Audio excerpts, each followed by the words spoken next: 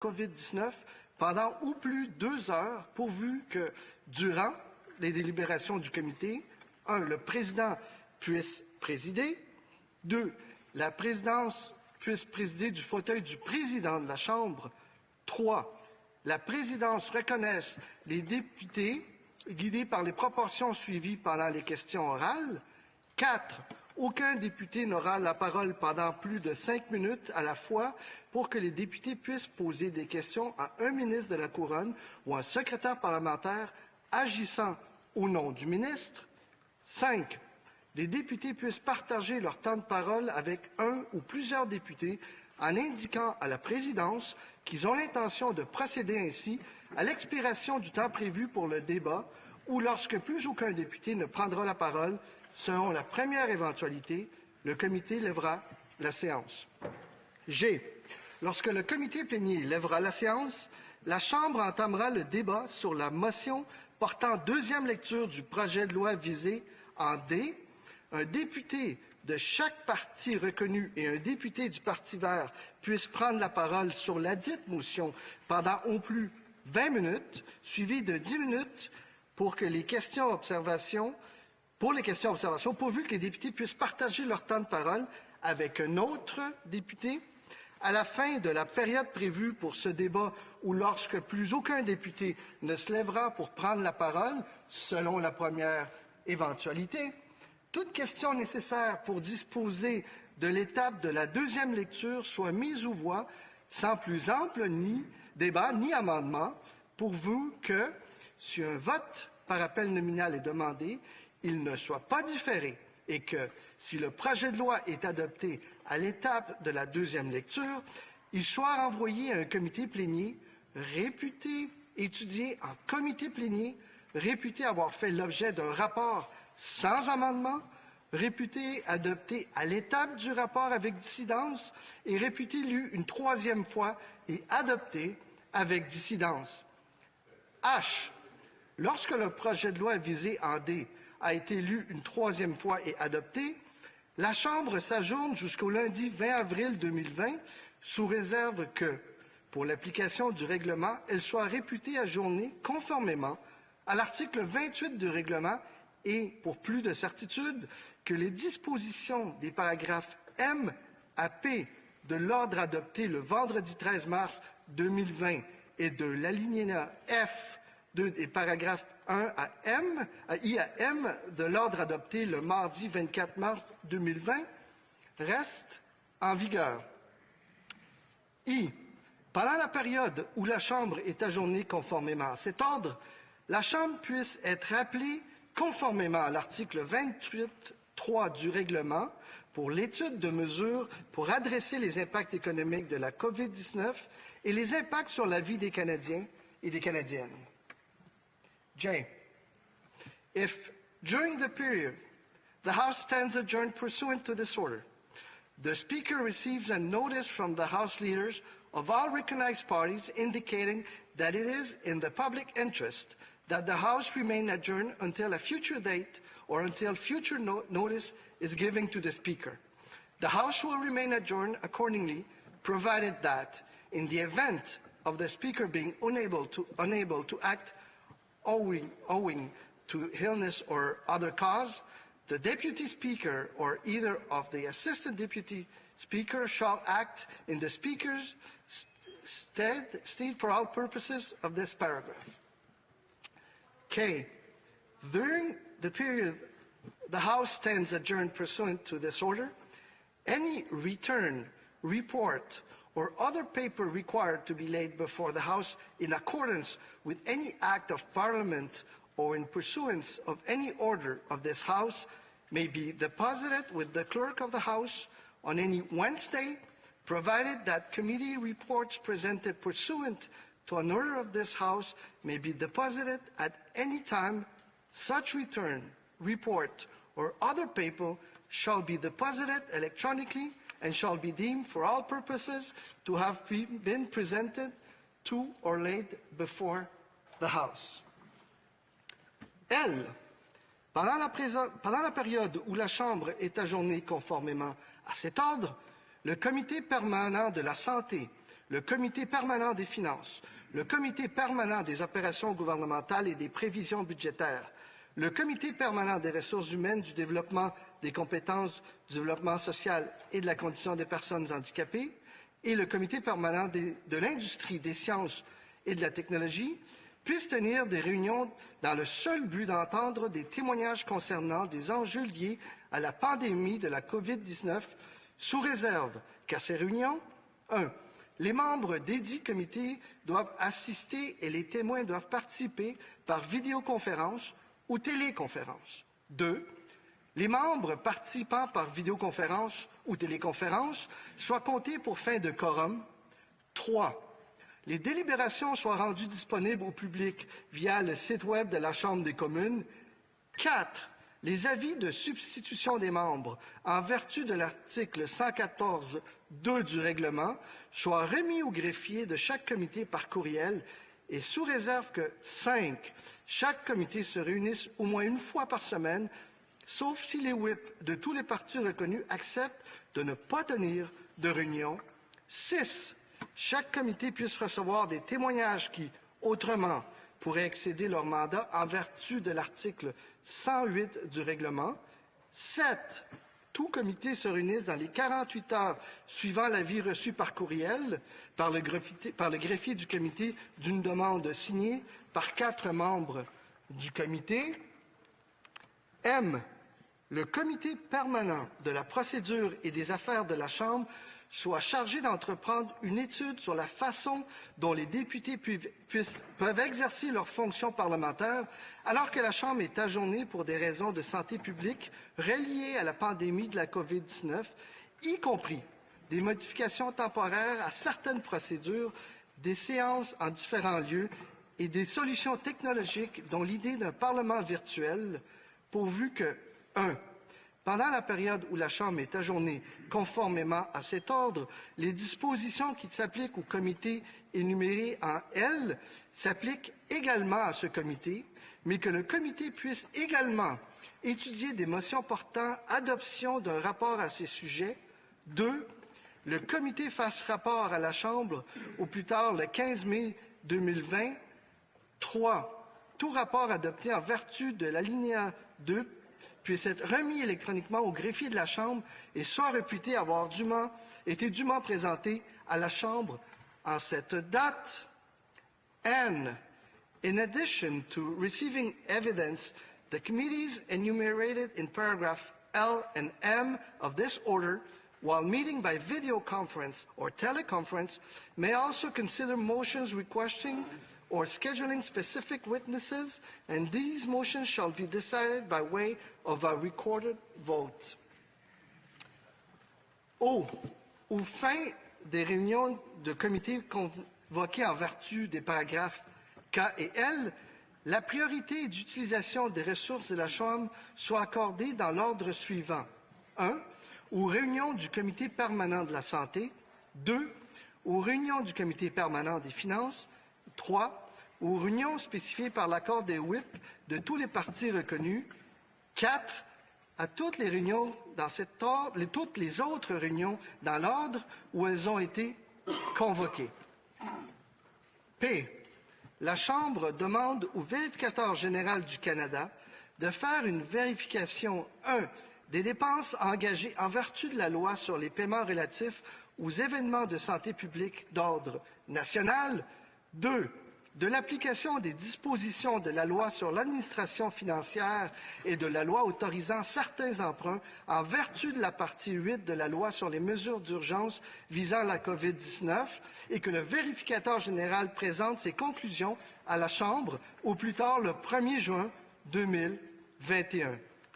Q. La Chambre demande au gouvernement de prendre les mesures nécessaires pour s'assurer que le vérificateur général ait suffisamment de ressources pour faire le travail demandé par la Chambre, ce qui comprend les vérifications demandées dans cet ordre et les ordres adoptés le mercredi 29 janvier 2020 et le vendredi 13 mars 2020. R. The government implement measures without delay to address gaps in the Canada Emergency Response Benefit or other programs existing or proposed, to address students, owner-operators, to those who continue to receive a modest income from part-time work, royalties and honoraria for volunteer emergency service, and that, in addition, the government work to ensure essential workers who receive low wages will receive additional income support during this time of crisis. S. Le gouvernement met en œuvre à court terme des mesures de soutien destinées aux petites et moyennes entreprises canadiennes qui seront en partie non remboursables, avec pour premier objectif d'assurer le maintien des emplois et réduire leur endettement relatif aux coûts fixes, tout en maintenant l'accès à des liquidités sous forme d'emprunt. T. The House note that the measures including in an act to amend the Financial Administration Act, Special Warrant, the COVID-19 Emergency Response Act, and the bill referred to in paragraph D are for the purpose of dealing with the unique circumstances and the time period of the COVID-19 situation and recovery. That's it, Mr. Speaker. L'honorable ministre a-t-il le consentement unanime de la Chambre afin de proposer la motion?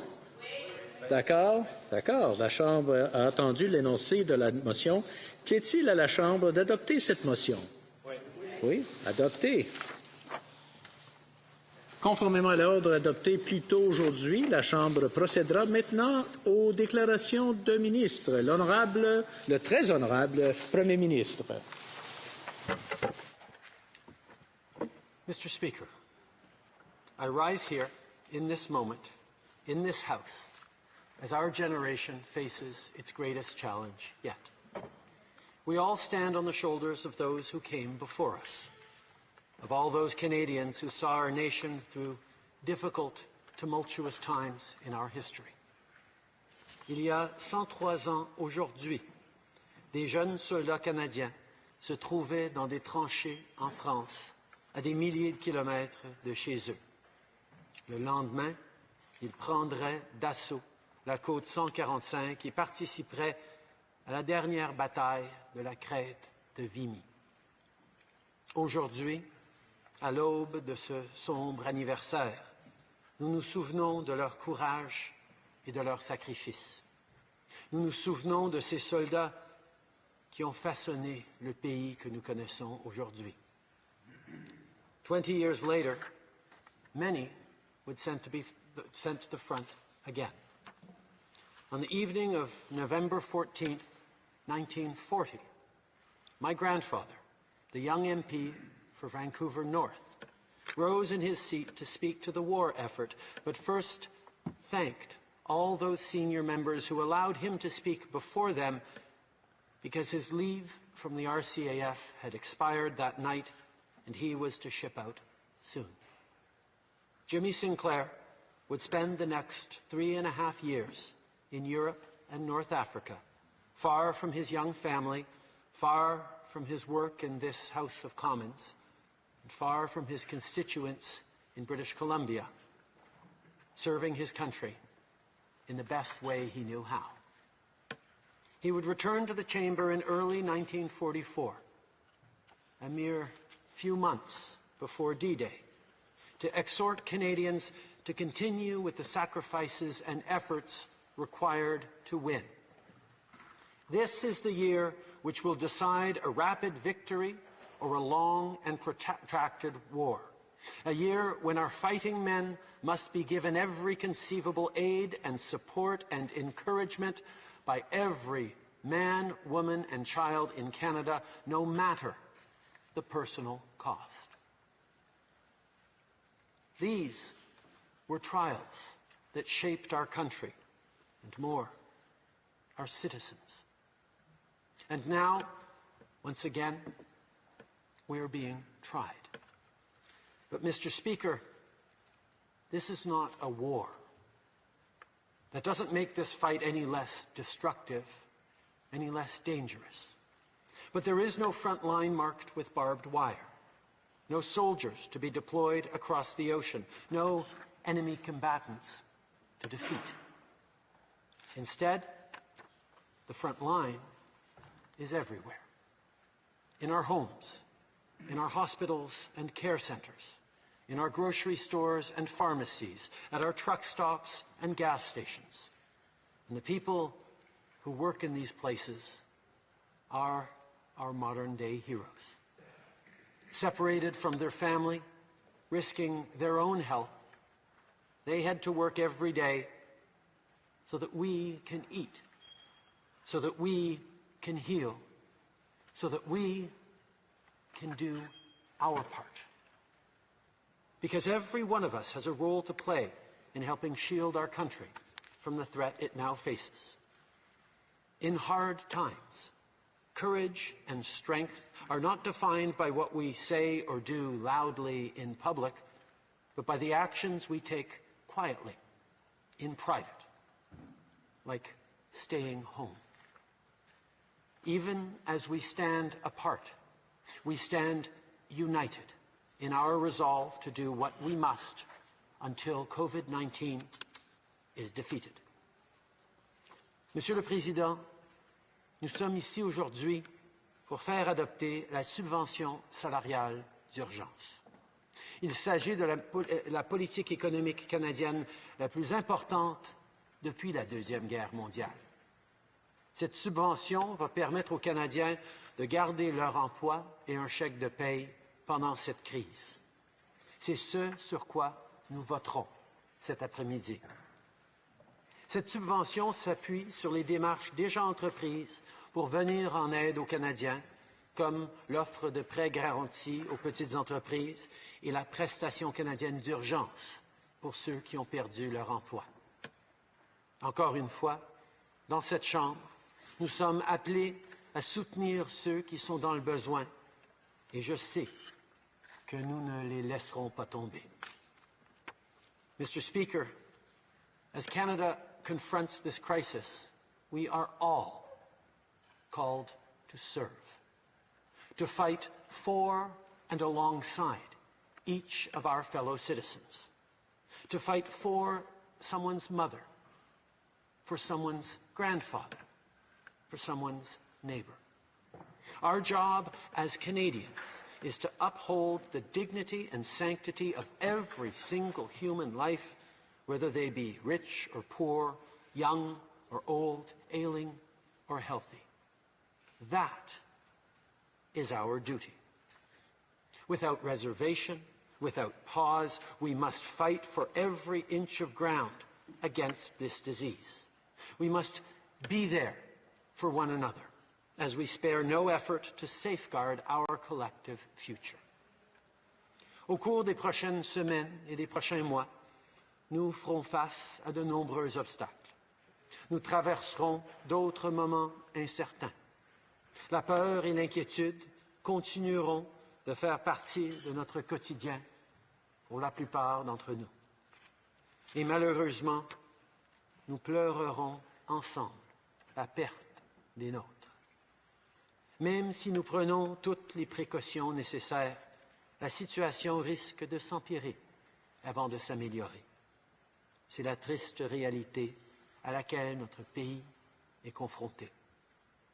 Notre détermination à en finir avec ce virus, notre engagement à veiller les uns sur les autres seront mis à l'épreuve.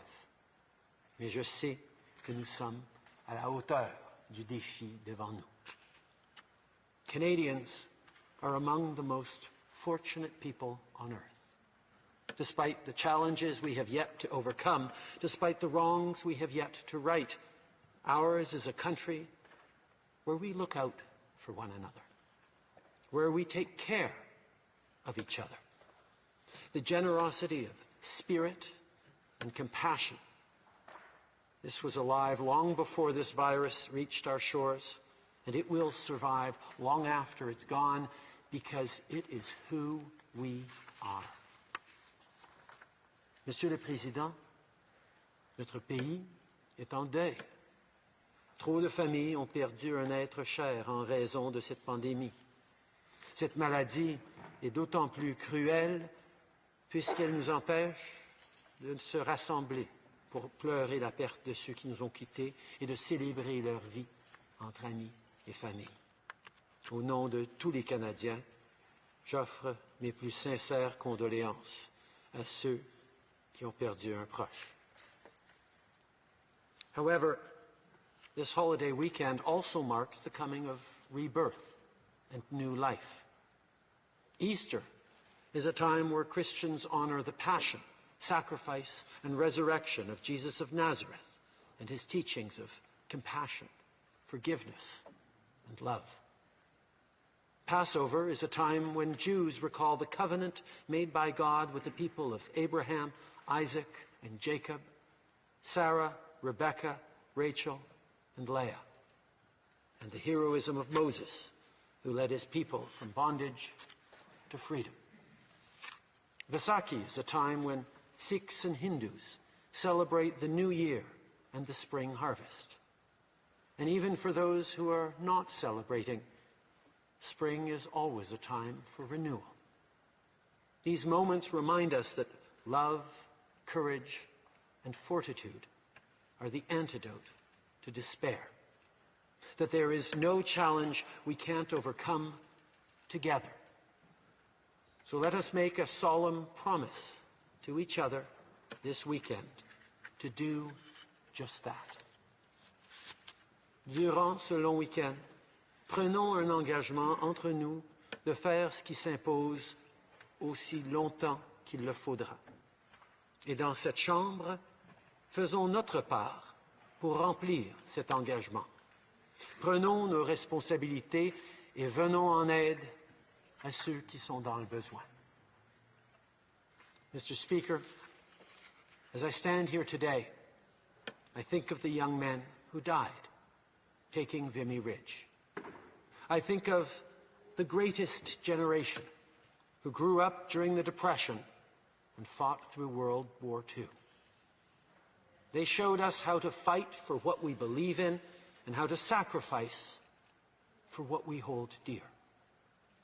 Today, across this country, the last members of this greatest generation live in nursing homes and long-term care facilities. They're in their small apartments and the homes they built so long ago with their own hands. They are the ones most threatened by this disease. They fought for us all those years ago, and today we fight for them. We will show ourselves to be worthy of this magnificent country they built, and for them and for their grandchildren, we will endure, we will persevere, and we will prevail. Merci. The Honourable Leader of the Opposition. Thank you very much, Mr. Speaker.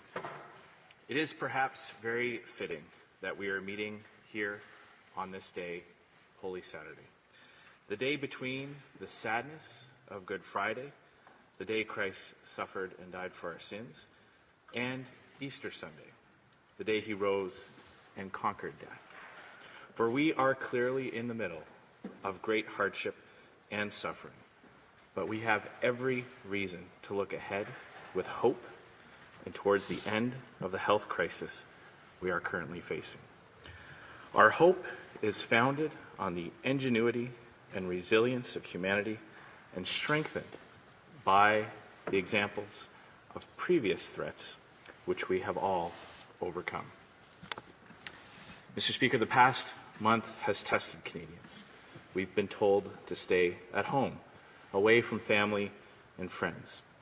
Birthdays, anniversaries, holidays, religious gatherings have looked different this year.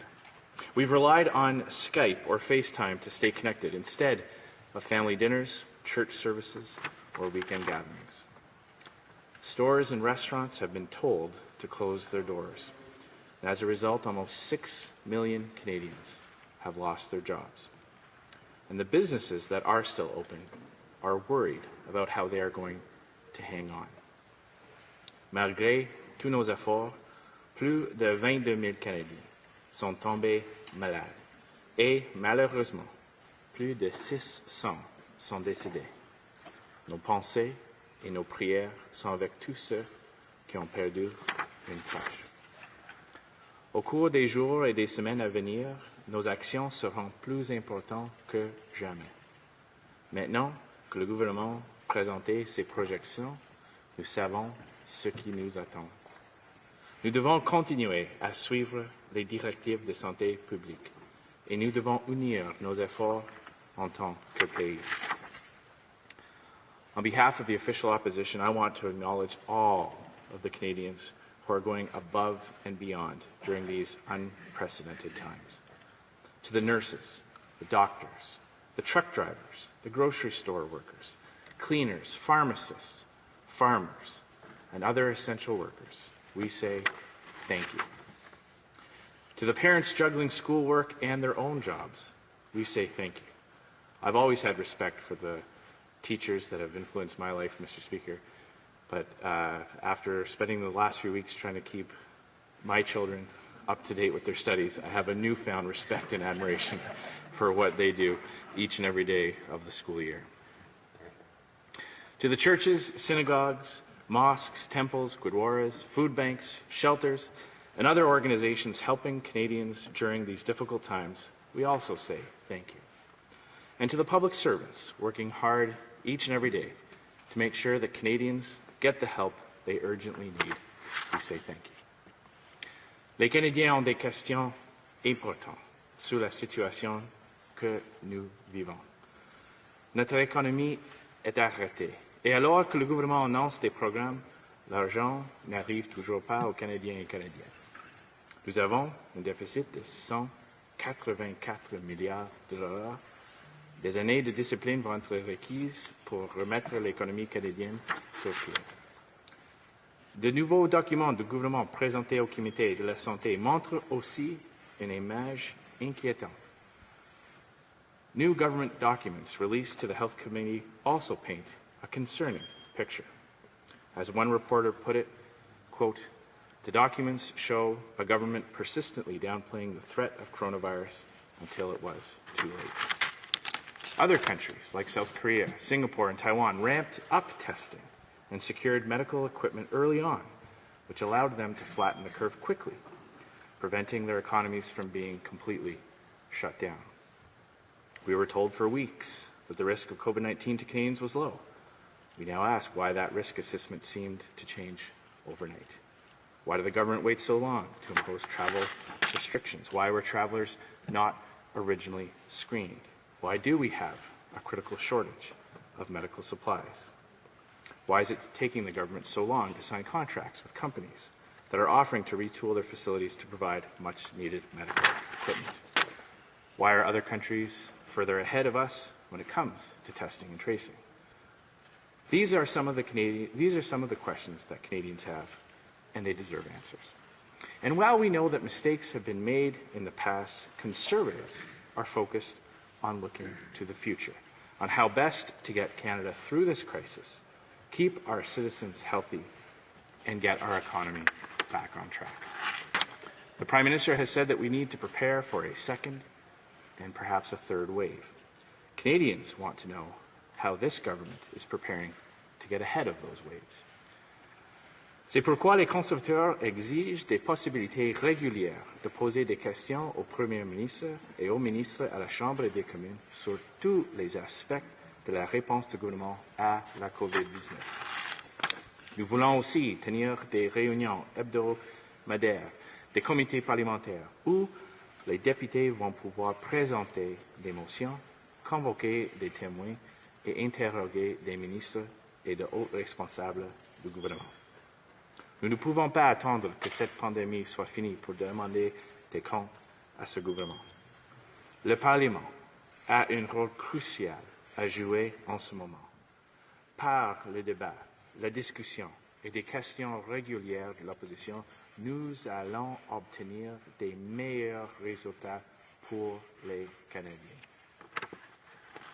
Parliament has a vital role to play now through debate, discussion, and regular questions from the opposition, we will get better results for Canadians.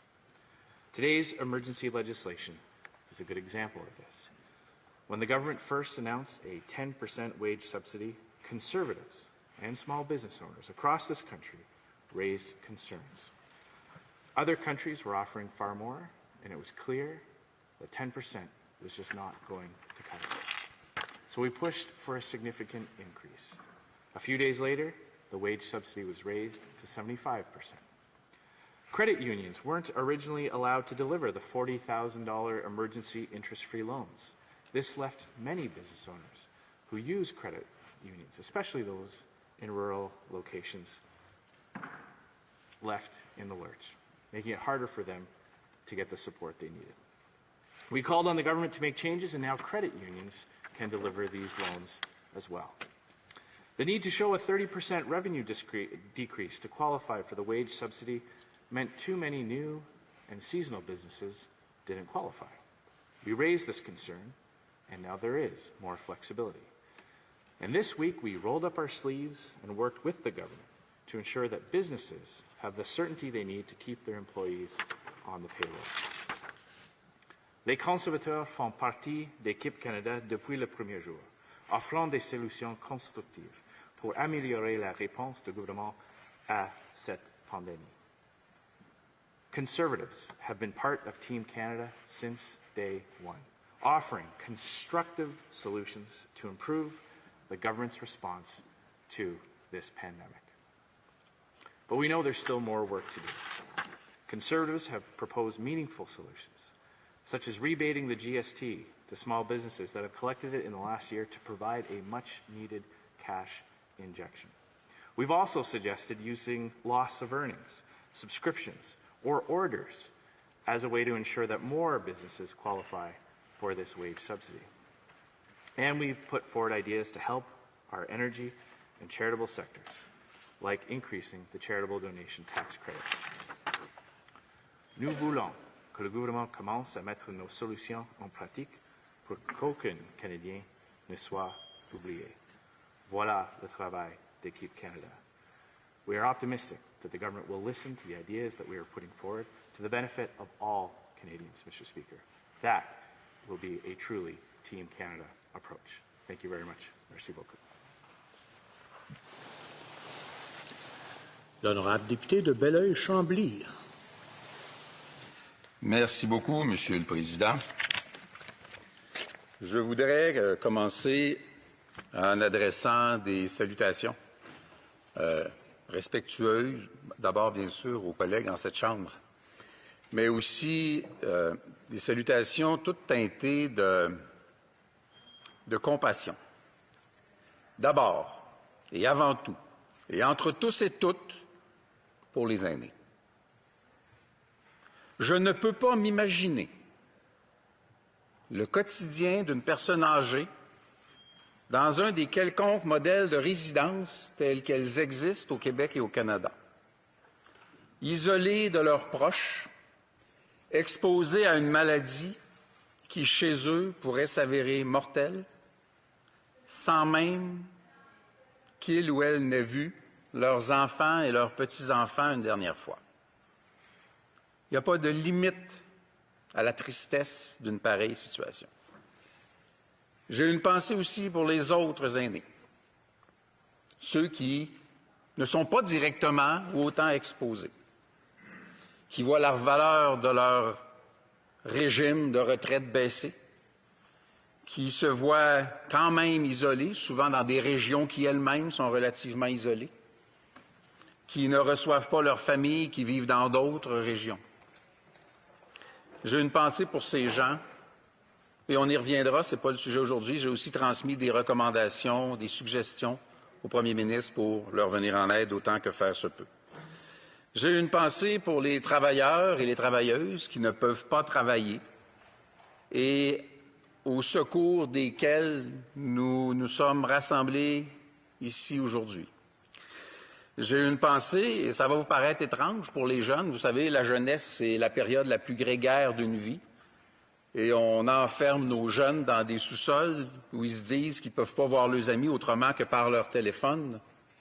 à quelques exceptions près, et aux parents qui doivent gérer cette impatience toute propre à la jeunesse. J'ai une pensée pour les gens qui, en théorie, pourraient avoir le choix, mais parce qu'ils en ont fait une vocation, se présentent jour après jour au travail dans le système de santé, exposés au-delà de tout ce qui peut paraître raisonnable. Mon plus grand respect à ces gens qui ne peuvent pas, comme nous, mettre 2 ou 3 mètres de distance entre eux pendant leur travail. J'ai une pensée pour les gens qui travaillent en transport, qui font des heures de fou dans des conditions incertaines, en se faisant souvent interdire l'accès aux simples outils le long du parcours pour aller prendre une douche ou manger, ne recevant pas le respect que leur détermination suggère. Les gens du secteur agricole qui ont des défis tout particuliers, je les salue aussi. Et je salue les collègues qui travaillent en collaboration, même si vous me permettrez de difficilement m'inscrire au sein d'Équipe Canada. Les dernières semaines ont démontré, et j'y tiens particulièrement, qu'on peut faire des gains par la collaboration. Nous avons, depuis le début de cette situation-là, offert, malgré la tentation parfois de marquer des points, une collaboration aussi franche et sincère que possible. Aujourd'hui, nous allons adopter une loi. Bien sûr, il y aura des gens en cette Chambre pour dire que lorsque l'été va arriver, c'est grâce à eux. Moi, je pense qu'on doit aujourd'hui, on va mettre ça de côté, là. Puis on va dire que ce sera grâce à une forme de nous qui regroupe 338 personnes choisies par 36 millions de personnes et du Québec, 78 choisies par 8,5. Nos petites et moyennes entreprises qui sont au cœur du tissu économique du Québec vont avoir un outil crucial là-dedans. Je le prends quand même sous l'angle des travailleurs. D'une part, parce que cette loi va protéger le pouvoir d'achat, au-delà de ce que ferait l'assurance-emploi, au bénéfice des travailleurs, et étant en soi une forme de soutien à l'économie. Parce qu'à la base même, les milliards de dollars que le gouvernement canadien va investir auprès des gens et des entreprises, c'est notamment pour protéger ses propres revenus futurs, revenus de taxation, revenus d'impôt. Et c'est sage et c'est nécessaire de le faire. Et je me permets de souligner, on le prendra chacun à sa façon, que c'est une démonstration que l'histoire ne nous permettra plus d'oublier du rôle crucial et essentiel de l'État dans l'économie, de la légitimité d'intervention de l'État dans l'économie, que moins d'État, ma foi, c'est peut-être loin d'être mieux. Les familles de ces travailleurs-là vont trouver une sécurité, les parents de ces travailleurs-là vont trouver une sécurité. Et vous savez, si c'est la recherche et la science qui vont trouver le remède au virus, contre le virus, c'est le sentiment de sécurité qui est leur remède contre l'anxiété, contre l'angoisse, contre l'inquiétude, contre la peur que notre avenir ne soit sombre. Et c'est un des rôles fondamentaux de cette loi. Il y a eu des collaborations auxquelles on est content d'avoir participé, puis je ne me permettrai pas autre chose que de dire que nous ne revendiquons pas la parentalité de telle ou telle mesure, mais qu'elle n'aurait peut-être pas existé sans notre participation. On aura cette humilité. Les entreprises en démarrage, le ministre des Finances a bien voulu prendre ça en considération. Plusieurs personnes l'avaient soulevé. Les entreprises à forte croissance avaient un risque particulier, ça a été abordé. Les entreprises de l'économie sociale, pour lesquelles j'ai une affection particulière, qui ont été reconnues à l'intérieur des programmes. Et beaucoup, et je suis content qu'il y ait cet élément-là dans la motion, de faire en sorte que les petites et moyennes entreprises ne doivent pas remplacer l'entièreté d'un revenu qui est perdu et qui ne reviendra pas par une dette, laquelle dette ajouterait à la charge de ces entreprises-là au moment où elles devront faire l'effort de redémarrer. Donc, le gouvernement met en place une mesure qui permettra de donner un soutien non remboursable à de petites et moyennes entreprises de partout au Canada et au Québec. C'est quelque chose qui me tenait particulièrement à cœur et je suis sincèrement reconnaissant que le gouvernement ait bien voulu l'entrer dans la réflexion. Je pense que c'est comme ça qu'on fait des gains. Je me permets d'appeler ça la collaboration vigilante. Collaboration en ceci que je pense que les Québécois et les Canadiens attendent de nous, qu'on travaille ensemble dans le sens de leurs meilleurs intérêts. Mais bien sûr qu'on est dans une démocratie où, en particulier lors du dernier choix des Canadiennes, des Canadiens et des Québécois, où on surveille un peu. C'est dans l'ordre des choses. Il faut se donner des outils pour faire ça, et je sais que ça fait partie de la réflexion. Alors, je crois qu'il y a de bons éléments là-dedans. Un qui n'y est pas encore assez, puis je veux y revenir maintenant, pour qu'on commence tout de suite la réflexion.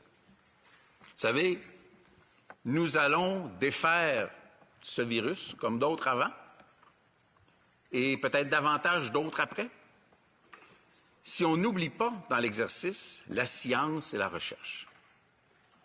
Il y a des centres de recherche qui, pour l'instant, ne se qualifient pas aux différentes mesures, puis qui voient leur personnel être sollicité ailleurs parce qu'ils ne sont pas capables d'avoir le même attrait pour garder ce personnel-là. Il faut qu'on se penche sur la recherche. Il faut qu'à chaque fois qu'on lit l'article de journal spectaculaire, on ait l'honnêteté intellectuelle d'aller lire un article scientifique, d'aller voir comment ça marche, qu'est-ce qui se passe, qu'est-ce qu'on peut faire, qu'est-ce qui a été fait ailleurs. Il faut que nos gens qui font de la science et de la recherche, moi j'ai pu parler aux gens de la science au Québec cette semaine, soient solidement soutenus. Quelques mots sur la prestation canadienne d'urgence, une initiative qui est un peu, mais moins qu'on l'aurait craint, victime de sa popularité. On est très heureux qu'il y ait des proverbiales cracks qui a été rendu étanche pour les pompiers volontaires, pour la partie droit d'auteur des artistes, pour plusieurs éléments de ce type-là et dont les gens qui se donnaient des dividendes dans de toutes petites entreprises. Ce sont des améliorations qui, après des revendications, non pas faites par un parti politique ou par l'autre qui est plus beau puis plus fin, mais par le monde, le vrai monde, qui nous écrivait dans nos bureaux de circonscription puis dans les réseaux sociaux puis qui disait « Qu'est-ce que vous faites avec nous autres? » Des discussions correctes ont amené des solutions. Vous savez, on a aussi des discussions sur la notion de parlement virtuel, mais le parlement virtuel ne sera pas moins réel. On n'est pas obligé d'être physiquement assis sur des banquettes en velours vert pour avoir des échanges. On peut faire ça chacun chez soi, avec une uniformisation du fond puis des machins comme ça, mais quand même, on peut le faire. Je comprends que les votes doivent se prendre ici. Je comprends qu'il faudra régulariser quelque chose, parce que les règles sacro-saintes ne peuvent pas être changées comme ça. Mais nous demeurons en faveur, pour en avoir parlé pendant longtemps, et il y a longtemps, d'une forme de parlement virtuel. Malheureusement, puis je le fais encore avec un esprit d'ouverture, puis il n'est pas trop tard. Nous sommes intervenus il y a assez longtemps sur l'enjeu de l'accueil des gens qui arrivent de l'étranger, de différentes façons, aux frontières du Canada et du Québec. Je suis obligé, Monsieur le Président, de souligner que j'ai une vive inquiétude face au fait, après tout ce qu'on a fait, après tout ce qu'on a dit, après la connaissance que nous avons du pourcentage des cas du coronavirus qui sont arrivés de l'étranger, comme ça pourrait se produire, et j'insiste, avec le plus grand respect, la plus grande affection et le plus grand sentiment de bienvenue à l'endroit de ces gens-là, je m'inquiète gravement que 159 travailleurs mexicains qui n'ont ni eu le test de la COVID-19 au Mexique, ni été placés en quarantaine au Mexique, aient pris l'avion, soient atterris à Dorval ce matin, n'ont pas subi de test de la COVID-19 sous l'autorité de Douane Canada et n'ont pas été mis en quarantaine dans une des milliers de chambres d'hôtel qui est autour de l'aéroport et ont été confiés à une organisation qui les amène dans les régions du Québec, dans ce cas-ci, du côté nord et du côté sud de Montréal. Connaissant les caractéristiques de ce virus, ayant des statistiques qui disent qu'entre le quart et la moitié des gens qui le portent n'ont pas de symptômes, connaissant le fait qu'un test pour quelqu'un qui n'a pas de symptômes pourrait s'avérer inutile? Est-ce qu'on ne prend pas un risque qu'on pourrait assez aisément contenir? Nous avons communiqué avec le gouvernement privément à plusieurs reprises à cet égard-là. Je le refais encore en tout respect pour les institutions, pour les gens. J'en appelle à l'ouverture d'esprit.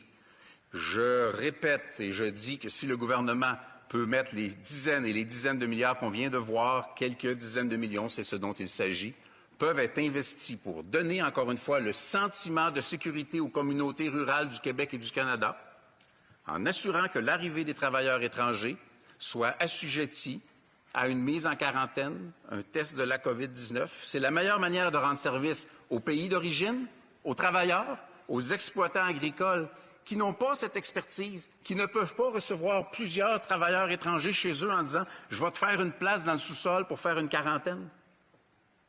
Ça ne peut pas convenir. C'est le devoir solennel de l'État. Puis c'est les douanes canadiennes qui ne peuvent pas relever du Québec ou des autres provinces. Je nous invite donc, outre les 159 qui sont déjà partis, qui pourront être testés de différentes façons, je nous invite à annoncer très vite des mesures de confinement à l'arrivée et de tests de la COVID-19 pour que ces gens-là soient aussi bien accueillis au Québec et au Canada qu'ils le méritent et qu'ils aient cette contribution au bénéfice de notre économie. Comme j'ai dit, Monsieur le Président, en terminant, nous pensons en termes de collaboration vigilante.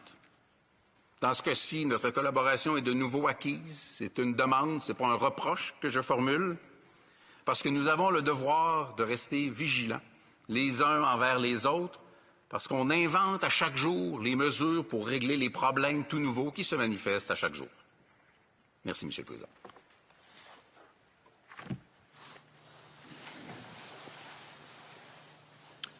Nous allons attendre une trentaine de secondes. Nous avons des changements techniques qui prennent place.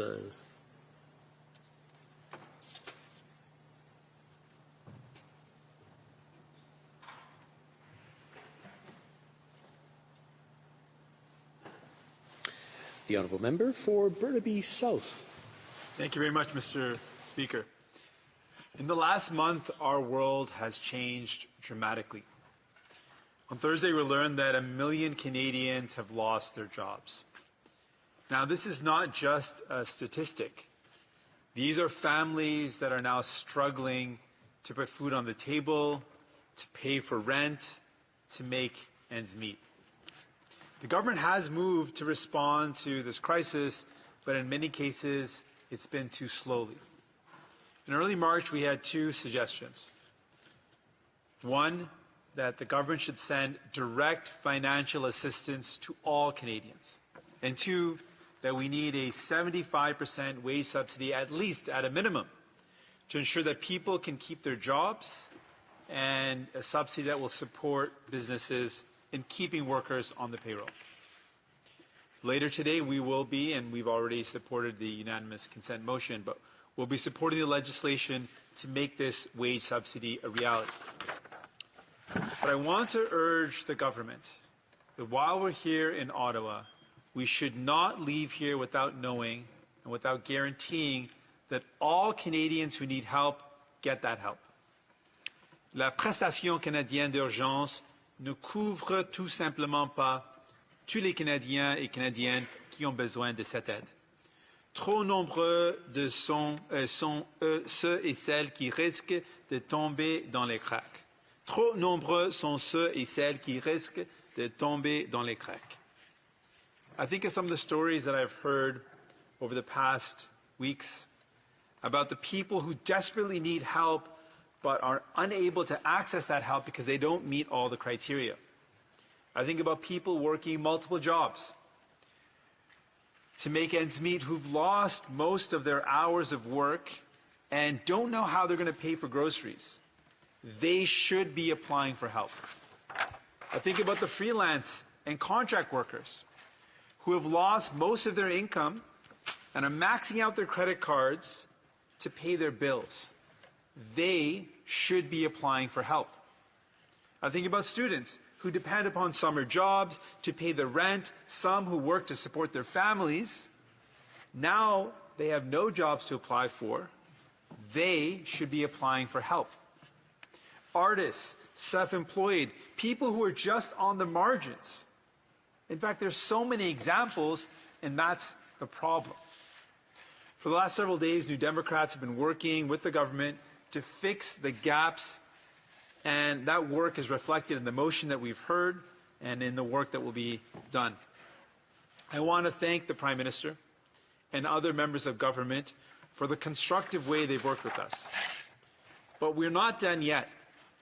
The current system discourages people who need help from applying because they still have some income or they don't meet all the criteria. Yesterday, the Minister confirmed that everyone who applies for the CERB will get it. So I asked the Prime Minister today, announce that all the criteria will be dropped and simply tell people, if you need help, apply for it and you'll get it. Let's keep it simple, and let's make sure that everyone who needs help knows that they can apply for that help and that they will receive it. The only way we're going to get through this crisis is if we take care of each other. We are all connected. And we won't stop fighting until every Canadian gets the help they need, period. There have been heroes in this crisis in fighting COVID-19, and I want to also acknowledge those frontline workers who are keeping us fed, those who are keeping us healthy. It's saddening that they don't have the equipment they need to protect themselves and prevent the risk of infecting their families. I specifically want to mention healthcare workers who are often sleeping in their cars or sleeping in tents to prevent the spread of infection or the risk of infection to their families. We have to do better. We have to ensure that all workers have the protective equipment that they need to stay safe. During this crisis, I also believe it's important to make very clear that there is no room for companies profiting off the desperation of people. Credit card companies and others charging double-digit interest rates need to be stopped. And we need to use all our powers at the federal level to make sure that happens. Banks are continuing to charge interest, leaving people worse off with the mortgage deferral. And in fact, they are profiting off of this crisis. The finance minister, I know, has spoken with the banks, but clearly speaking nicely hasn't worked. Banks are regulated expressly by the federal government. The Liberal government has to be prepared to use the powers we have to enforce pausing interest, putting a brake on that. And in fact, what we also need to do is to put a pause on mortgages so that we can work with provinces to put a pause on rent. This should also apply for commercial rent, which would significantly help out small and medium-sized businesses. I know that in the coming weeks, we're going to start to talk about what a recovery would look like, how people will get back to work. And as we design this stimulus, I urge the Liberal government to not make the same mistakes of the past. Every public dollar that we spend must go to workers, not to CEOs. Executive bonuses and share buybacks, protecting shareholder profits, do not sustain or create jobs. Nous pouvons stimuler l'économie et faire les choses qui peuvent transformer notre nation et lutter contre la crise climatique.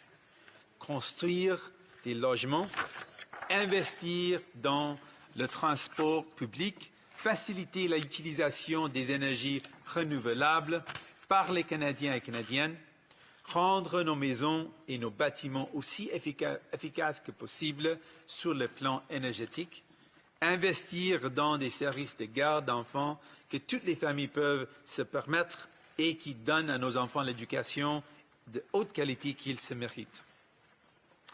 I also want to talk about Indigenous communities specifically. Over the last month, I've spoken with leaders across the country, Indigenous community leaders who've expressed very grave concerns around the lack of capacity for their communities to deal with a COVID-19 outbreak.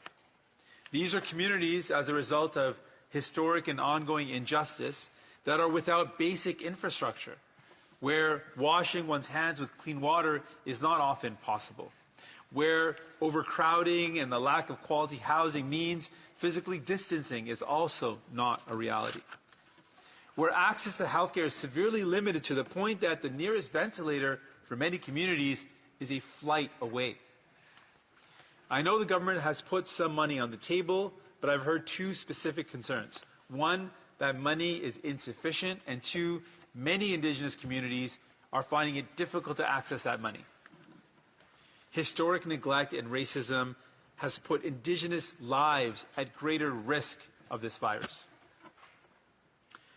We have to do better, particularly the fact that in the coming weeks, many of these communities will face flooding, and this summer they'll face forest fires. So we need a clear plan for safe evacuation of these communities and a clear strategy to ensure that these communities have the resources they need to respond to COVID-19. Indigenous lives matter, and we need to make sure we're prepared. Mr. Speaker, I believe in the decisions.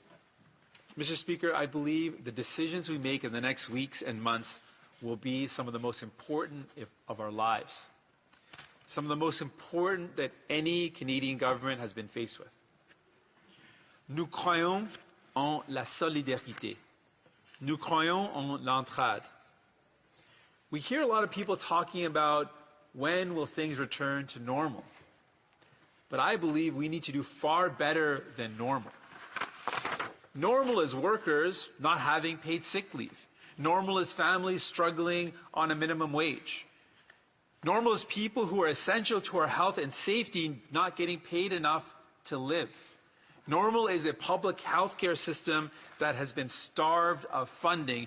Normal is a society that is neither fair nor resilient. We can't ever go back to normal. Canadians are showing their compassion. They're showing their desire to care for one another. We should demand that of our government as well. We should demand that this Liberal government embrace those same values.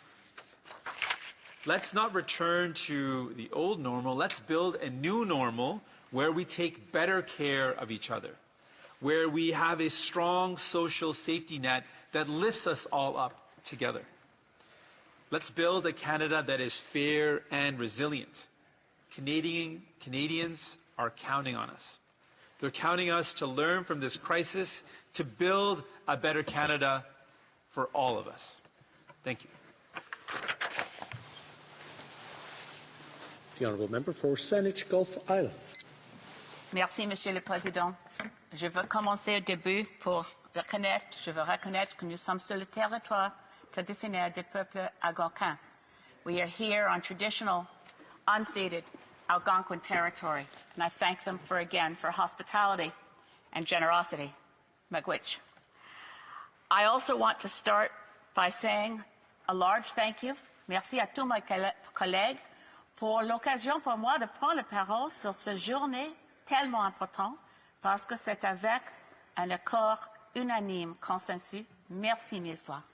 It really means a lot to me that the Green Party is recognized in this place and allowed to speak as we gather in these entirely unprecedented times. I was moved by the Prime Minister's remarks in reminding us of VIMI. I hadn't planned to speak about VIMI, but April 9th this year, and I noticed my husband very depressed, he's sort of wandering about, and I said, what is I'm thinking of my grandfather, who was machine gunned on VIMI, April 9th. 1917. His grandfather survived, otherwise I wouldn't be married to my husband, I suppose.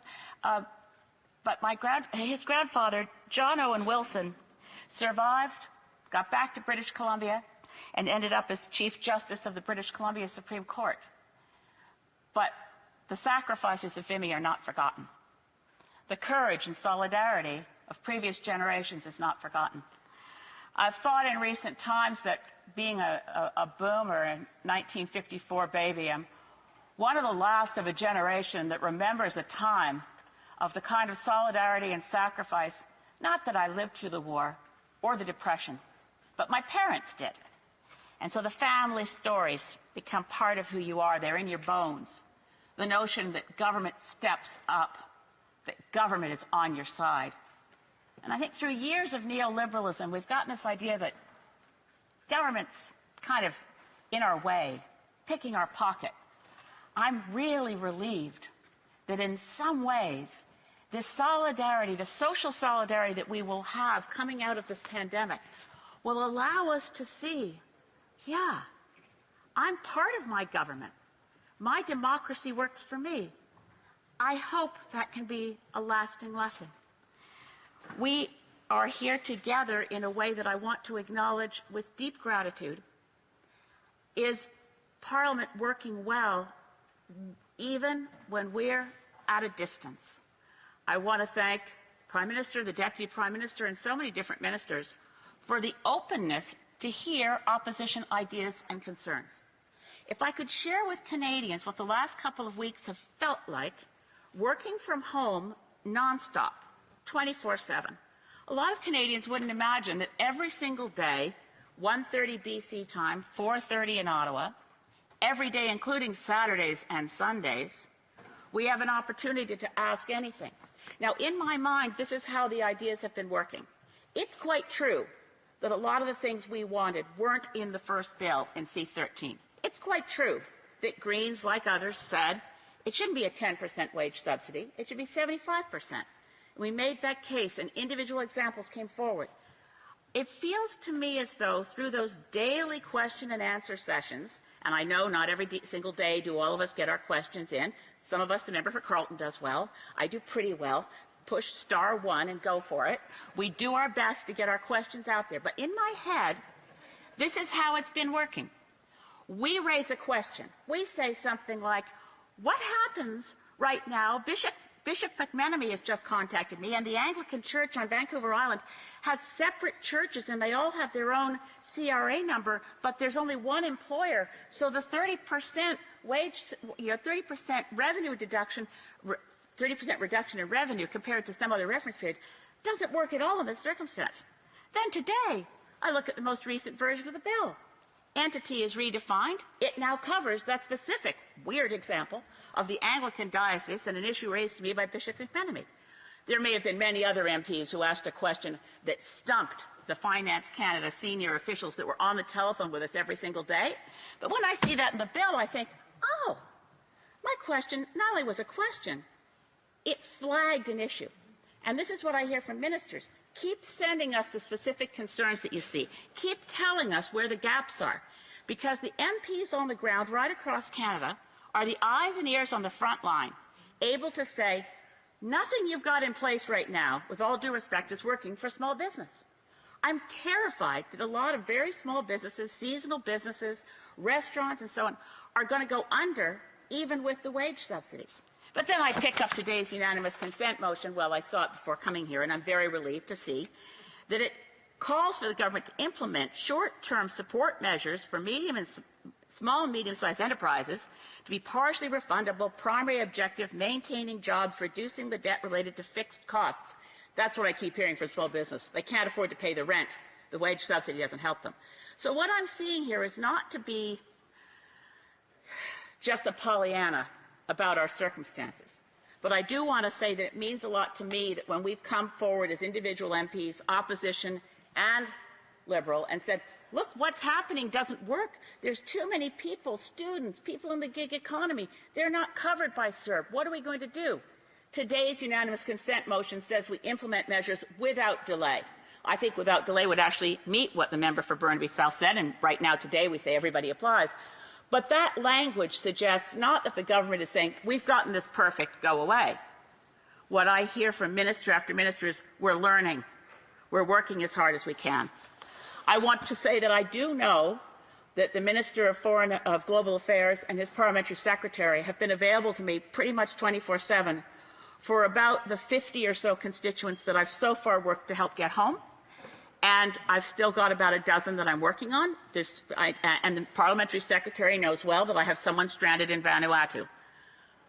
But there's a real sense of all hands on deck, and I want Canadians to know that. I want them to know that a spirit of nonpartisanship, of we are Team Canada, we're all in it together. Nothing exemplifies that for me more than the newfound best friend relationship between the Premier of Ontario and the Deputy Prime Minister. I think this shows stepping up to a circumstance where we're all at risk. We're thinking about being surrounded by death. We're thinking about wearing our masks. I've got Lysol wipes here below my desk. We are constantly vigilant. But we're also working together because we're Canadians. This must not be a moment that divides us. We must remember this and work differently in future. Yes, I want to press for guaranteed livable income. We will keep doing that. Yes, I want to press that we will, in this place and before too long, see new climate targets that meet the imperative of a looming disaster far greater than COVID-19. Threatens to kill more people and wipe out civilization. It can't be postponed. But right now, what I want to say is a deep thank you for the spirit of collaboration. The Prime Minister spoke of the fact that this time, of course, is a season of many religious observances. It is Passover. Happy Passover to my Jewish friends and family. It is also coming up soon to Vaisakhi. And within a few weeks, it'll be Ramadan to my Islamic friends, a period of fasting and reflection. I'm just finishing Lent, a period of fasting and reflection. And it speaks to the unprecedented nature of the crisis that we're in, that as far as I've been able to determine through research from home and looking through every bit of constitutional and parliamentary history I can find, the Parliament of Canada has never before sat on Easter Saturday. Good Friday, particularly in previous generations, was held sacred. The idea of meeting on Easter weekend would have been impossible to imagine. But here we are. And why? In about, looking at the clock, I think, in about 10 hours, it will be dawn in Jerusalem. And the first morning light of that sunrise will strike the walls of the Church of the Holy Sepulchre.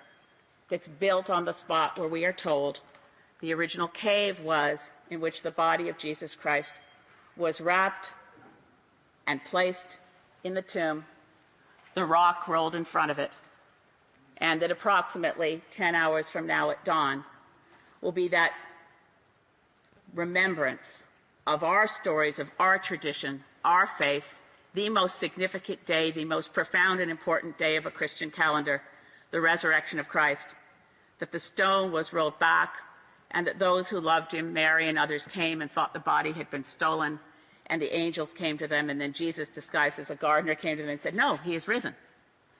Now, in this time when we are surrounded by death, and we are worried about our mortality, and those of the people we love, we can think of the things that are most important. And after this is over, we'll recognize, yes, we can survive. We can break the bonds of death. We can have faith in each other. We can invest ourselves in love for each other and our communities. We can remember what really matters. And right now, as I watch my grandkids on Zoom family chats, what would I give for a hug? I would love to think about our lives as transformed by this in ways that are profound, as we recognize that for the first time in my life, governments all around the world have decided without a hesitation, life is more important than money. We have deliberately and voluntarily shut down our economies to save lives. We have deliberately and voluntarily created for ourselves as lawmakers and as policymakers the challenge of an economic recovery because we didn't hesitate to know that saving life is more important than money. And when this is all over, and please God, it's over with a minimum loss of life in Canada and all around the world, particularly worried for those countries that lack basic health care. We mustn't forget our obligations to the poorest of the poor, just as we don't forget Indigenous peoples in Canada, just as we don't forget those who are most marginalized, homeless. But when we get through this together, let's remember that in this pandemic, we discovered what really matters.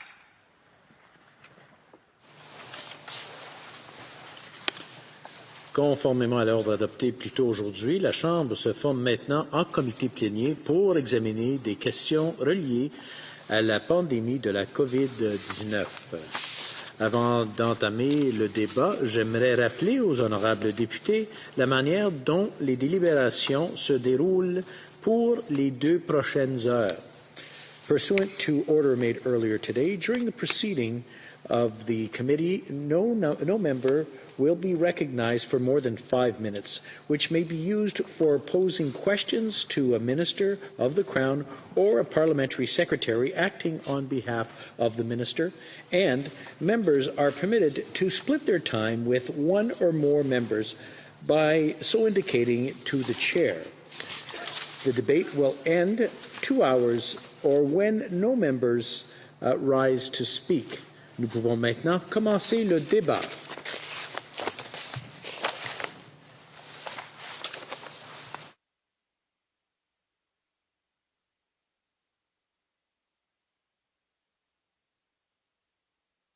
Alors, l'honorable chef d'opposition. On March 12th, I asked if the government had secured a supplier to provide additional ventilators. The Deputy Prime Minister told this House that they were already, quote, leading a bulk national procurement effort to ensure Canadians have the necessary medical equipment. So can the Prime Minister please update this House as to how many ventilators he has secured and on what date they will reach Canadian hospitals? Très honorable Premier Ministre. Mr. Speaker, as we know, there is a worldwide demand for personal protective equipment and ventilators that is through the roof. We have therefore both reached out to suppliers of medical products that Canada has long worked with around the world, as well as seen unprecedented efforts by Canadian industry to deliver ventilators that will be made in Canada. I can assure people that the approach is working. We are seeing production of ventilators in Canada begin. It will be still a few weeks before they are able to arrive, and in the meantime we continue to work to procure them from around the world. Opposition Leader. Mr. Speaker, on March 25th, the Finance Minister told the Senate that help for the energy sector was coming within, quote, hours or days and not weeks. It has now been 2.5 weeks since that date with no announcement. Reports are circulating that a proposal did in fact go to Cabinet, but that it was rejected. So is it the Prime Minister's position that there will in fact be no help for Canada's energy sector and the tens of thousands of Canadians that it employs? The Honourable Prime Minister. We recognize the triple challenges faced by workers in the energy sector right now that has been extraordinarily difficult for people in Alberta, Saskatchewan, and Newfoundland and Labrador. The low oil prices have long been a challenge. On top of that, the COVID crisis on economic terms has led to a lowering of demand for oil as people don't travel nearly as much as normal. And at the same time, the health crisis has let people into isolation and remaining to stay home, and families across the country are suffering from this, but particularly those in Alberta in the oil sector. That is why we moved quickly on 2 measures to help as many people as we could across the country: the Canada Emergency Response Benefit and the wage subsidy at 75%. There will be more coming for the oil sector as we develop sectoral solutions. The Honourable Opposition Leader. He left out the quadruple challenge, Mr. Speaker, and that was his government's cancelling of projects. And remember, it was his finance minister that promised it was coming in days, not weeks. People who are suffering because of this crisis are suffering in real time and cannot afford to wait longer. Mr. Speaker, documents now reveal that in early January, military intelligence began producing detailed technical reports about the outbreak of the deadly coronavirus in Wuhan, China. A yes or no question. Did the Prime Minister see these reports? Yes or no? Right Honourable Prime Minister. Mr. Speaker, as members of the Five Eyes, we were privy to significant military and intelligence reports on the status of things happening around the world. There were enough flags for us to convene an incident response group at the end of January. We also began increasing screening at major airports and limiting flights from Wuhan. Honourable Leader of the Opposition. Mr. Speaker, these are very simple yes or no questions. Was this information from the military intelligence report shared with the Public Health Agency of Canada, yes or no? Honourable Prime Minister. From the beginning, Mr. Speaker, we worked with all agencies to ensure that relevant information was shared across departments. We needed to make the best possible decisions based on recommendations from scientists, from health researchers, from international allies, and that's what we did. The Opposition Leader. Mr. Speaker, the Prime Minister's wage subsidy that we will be debating throughout the day today is a lifeline to those companies who can still afford to pay any wages at all. There remains a significant number of businesses across the country who are receiving no revenue, who aren't able to pay any wages at all because they've had their doors closed for almost a month now. The Conservatives have put forward the idea of rebating the GST to allow those small businesses that have no revenue at all to pay some of their bills, to pay their rent, so that they can stay open when this crisis is over, so they can reopen when this crisis is over. Will the Prime Minister consider this proposal to ensure that there are jobs for Canadians to go back to at the end of this pandemic? Premier Ministre. As has been highlighted by a number of people in this House, we are extremely pleased with the level of collaboration, of input from all parliamentarians and all parties as we look to ensure that we're helping Canadians as much as possible in this situation. We've moved forward on a wage subsidy. We've moved forward on a Canada Emergency Response Benefit. We've moved forward on low-interest loans, of which 25%, $10,000, will be forgivable for small businesses. We recognize there's more to do, and we look forward to continuing to work with all parliamentarians to make sure we're helping Canadians in the right way. La députée de Beloeil-Chambly. Monsieur le Président, bonjour. Conformément à ce que je disais un peu plus tôt, nous avons des inquiétudes par rapport à la santé, à la sécurité, à l'innocuité de la présence de gens qui sont très bienvenus au Québec, qui sont des travailleurs étrangers temporaires. Je pense que nous devons à la population et à ces gens et à nos entrepreneurs agricoles un niveau de sécurité adéquat. Ma question pour le Premier ministre, est-ce qu'on peut commencer dès les prochaines heures et avant l'arrivée des prochains contingents à l'aéroport de Dorval à mettre en place des mesures qui permettront que les gens qui seront envoyés sur le territoire par les services douaniers canadiens auront traversé une quarantaine et auront été testés pour le COVID-19 dans le meilleur intérêt de tout le monde. Alors, le Premier ministre.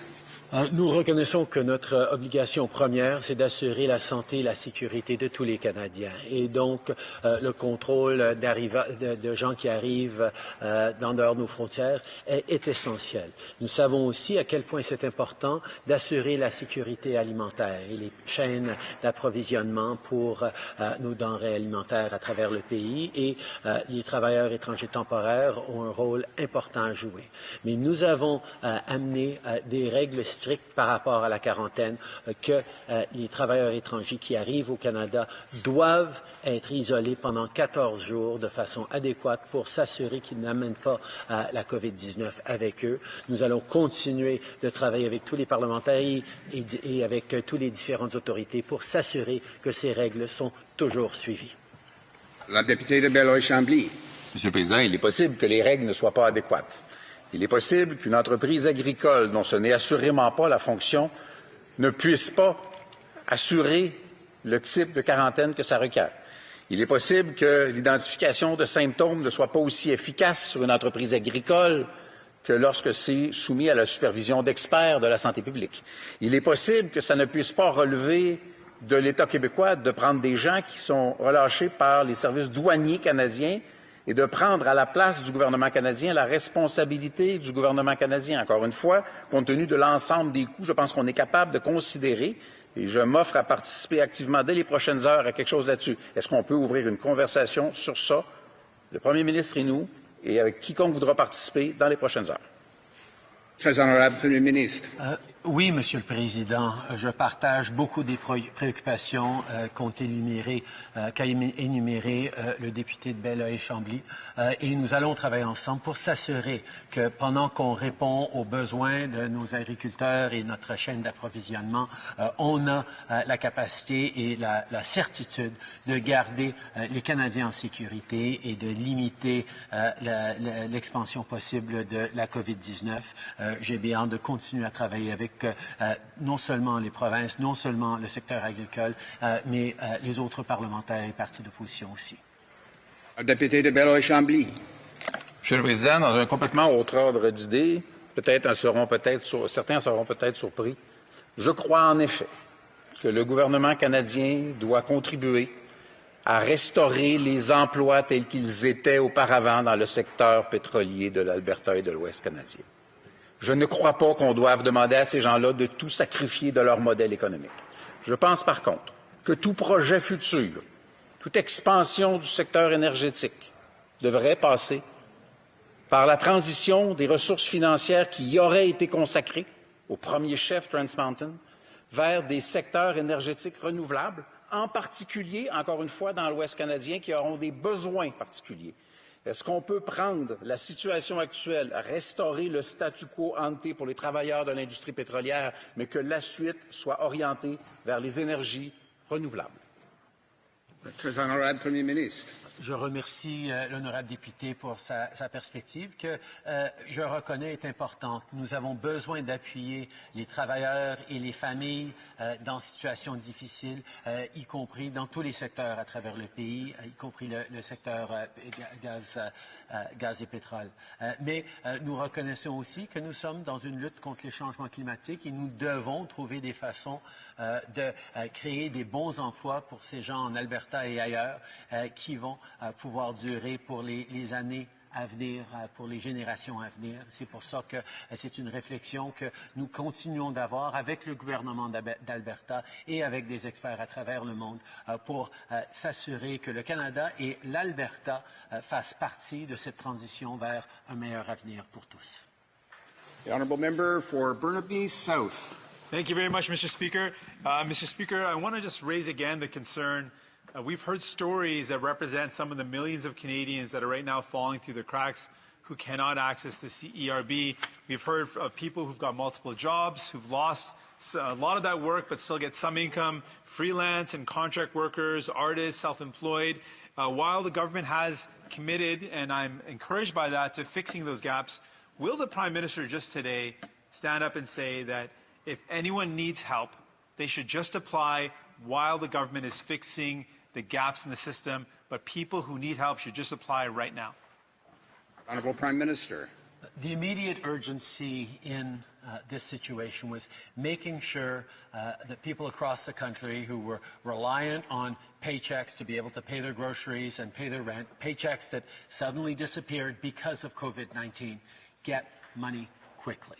That's what we did with the Canada Emergency Response Benefit, and I want to take a moment to thank the extraordinary public servants at Revenue Canada, but across ministries and departments who worked incredibly hard to create a model that would get money out quickly to millions of Canadians. We, of course, recognize there are gaps and are working with all parliamentarians to fill those gaps because people who need help should be getting it. Member for Burnaby South. Will the Prime Minister just say today really clearly that if you need help, you can apply right now for the CERB while the government fixes the gaps? But will the Prime Minister just say very clearly to all Canadians, if you need help, apply now while the government fixes the problems? The Right Honourable Prime Minister. Mr. Speaker, we created a program that is helping millions upon millions of Canadians who've lost their paychecks because of COVID-19. We've moved forward with another program that we're debating here today on wage subsidies for people so they can keep their jobs, keep their paychecks at 75% subsidy from the government. That will keep people linked to their employment. But we recognize there are other people in different situations who also need help. Students, seniors, part-time workers, essential workers who need extra help to keep in their jobs. And that is what we are focused on right now with tremendous collaboration from all parliamentarians. Member for Burnaby South. Mr. Speaker, credit unions some of them have recently waived interest rates entirely. 0% interest rates is what they're charging on their credit cards, while banks are still charging astronomical interest rates. The 6 big banks in Canada, BMO, CIBC, National Bank, RBC, Scotiabank, and TD, reported more than $46.5 billion in profits last year. Will the government, will the Prime Minister, use the federal powers to force those banks to waive interest rates entirely during this crisis? Prime Minister. Mr. Speaker, the Minister of Finance has been closely engaged with the banks over these past weeks. We've seen strong movement by the banks in terms of helping people who are particularly hard hit financially because of COVID-19. They've agreed to help us administer the small business loan. We know that there is more that the banks can do, and we've been working with banks and credit unions to make sure that they do more to recognize that the way we support Canadians through this situation will ensure that we come out of this situation in the best possible shape, all of us. Member for Burnaby South. Thank you very much, Mr. Speaker. Mr. Speaker, during the 2008 financial crisis, we saw bailouts that effectively bailed out corporations who then took the money, left Canada, and left workers high and dry. Workers lost their jobs while those companies, those corporations took billions of dollars from Canada. Will the government ensure that we're going to prohibit any CEO bonuses and stock buybacks, and the companies that receive government subsidies or bailouts, that money goes towards workers, that with strings attached to keeping people employed, not enriching the corporation or the shareholders or the executives, but it goes with strings attached to workers directly? Honourable Prime Minister. Mr. Speaker, we recognize the challenges in crises past that had some of the impacts that the member opposite has talked about. That is why we made sure that the big measures we put forward are entirely focused on Canadians, on workers. The Canada Emergency Response Benefit helps people who've lost their job because of COVID-19. The wage subsidy makes sure that people are staying connected to their jobs, even though they can't get paid by their employer anymore, because the government will pay them up to 75% of their salary, so that when this is through, Canadians will still have connection to those jobs and our economy can get going again. Everything we've done has been focused first and foremost on Canadians and not on corporations as a nebulous entity. The Honourable Member for Carleton. Thank you. Yes or no question. The military intelligence warned of the deadly coronavirus in a briefing to the government in early January.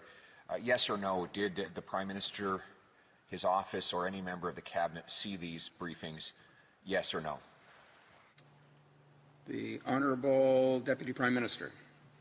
Mr. Speaker, Canada, as a member of the Five Eyes, as a member of NATO, as a member of NORAD, a close intelligence partner with all of those allies, very much including the United States, is privy to a great deal of intelligence. Of course, the global pandemic is an issue which has concerned our intelligence agencies and those of our partners, so we have been in close communication with them.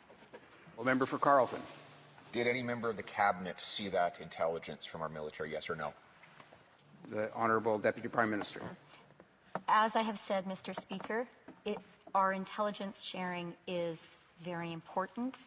Our intelligence sharing with our allies during this global pandemic, which poses particularly security challenges, has been, I would say, very energetic, and we continue to work with. The Honourable Member for Carleton. Question was and is, did any member of the Cabinet see that military intelligence, yes or no? The Honourable Deputy Prime Minister. Mr. Speaker, part of the basis on which we are able to work closely with our partners, including when it comes to sharing intelligence, is sharing with Canadians only what we are able to do. Carleton. We know that the intelligence exists, and we know that the military warned the government of the dangers of the coronavirus in early January. After January 22nd, how many people did this government allow into Canada from the Hubei province, the province from which the virus originated? How many? Honourable Deputy Prime Minister. Mr. Speaker, when it comes to border controls, our government is very aware of the importance of ensuring that people coming into the country today are subject to mandatory quarantine. That quarantine is being enforced. That includes Canadians and non-Canadians.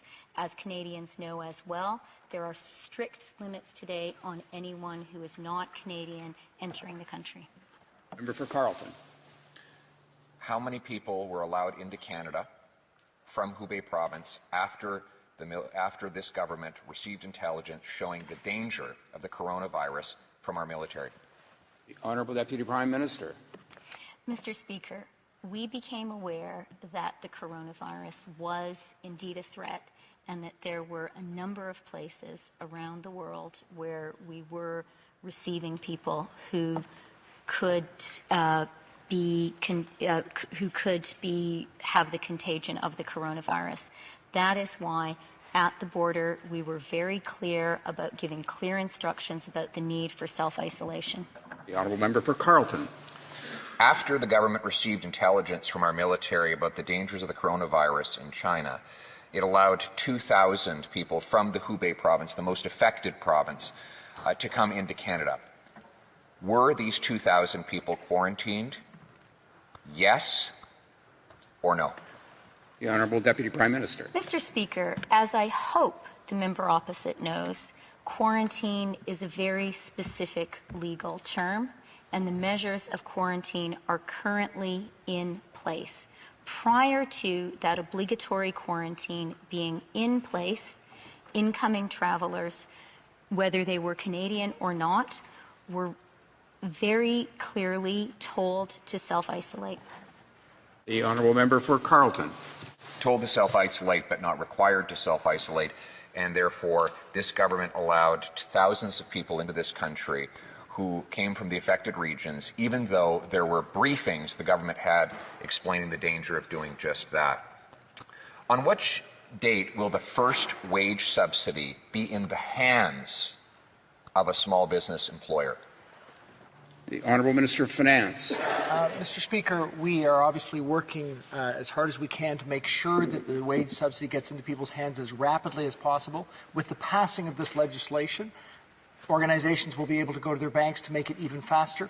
My expectation is it'll be within 2 to 4 weeks or so when we'll see that get into companies' hands. Question, the Honourable Member for Carleton. The United States has delivered 220,000 loans and wage subsidies to small business. The money has been in the hands of small business employers for weeks now south of the border. In Canada, the applications just opened for the $40,000 emergency business loans. How many small businesses have received cash in hand from those loans to date? How many? Minister of Finance. Mr. Speaker, the program and the approach we've taken is focused on people and ensuring that we get funds into their hands as rapidly as possible. We saw millions of Canadians, in excess of 3 million people, come on to the Canada Emergency Response Benefit this past week. We saw the opening of a special loan opportunity with banks that started this past week as well for the more than 1 million small businesses.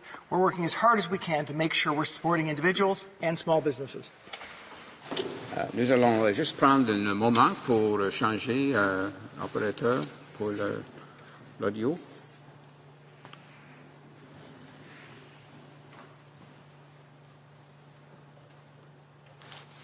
The Honourable Member for Central Okanagan, Similkameen Nicola. Thank you, Mr. Speaker. To the Minister of Employment, will expectant parents who are no longer now meet their necessary hours to access full parental leave benefits due to COVID layoffs, will they be granted any assistance to ensure they can access those benefits? Well, Minister of Employment. Thank you for your question. Mr. Speaker, we know, as the Prime Minister and others have mentioned, that the #1 goal of getting out the CERB was to get it in the hands of as many Canadians as possible. We're working now to make sure that in the long run there isn't consequences in terms of EI eligibility, whether that be hours worked or number of weeks accumulated, doesn't negatively impact certain already vulnerable populations. Of Central Okanagan, Smilkameen, Nicola. Mr. Speaker, the Prime Minister announced earlier that the CERB would be changed to allow people to work and be eligible. This motion today calls on the government to make those changes. It is being stated here in both the House and in the media that the program is now open to those who work. Can the Minister please confirm that the CERB still requires no employment income and that these changes still have yet to be made? When will they be made, Mr. Speaker? Minister of Employment. Well, extremely simple and straightforward. The eligibility criteria for the CERB are, in fact, legislated. You have to have earned more than $5,000 in income, you have to be resident in Canada, and you have to have stopped working for COVID reasons.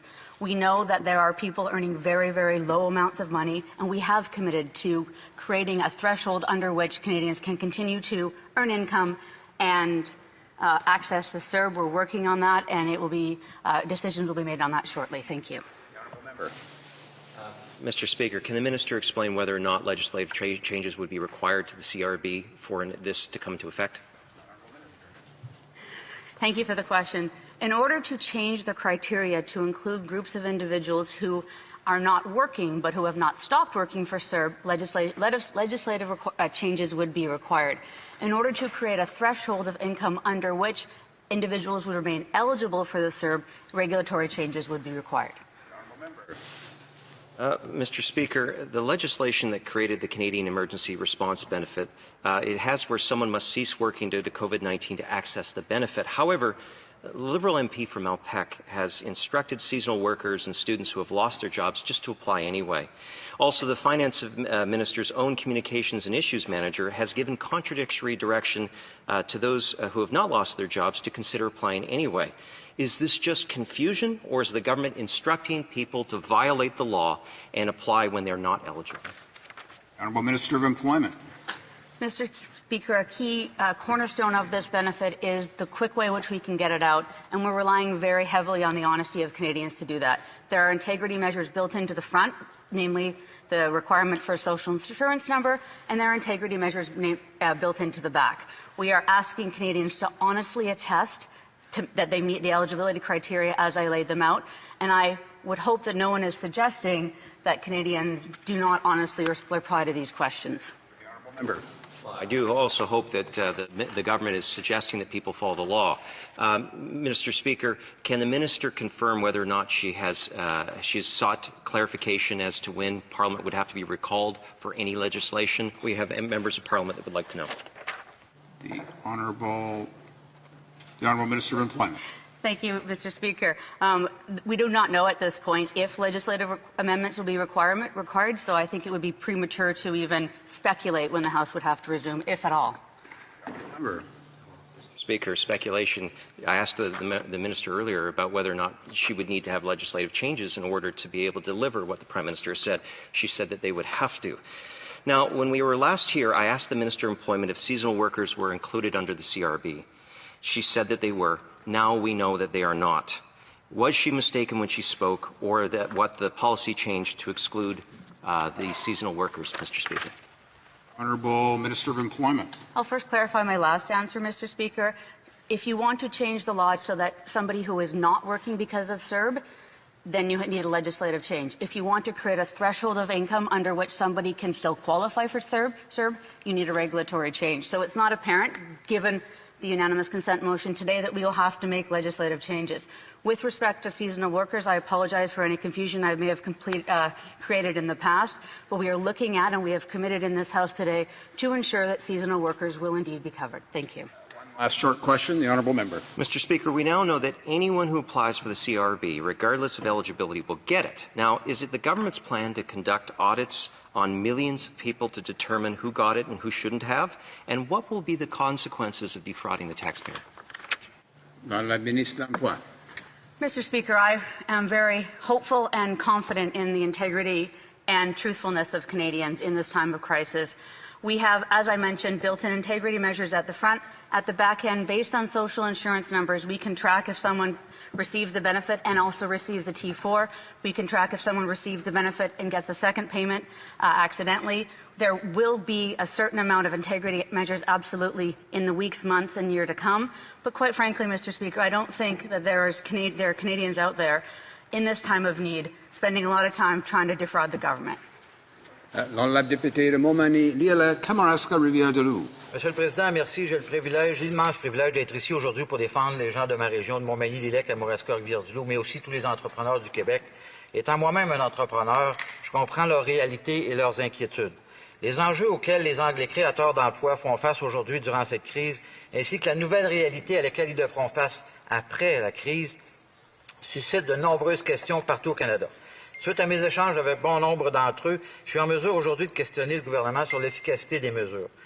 Je remercie, si vous me le permettez, mes employés, puis l'employé, je pense, de tout l'ensemble des parlementaires ici qui ont fait un travail absolument extraordinaire dans les dernières semaines pour aider les Canadiens à se démêler dans tout ça.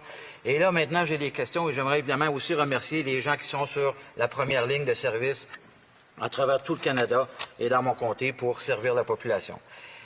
Maintenant, Monsieur le Président, dans mon comté, j'ai plusieurs cas de gens qui se retrouvent inadmissibles à la PCU parce qu'ils ont un travail à temps partiel, des pompiers volontaires, des élus municipaux qui risquent de perdre leurs 2 000 $ par mois parce qu'ils gagnent 150 ou 200 $.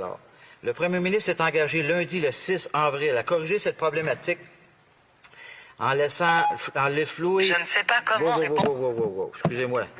Alors, le premier ministre s'est engagé lundi, le 6 avril, à corriger cette problématique, laissant flouer l'idée de permettre aux gens de recevoir le PCU s'ils ont travaillé 10 heures par semaine. Est-ce le cas, oui ou non?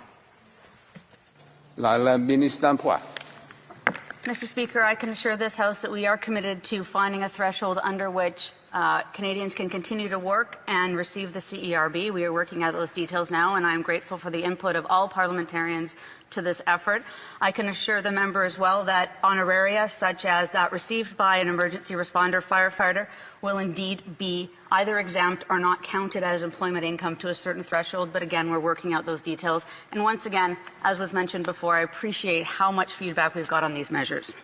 L'honorable député. Monsieur le Président, au niveau des travailleurs saisonniers, bien des travailleurs saisonniers arrivent à leur fin de chômage.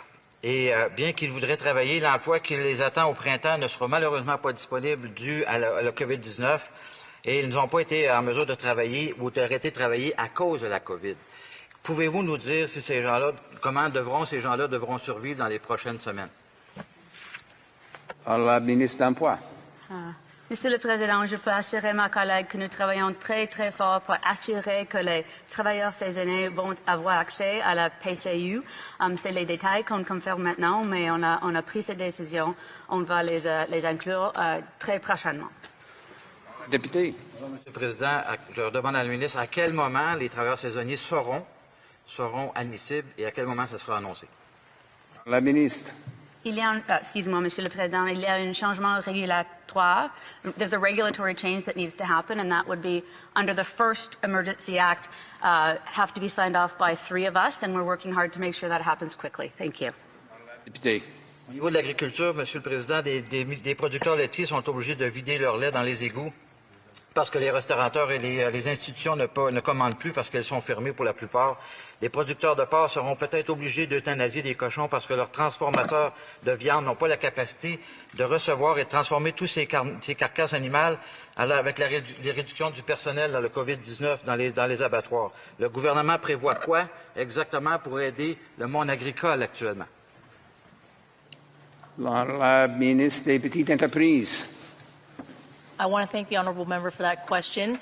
And the measures that we have put forward is to exactly help that entrepreneur, that business, that farmer, making sure that they have the adequate funding through the small business loan is one way in which they can get that bridge funding to help them through this very difficult period. And we're going to continue to make sure that we are working with those farmers and indeed with all enterprises in this country. Honorable député. Au niveau des très petites entreprises, comment le gouvernement entend répondre aux très petites entreprises qui ont malheureusement moins de 50 000 $ de payroll, en fait de masse salariale, comme les chiro, les coiffeurs, les coiffeuses, etc., les massothérapeutes, et j'en passe. Et aussi celles qui ont... Je suis entrepreneur moi-même, je suis bien placé pour en parler, là. On a une masse salariale près de 1 million. On se qualifie, nous, mais il y en a d'autres que je connais très bien qui ne se qualifieront pas à cause que c'est en haut d'1 million ou tout près d'en haut d'1 million. Et ils ont besoin de ce 40 000 $-là, potentiellement, ce prêt-là. Comment le gouvernement entend répondre aux questions de ces entreprises-là, M. le Président? La ministre des Petites Entreprises. I want to thank the honourable member for that question. Small businesses, as we all know in this chamber, really do make up the backbone of the Canadian economy. Small and medium-sized businesses make up 99% of all our businesses in the country. And making sure that we are listening to and helping these businesses through this very difficult period is what we are here in this chamber to do and what we have been doing. So making sure that they are able to access a $40,000 small business loan, interest-free, so that they can weather through this difficult period, but helping them keep their costs low during this period, like deferring the GST and the HST and customs duties, are going to help those very businesses weather this very difficult period. And we know that helping them keep their employees together with the employer is going to help them weather this period so that we can get on that road to recovery when it is safe to do so. Thank you, Mr. Speaker. The honourable member for Chatham, Kent. No, I'm sorry for Lambton, Kent, Middlesex. Thank you, Mr. Speaker. Mr. Speaker, the government has been promising a review of business risk management programs since 2015. Farmers need immediate assistance as they're facing a cash flow crisis trying to buy their inputs for this year's crop. Measures offered thus far have put them farther into debt. We know the government has recommendations and solutions in front of them. When are we going to see BRM reform to support this industry? Minister of Finance. Speaker, we know how important the farm sector, the agricultural sector broadly is not only to our economy, but especially to Canadians at a time like this. It's for that reason that we've done a number of things. Most importantly, we've taken off the previous limit on Farm Credit Canada to have access to credit for those organizations, for those farmers. And we will continue to think about measures that we can do to support farmers during this particularly challenging time. Member for Lambton, Kent, Middlesex. Thank you, Mr. Speaker. Agriculture and food need to be deemed an essential service to protect our food supply chain. Last week, Public Safety made an announcement on essential services, but stated these essential services and functions are advisory in nature. This guidance not, nor should it be considered to be a federal directive or standard. Why is it not mandatory to ensure federally regulated employees like CFIA inspectors continue working and our food supply is protected? L'honorable vice-premier ministre, pardonne-moi. Merci, Monsieur le Président. Mr. Speaker, guaranteeing our food supply is absolutely essential, particularly at a time of a global pandemic.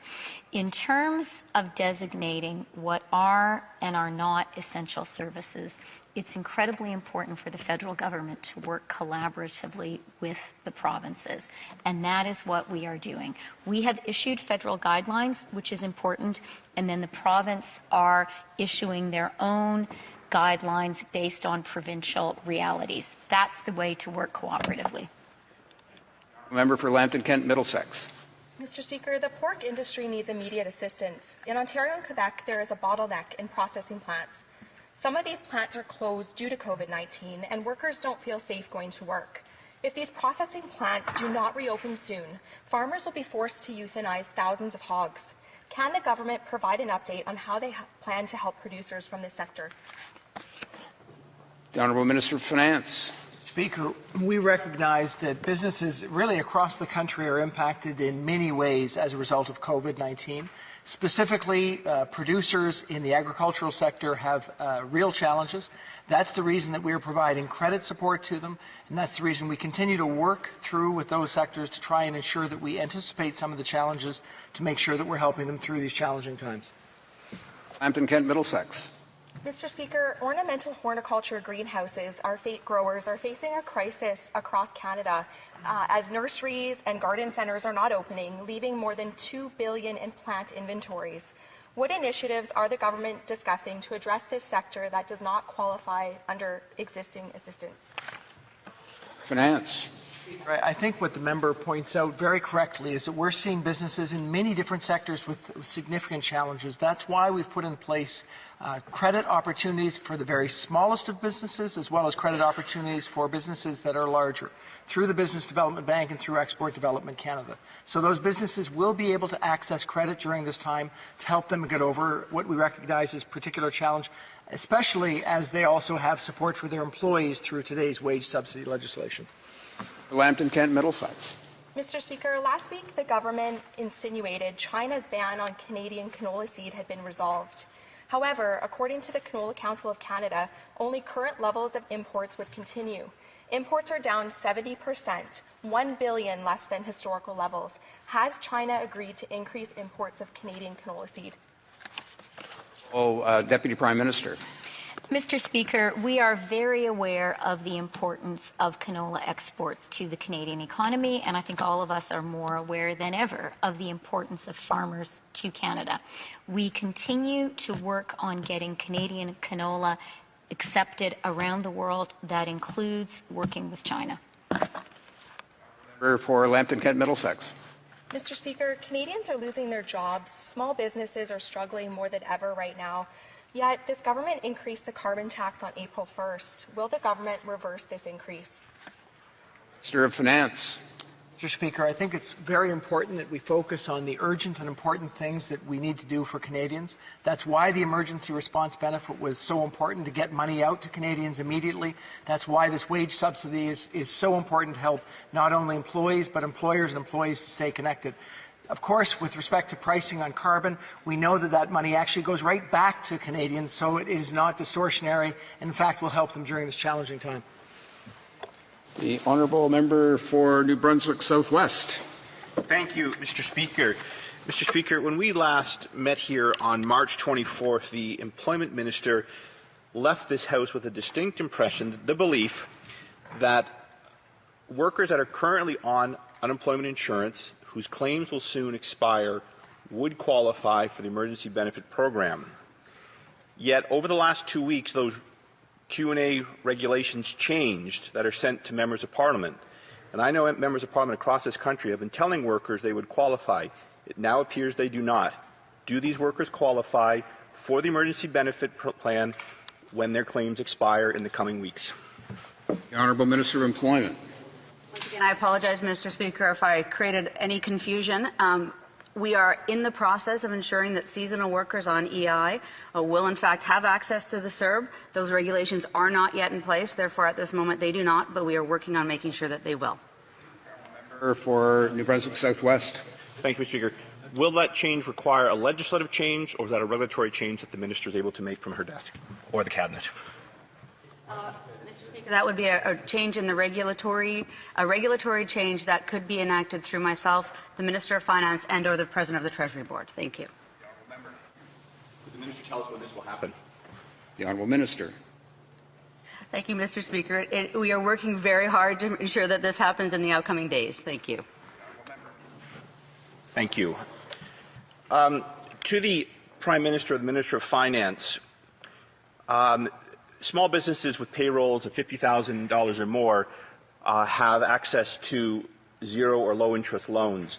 But for small businesses below that threshold or sole proprietorships, these businesses are wondering if low interest or zero interest loans will be made available to them as well. Honourable Minister of Finance. Mr. Speaker, we are working to make sure that we support Canadians through this challenging time. Of course, we're trying to do that in a way that's appropriate to each situation. We chose the Canada Emergency Business Account to be available, $40,000 of credit for small businesses from $50,000 of payroll up to $1 million worth of payroll, recognizing that was critically important. We also, as you know, have the Canada Emergency Response Benefit, which is there for people who don't qualify for that, and the wage subsidy as applicable. We will, though, continue to be looking at ways that we can support businesses of all sizes, and we'll have more to announce in that regard. For New Brunswick Southwest. Thank you for that answer, and we do look forward to hearing more about that. In turning to the emergency relief benefit program, The challenge, of course, is around precarious workers. The government policy today is one of lights on, lights off. If a small business has seen a collapse in income, yet are still struggling to keep the business lights on, they have a choice to make. Keep going with no income, no revenue, and no help from the emergency relief benefit, or turn the lights off and receive help. This is not the way we're going to recover. This needs to be changed. Will the minister commit today to changing it? Honourable Minister of Finance. Well, maybe I can explain, Mr. Speaker, where I see this right now. So if the business does, in fact, have 30% revenue drop or more, they will be able to, with the legislation that we are passing today, have a wage subsidy for up to 75% of their workers' earnings. That's critically important. If, in fact, they are that small business, they will be able to additionally get credit of up to $40,000, which, if paid back before December 31st, 2022, will be forgiven at the rate of 25%. Really critically important as well. So those things we see as very important. And for those organizations that don't use those benefits, they will be able to put themselves or their employees on the Canada Emergency Relief Benefit. I asked the minister where his sites. I'm talking about the small, what I'll even call the micro small businesses, the coffee shops that have laid off the employees, but are serving meals to try to keep some income coming in. I'm talking about the businesses that don't have employees anymore because they have no revenue, but still have a choice to make, that they can keep operating as a sole proprietorship effectively, a team of one or perhaps a couple, don't qualify for any of these programs, but have a choice to make. Lights on, lights off. How are we going to keep those lights on, these businesses? The Honourable Minister of Finance. Mr. Speaker, this is a dynamic challenge, one in which we're trying to make sure that we're supporting Canadians going through very difficult times. We recognize that there are people who we still need to consider how we can support them. We believe that the supports we put in place for small businesses, the supports we put in place for people who are not working, the supports through wage subsidies are going to have a very important impact. And yet, we do know that we still need to consider whether there are additional things we can do, and we are, in turn, considering those things today. Member for Edmonton Millwoods. Thank you, Mr. Speaker. During the last emergency sitting, the Minister of Finance stated that help was coming very quickly to the energy sector, stating that he was not talking about weeks, but I'm talking about hours, he said. And yet, 2.5 weeks later, no help has been announced. Since the beginning of this pandemic, Canadian oil and gas companies have cancelled $8.5 billion in planned spending and capital investments just trying to survive. Is it true, Mr. Speaker, that the Finance Minister failed to get Cabinet approval for any help for Canada's energy sector? Yes or no? Honourable Minister of Finance. Mr. Speaker, the answer to that is unequivocally no. I think what we're seeing today, first of all, is that there's enormous support right now, today in this legislation, that's going to all sectors of the economy, including the energy sector. It's a $73 billion package that's going to provide wage subsidies to employees across the country, including in those companies that are actually in the energy sector. Of course, as all of us know, there are also many, many, many small businesses in the energy sector as well, and those businesses will have access to this $40,000 worth of credit, 25% of which can be forgiven under certain terms. Now, additionally, we're looking at other things we can do for the energy sector, and we are looking forward to talking about that in the future. Edmonton Millwoods. Mr. Speaker, then why the delay in helping the energy sector? And this answer simply isn't good enough. The Prime Minister said that at the end of last month that we recognize there are certain industries that have been hit both by the drop in oil prices and by COVID-19. There are significant areas where we are going to have to do more, and we will be doing more. Yet, Mr. Speaker, the Nova Gas expansion, a $1.5 billion project, is awaiting Cabinet approval. Will the Prime Minister commit to doing more and approving this project to help the oil and gas sector get back on its feet right away when all this is over? Well, Minister of Finance. Mr. Speaker, I'm sure the member knows that the wage subsidy that we're putting forward today and looking for unanimous consent is critically important for the energy sector. In many energy sector projects, there's no ability to take people off jobs, which means those businesses were actually continuing to pay people. Allowing us to help them through this wage subsidy will be so important to those businesses. Now, additionally, we know that other forms of support like credit are critical for that sector and other sectors across the country, and that's something that we've been working on and are looking forward to talking more about that as those details are finalized. Edmonton Millwoods. Mr. Speaker, I agree the wage subsidy is very important, but we have a project that is waiting for cabinet approval. Will this government approve the Nova Gas expansion project? The Honourable Minister. Mr. Speaker, we continue to go through the appropriate processes to consider projects, and as we go through those, we will be providing transparency to this House and to Canadians. For Edmonton Millwoods. Mr. Speaker, the Prime Minister has stated that we will have to remain vigilant for at least a year when it comes to battling COVID-19. Contrast that with the Premier of Alberta's proactive relaunch approach, where he's looking to follow the leads of countries like Taiwan, Singapore, and South Korea to keep most of their economy functioning with a low level of viral spread. When will the Prime Minister tell Canadians about Canada's relaunch plan? Prime Minister. Mr. Speaker, it is absolutely essential that first and foremost we do everything we can to protect the health and lives of the Canadians as we fight this first wave of the coronavirus. What that means is we must practice physical distancing. We have to stay at home. We are well aware, of course, of the economic impact. That is why we are here in this House bringing in today's economic measures. And of course, we need to work on an exit plan, but we can only do that once we know that we have hit and moved past our peak. Edmonton Millwoods. Speaker, the need for smart, focused measures will allow us to relaunch our economy once the worst is over. We've already seen the government change its position on stronger border screenings and for masks in public spaces. We need our economy functioning while protecting ourselves from further outbreaks.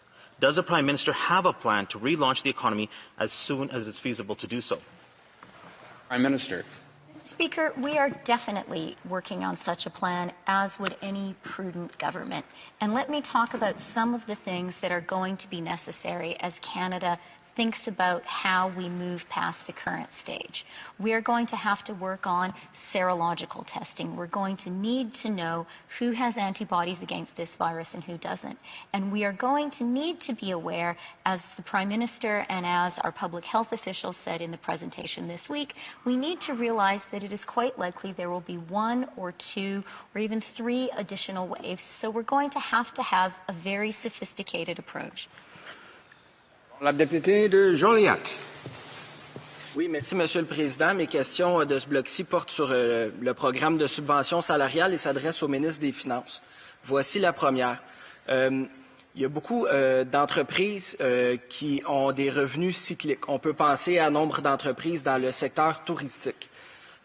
Évidemment, les détails qui ont été amenés dans le présent projet de loi vont comparer des mois de saison morte pour nombre de ces entreprises-là.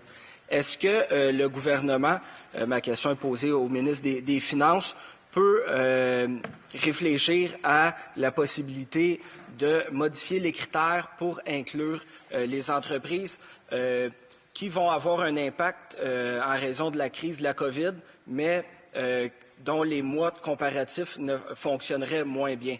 Et sous question, est-ce que s'il y avait de tels changements, ce pourrait être fait par voie réglementaire ou il faudrait revenir devant la Chambre pour modifier les critères? Merci, Monsieur le Président. La ministre des Finances. Monsieur le Président, je voudrais dire au début remercier pour le député pour l'aide pendant nos consultations. C'était très important.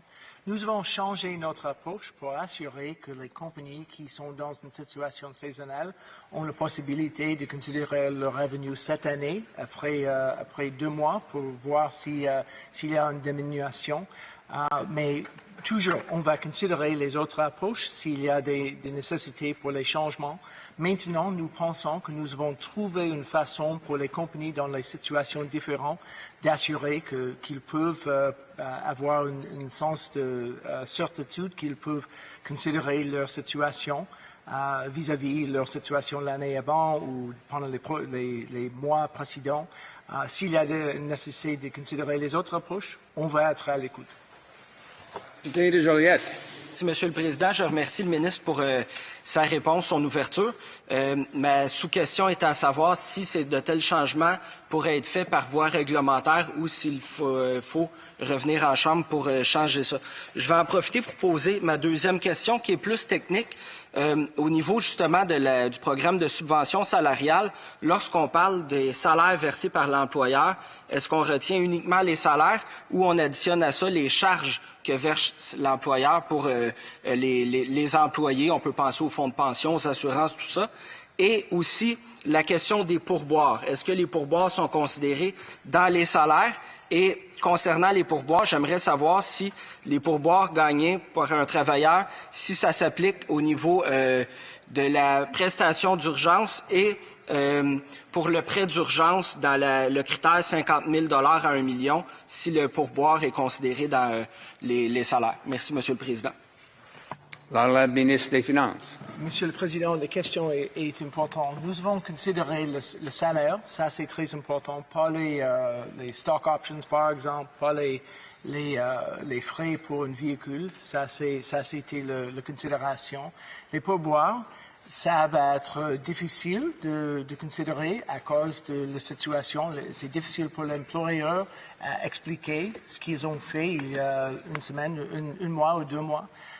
Mais nous allons considérer comment nous pouvons avoir un sens de la situation. Pour maintenant, c'est le salaire, et c'est le salaire avec le bonus, mais uniquement c'est ça. Député Joliette. Merci, Monsieur le Président. Je remercie le ministre pour sa réponse. Donc, aussi, je reviendrai encore à la première question, à savoir si les changements peuvent être faits par voie réglementaire, s'il y avait des modifications au niveau de la subvention salariale. Là, j'aimerais soumettre un cas. Il y a beaucoup de bureaux de professionnels, par exemple dans le milieu de la santé. Il y en a été question un peu plus tôt, qui se posent des questions et qui ont l'impression de tomber dans des cracks dans les 3 programmes. Pour la subvention salariale, souvent, ces professionnels-là sont des travailleurs autonomes qui se versent des dividendes. Donc, ils ne sembleraient pas pouvoir bénéficier de la subvention salariale pour eux.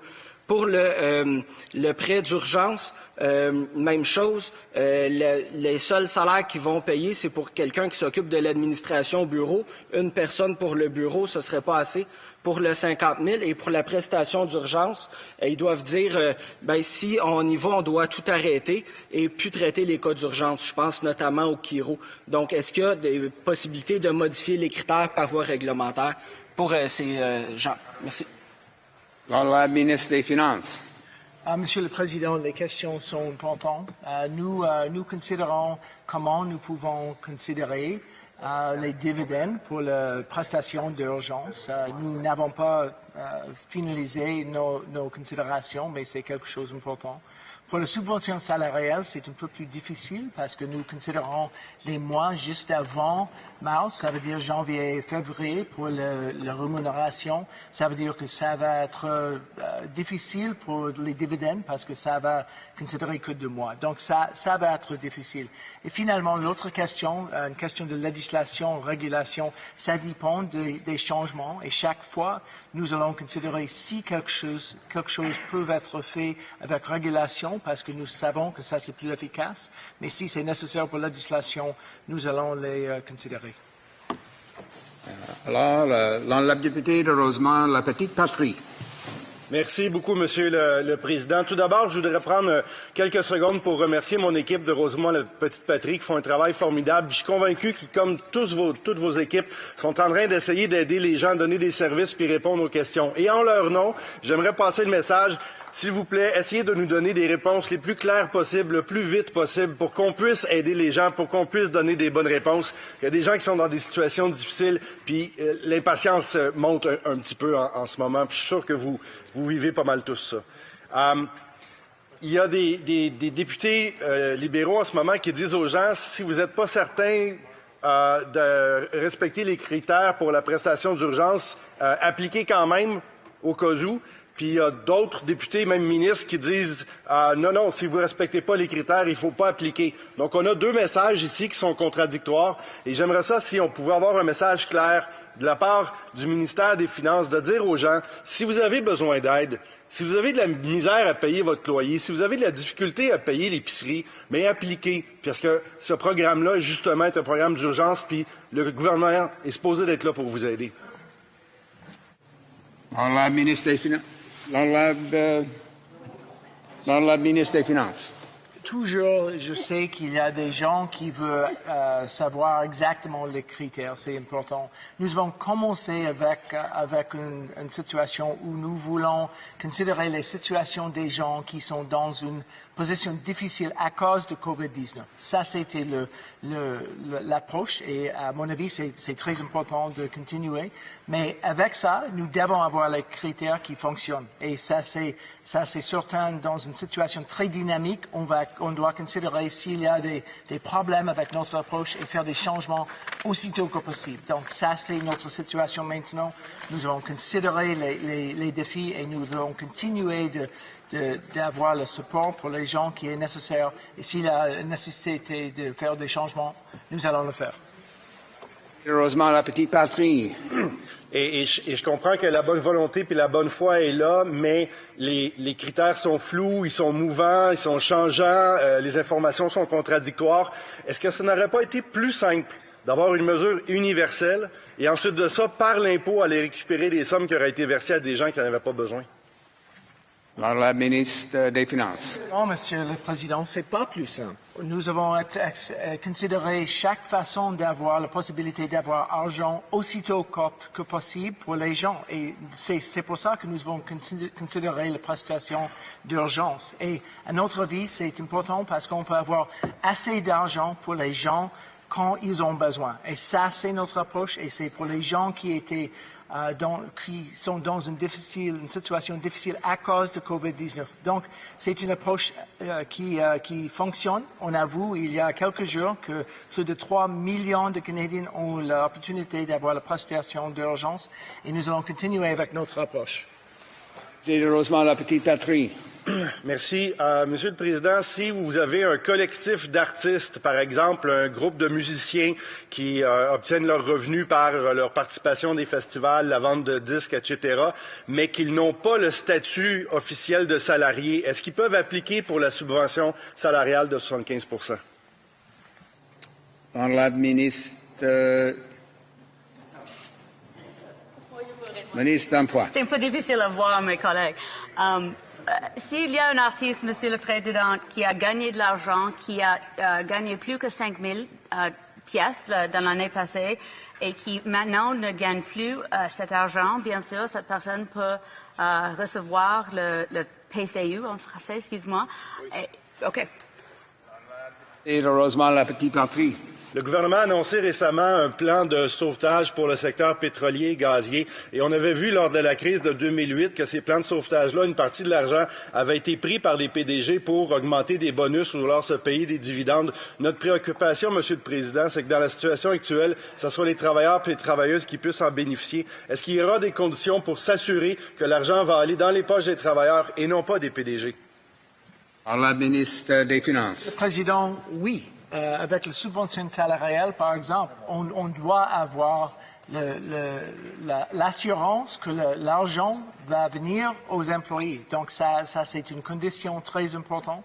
Nous allons considérer chaque fois comment nous pouvons aider les employés, aider les gens et assurer que ça c'est pas une augmentation des revenus pour les PDG ou pour les autres.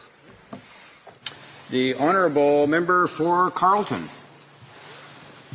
A constituent of mine owns a popular deli that sells groceries. Almost all of his employees have now gone on the emergency benefit. Good news is that his sales are starting to come back, and he wants to offer them some work, about 15 hours a week. If they do take that 15 hours a week, will they be able to keep their emergency benefit?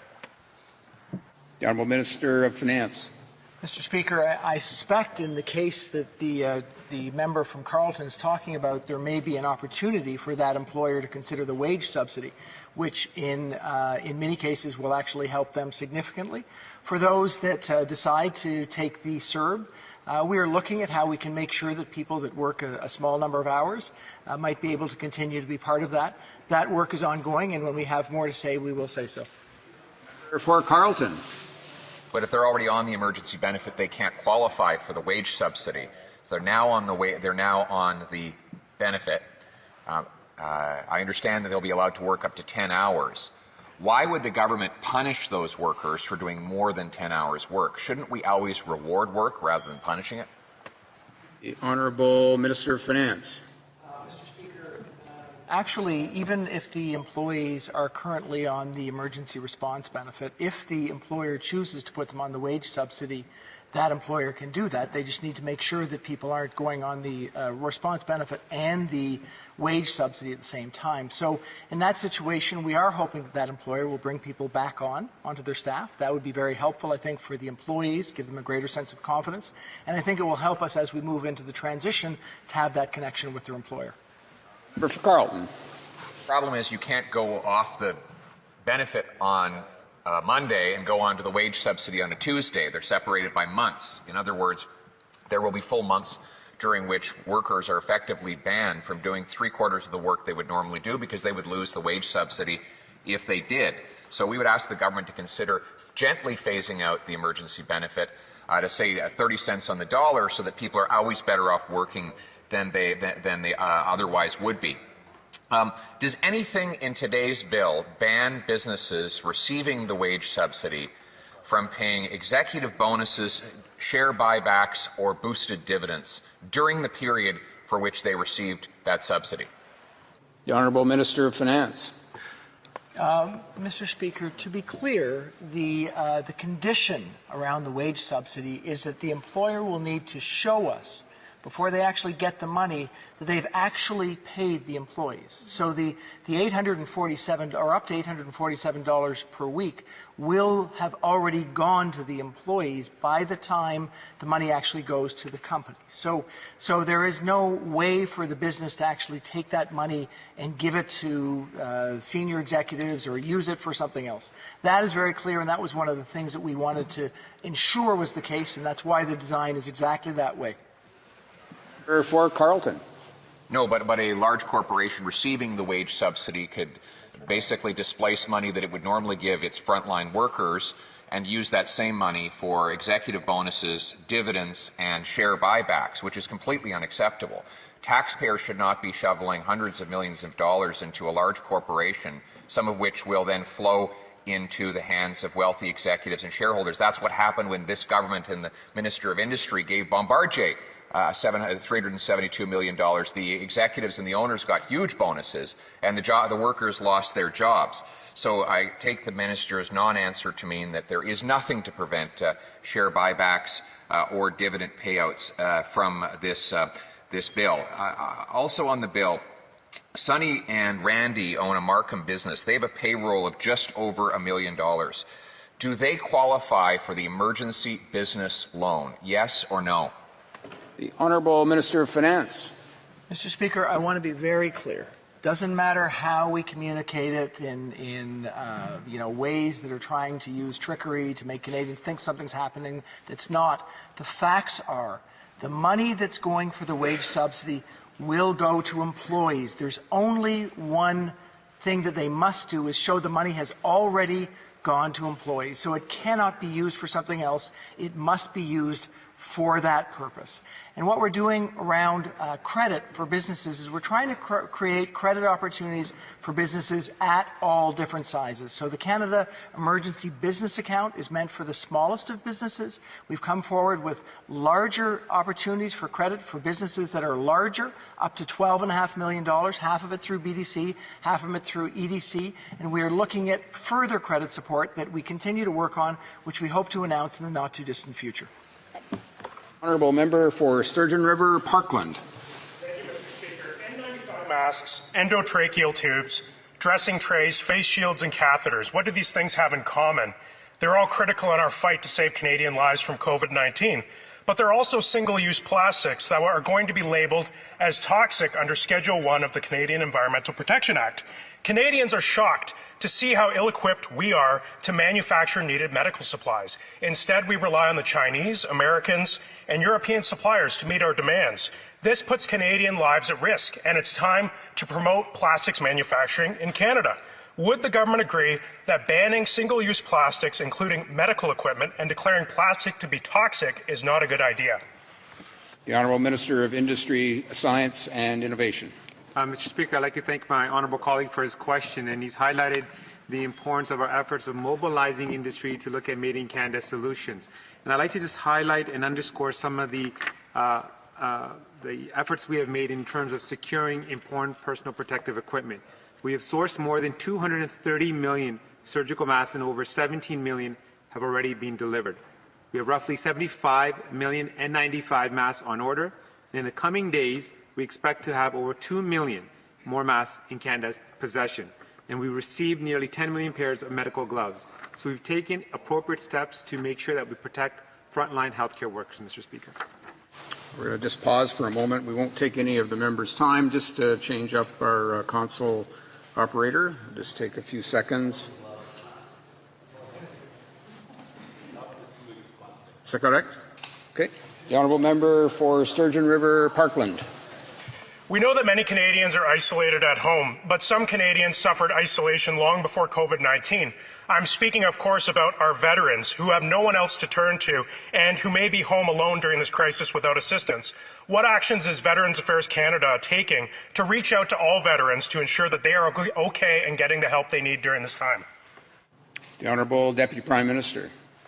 Mr. Speaker, we are very aware that there are communities of particularly vulnerable Canadians who need particular support during this crisis. That, of course, includes our veterans, many of whom are also older people and so fall into category doubly at risk. We are very much focused on them, and I do want to take this opportunity to thank all of the individual Canadians who have making such efforts to reach out to fellow Canadians who are suffering from the necessary isolation. Honourable member for Sturgeon River Parkland. Well, we need to be sure that the government is taking action, and particularly on this. Can the government tell us if they're tracking a significant increase in mental health issues and suicides, and what actions are they taking to protect Canadians from taking their lives at this particularly stressful time? The Honourable Deputy Prime Minister. Mr. Speaker, that, I'm sad to say, is a really excellent question. And one of the prices that we are all paying right now through this period of physical distancing is more Canadians are suffering from mental health problems. We are very much focused on it, and Health Canada is definitely putting forward some measures to be sure to help people at this time. But I do also want to encourage Canadians, individual Canadians, to keep on doing what they've been doing, which is to help their neighbours, help their friends, help their family. The Honourable Member for Sturgeon River Parkland. We've learned recently in a global news report that there are no public health officials at Canada's land borders. Is this the case? And if so, why is this still the case? The Honourable Deputy Prime Minister.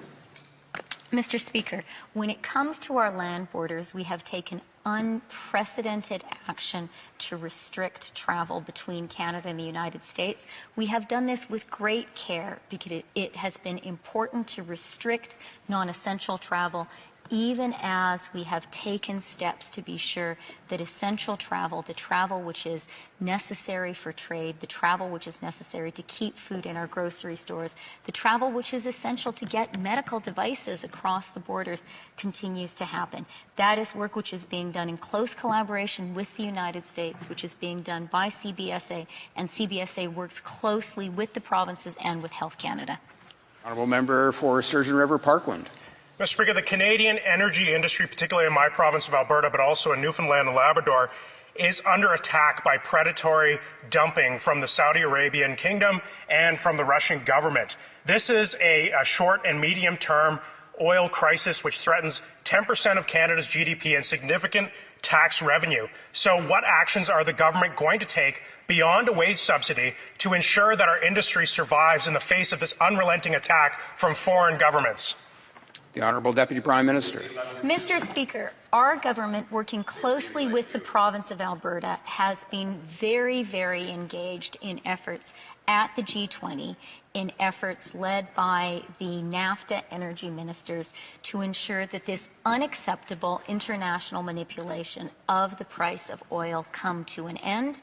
The G20 energy ministers meeting yesterday did bring some positive results, and we will continue to be very, very engaged in this important issue.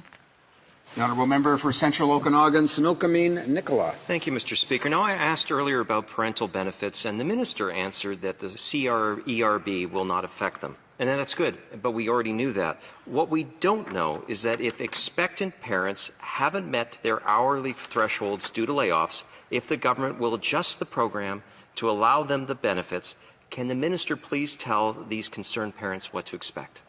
The Honourable Minister of Employment. Thank you, Mr. Speaker. We are currently looking at consequences for a number of groups to their ability to meet the eligibility criteria for EI moving forward. I think also of substitute teachers who aren't able to get the hours they need now because they're not in schools teaching. We know that while this may seem a little ways off, this is a very pressing issue for Canadians, and we're digging in on it right now. Thank you. The Honourable Member.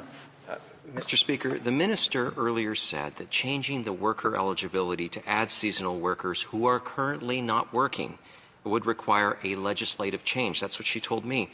Presumably, this would be to Section 6(1)(a) to remove the criteria, and I quote, ceasing working for the reasons related to COVID-19.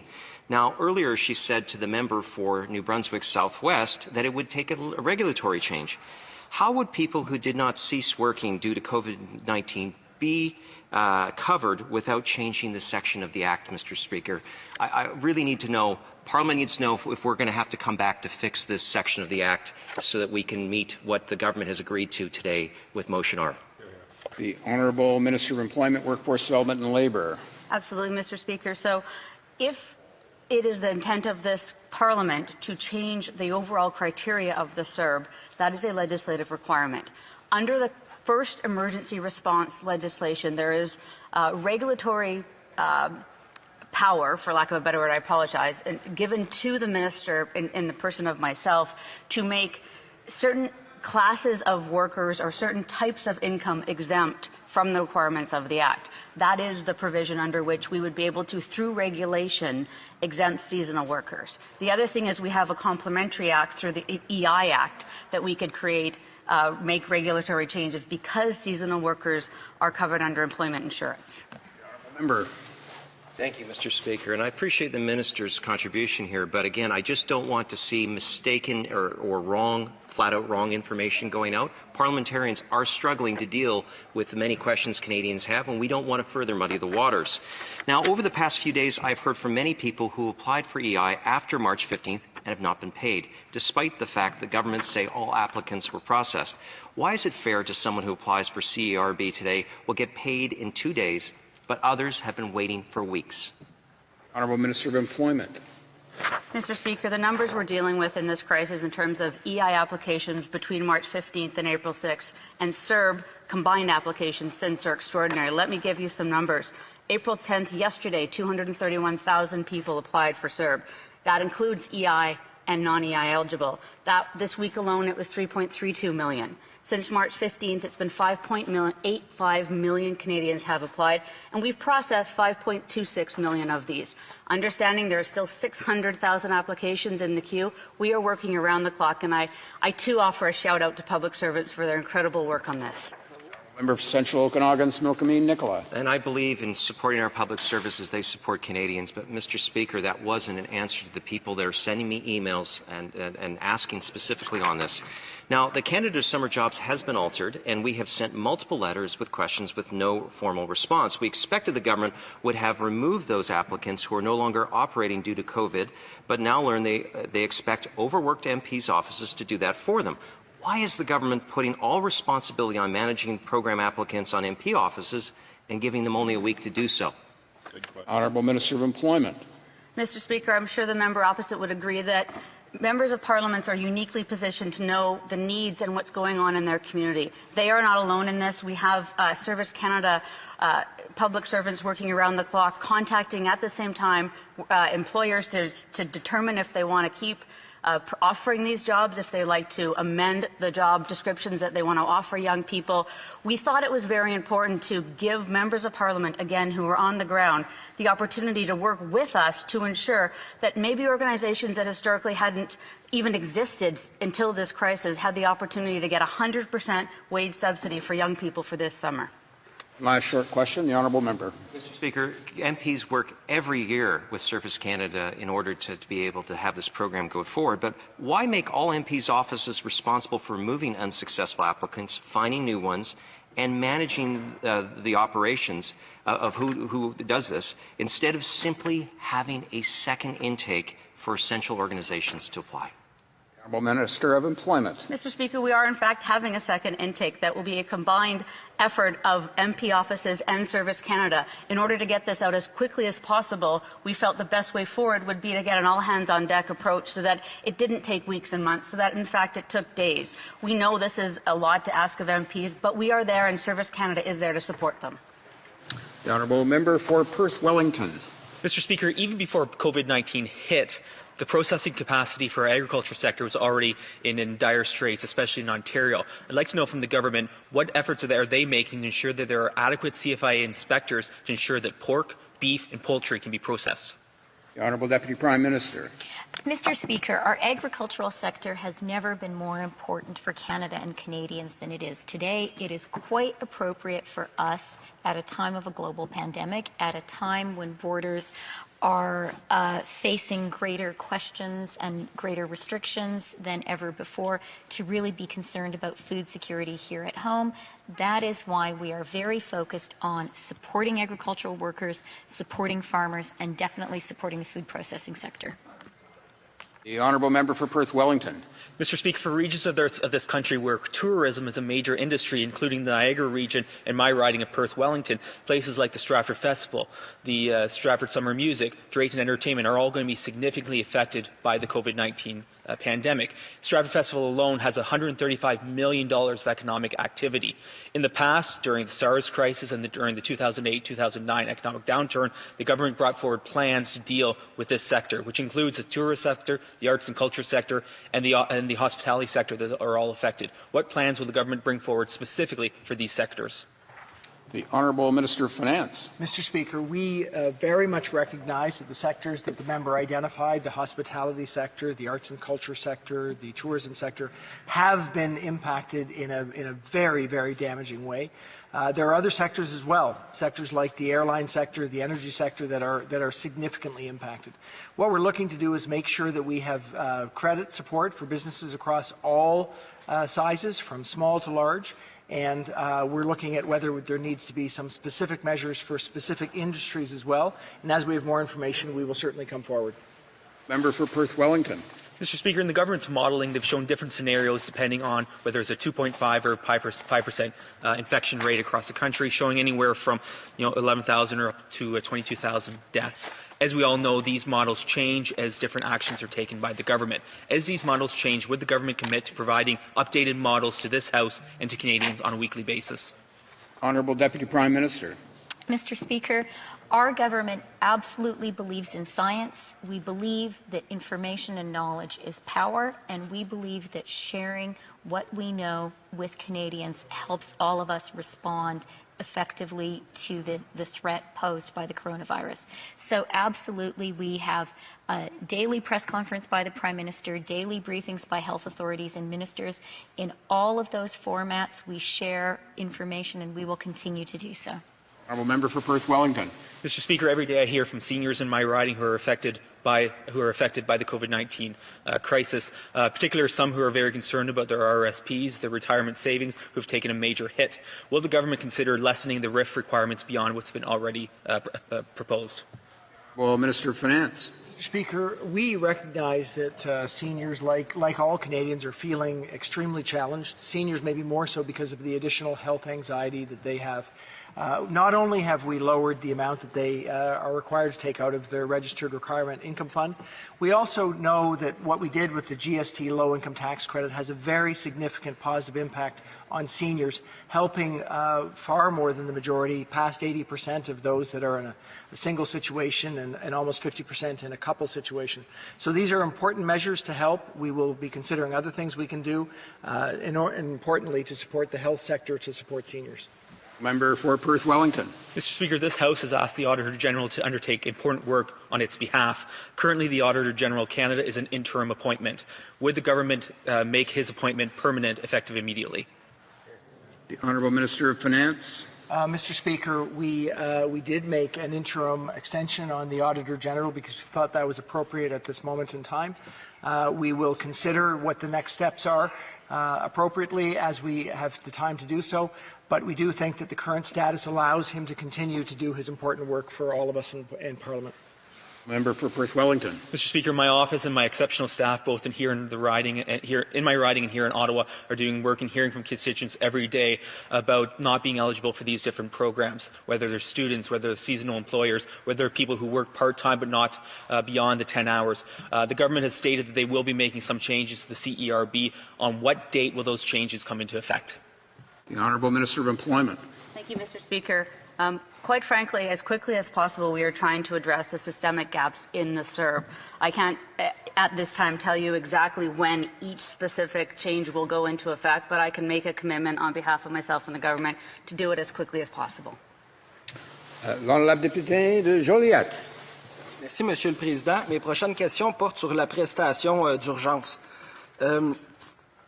Évidemment, on est très content de l'intention qui a été annoncée par le gouvernement de mettre une mesure d'exception à la règle du zéro revenu. On avait soumis avec les autres le cas des pompiers volontaires, des élus municipaux, tout ça. Donc, le fait qu'il y ait eu une intention en ce sens-là d'émise, on salue ça. Et j'aimerais que la ministre de l'Emploi me confirme que c'est bien la semaine qui vient que les détails vont être annoncés. Il y avait été question de, par exemple, 10 heures. Donc, je voudrais m'assurer que ce soit ça. Avant de lui laisser répondre à ma question, je veux aussi saluer le fait d'avoir annoncé que les employés de l'industrie saisonnière seront aussi couverts. Donc, pas juste ceux qui ont perdu leur revenu à raison de la COVID, mais ceux qui ne le reprendront pas. Donc, aussi, j'aimerais savoir quand est-ce que ça va entrer officiellement en vigueur, cette mesure pour les travailleuses et travailleurs de l'industrie saisonnière. Merci, Monsieur le Président. La ministre d'Emploi. Merci, Monsieur le Président. Et avant de répondre, j'aimerais bien remercier à tous les députés pour leur collaboration dans cet effort. Bien sûr, quand on a créé le PCU, on savait qu'il y aurait d'autres travail à faire, et c'est ce que nous faisons maintenant. Alors, dans les jours qui viennent, nous allons continuer d'adresser les personnes qui ne sont pas incluses. Et ça va être de jour à jour, mais comme j'ai dit en anglais, nous sommes absolument dévoués à répondre à ces besoins aussitôt que possible. La députée de Joliette. Monsieur le Président, je soumettrai bien humblement un cas à la ministre. Une enseignante qui fait de la suppléance, qui est sur appel, qui n'aurait pas été appelée dans le dernier mois, là, disons début mars, est-ce que cette personne-là peut faire la demande de prestation d'urgence? Merci. La ministre. Bien sûr, Monsieur le Président, les particulars d'une situation doivent être examinés, mais avec le cas présenté, je pense que si cette personne ne travaille pas à cause de la COVID, bien sûr que cette personne peut être éligible à la PCU, mais absolument, on peut... We can look at this particular case on your behalf. Thank you. La députée de Joliette. OK. Avant la dernière phrase, j'aurais pris ça pour un oui inconditionnel. Ben oui, évidemment, j'aimerais recevoir le suivi. Toujours au niveau de la prestation d'urgence, on dit qu'il faut avoir fait 5 000 $ de revenus.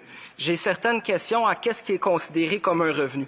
Par exemple, une bourse d'études pour un étudiant à l'université, c'est un revenu certainement pour cette personne-là, mais c'est un revenu non imposable. Est-ce que ça fonctionne pour la PCU? Après ça, les prestations pour les gens en arrêt de travail, par exemple, là, au Québec, on a la CSST pour ceux qui ont un accident de travail, la SAAQ pour ceux qui ont fait un accident de la route, aussi quelqu'un qui retirait de l'argent d'un REER, c'est un revenu imposable. Est-ce que ça peut fonctionner pour le critère de 5 000 $? Merci, Monsieur le Président. L'honorable ministre d'Emploi. Merci, Monsieur le Président. Merci pour votre question. Les détails sont très spécifiques. Je peux répondre absolument après aujourd'hui, mais ce qu'on considère le revenu pour le 5 000 $, c'est l'argent qu'on a gagné au travail. Alors, c'est un peu plus flexible que le système de taxes, mais c'est vraiment ce qu'on a gagné parmi les emplois pendant l'année passée ou les 12 mois passés. Alors, la députée de Joliette. Je remercie la ministre pour sa réponse. J'ai plusieurs cas où on entend parler de plusieurs cas de personnes qui sont en arrêt de travail et là qui voudraient retourner travailler. Il était par exemple en arrêt de maladie, une jambe brisée ou des situations comme ça. Et là, ces personnes-là ne peuvent reprendre leur emploi en raison de la crise de la COVID. Est-ce que ces personnes-là auront accès à la prestation d'urgence? Merci. La ministre d'Emploi. Merci pour cette bonne question. Monsieur le Président, on sait le sort de cas dont vous parlez et nous travaillons maintenant ensemble comme équipe pour résoudre ce problème. Mais je n'ai pas de réponse maintenant, mais c'est définitivement une des plus hautes priorités pour moi et mon équipe. The honourable member for Burnaby South. Thank you very much, Mr. Speaker. Monsieur le Président. Les leaders autochtones de partout au pays m'ont indiqué que les capacités en matière de soins de santé dans leur communauté sont déjà étirées au maximum et qu'ils devront donc avoir accès à des ressources supplémentaires en personnel. La pénurie de personnel infirmier déjà existante rend de nombreuses communautés autochtones incroyablement vulnérables à la COVID-19. Que fait le gouvernement pour s'assurer que les communautés autochtones disposent de nombre suffisant de travailleurs de la santé pour faire face à cette pandémie? Premier ministre. Pour la question très importante. La semaine passée, avec le ministre des Services autochtones, j'ai eu une importante conversation avec les leaders de tous les pays des Premières Nations.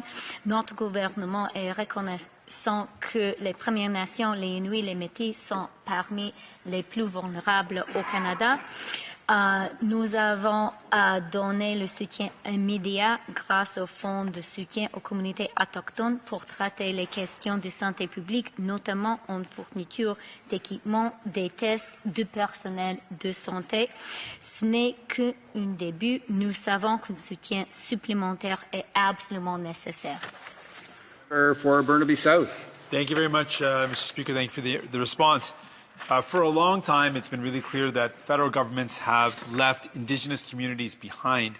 The state of infrastructure in many communities, as you know, means that Indigenous communities are particularly vulnerable to the impacts of COVID-19, where self-isolation and physical distancing are not privileges that many Indigenous communities are able to take part in. Those aren't practices they can take part in as a result of overcrowding in housing and unsafe housing. Hand washing is difficult when you don't have access to clean drinking water. Indigenous communities around the country have been clear that the response has not been adequate, particularly that the funding announced has not been enough. This week, National Chief Bellegarde called on the federal government to immediately release about 10% of all its future funding dedicated to its response to COVID-19 pandemic directly to the First Nations communities. Why is the government waiting to scale up to respond to the need and the scale of the need in Indigenous communities? The Honourable Deputy Prime Minister. Thank you very much, Mr. Speaker, and I would like to thank the member opposite for that very important question. Our government absolutely recognizes that Indigenous people, First Nations, Inuit, and Métis communities are among the most vulnerable Canadians and need particular support when it comes to the challenges posed by COVID-19. Last week, together with the Minister of Indigenous Services, we had a call with Chief Bellegarde and all the regional chiefs from the Assembly of First Nations.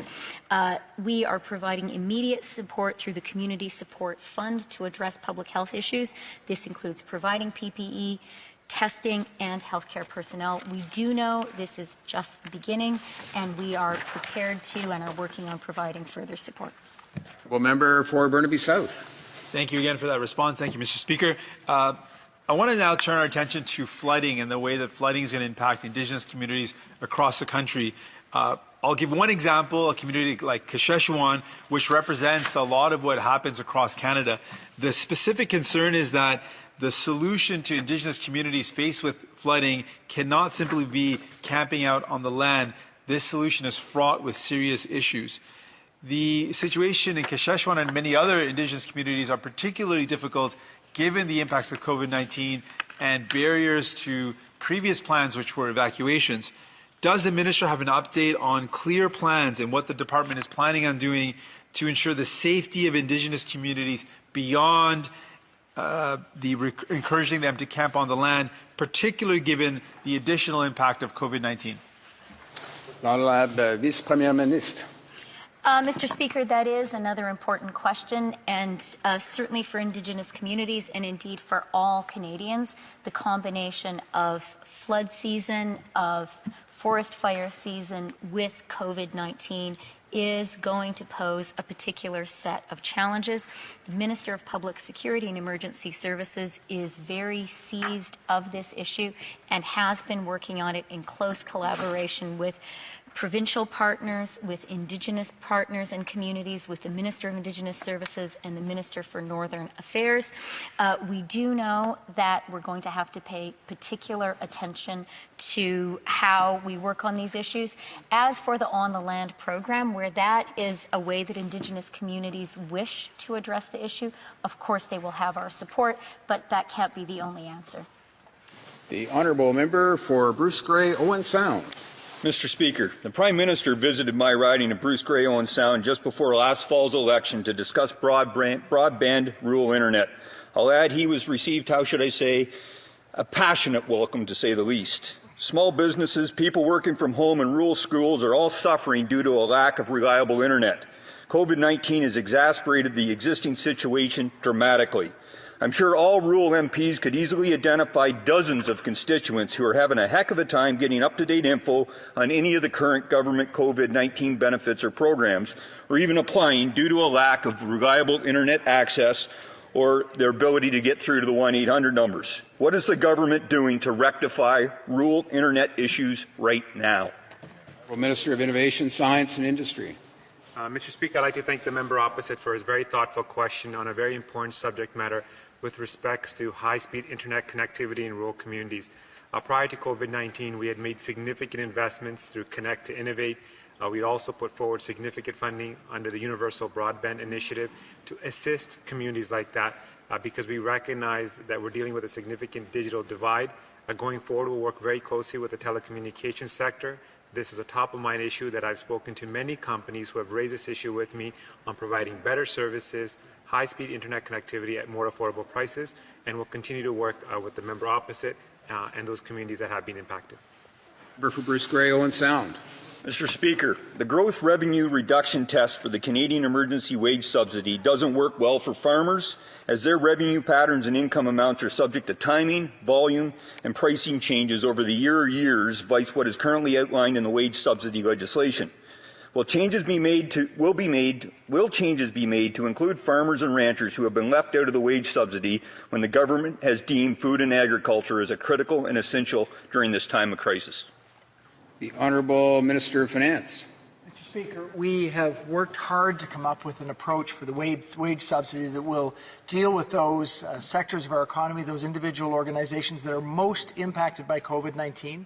The revenue tests we've put in place show us that they've actually seen significant change in their situation and therefore getting a wage subsidy. We do also know that there's other things that we need to do to support sectors that are experiencing challenges, like the agricultural sector. It's one of the reasons we changed the ability for Farm Credit Canada to give loans, because we know that sector is going to be in challenge, and we'll continue to think about ways that we can support our food supply, knowing how critical that is at a time like now. Member for Bruce Grey, Owen Sound. Mr. Speaker, small and micro businesses, especially those that are family-owned or sole proprietors, are not eligible for many, if any, of the current COVID-19 benefits and are slipping through the cracks.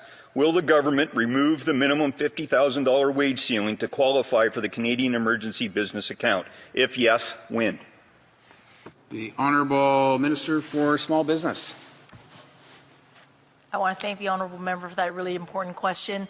Those micro businesses and family-owned businesses are really, really important to the communities that just make it so dynamic, and the various supports that we have put in place are intended to help those very businesses and weather this very, very difficult time. And we're going to continue to work and listen to our businesses and listen to those micro businesses to ensure that they are supported through this period. Thank you, Mr. Speaker. Honourable Member for Bruce Grey, Owen Sound. Mr. Speaker, I didn't hear an answer.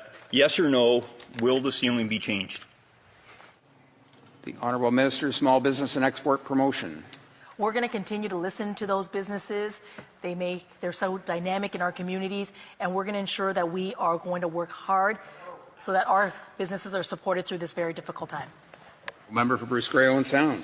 Can the Minister of Finance answer that question, Mr. Speaker? Will the ceiling be changed? The honourable members, pardon me, the honourable Minister for Small Business and Export Promotion. Businesses across the country have been listened to, and we are going to continue to listen to those businesses. We've done a number of things to help our Canadian businesses.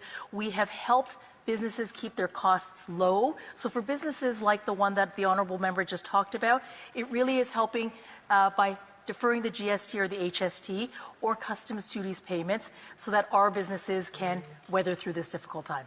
Honourable member for Bruce Grey, Owen Sound. Mr. Speaker, Service Canada offices have been closed across the country. For those Canadians without internet access or phone access, depend on these Service Canada offices. Will the government consider reopening these Service Canada offices, and when? The Honourable Minister for Employment and Workforce Development. Thank you, Mr. Speaker. Mr. Speaker, Service Canada offices were closed both in the public health interest of our public servants, but also in the public health interest of Canadians who access services through these offices. I can appreciate the frustration of individuals who don't have phone or internet access, and I'll take that back as a personal challenge. But we have doubled our efforts to make sure that we are answering questions online, that we are answering questions on the telephone.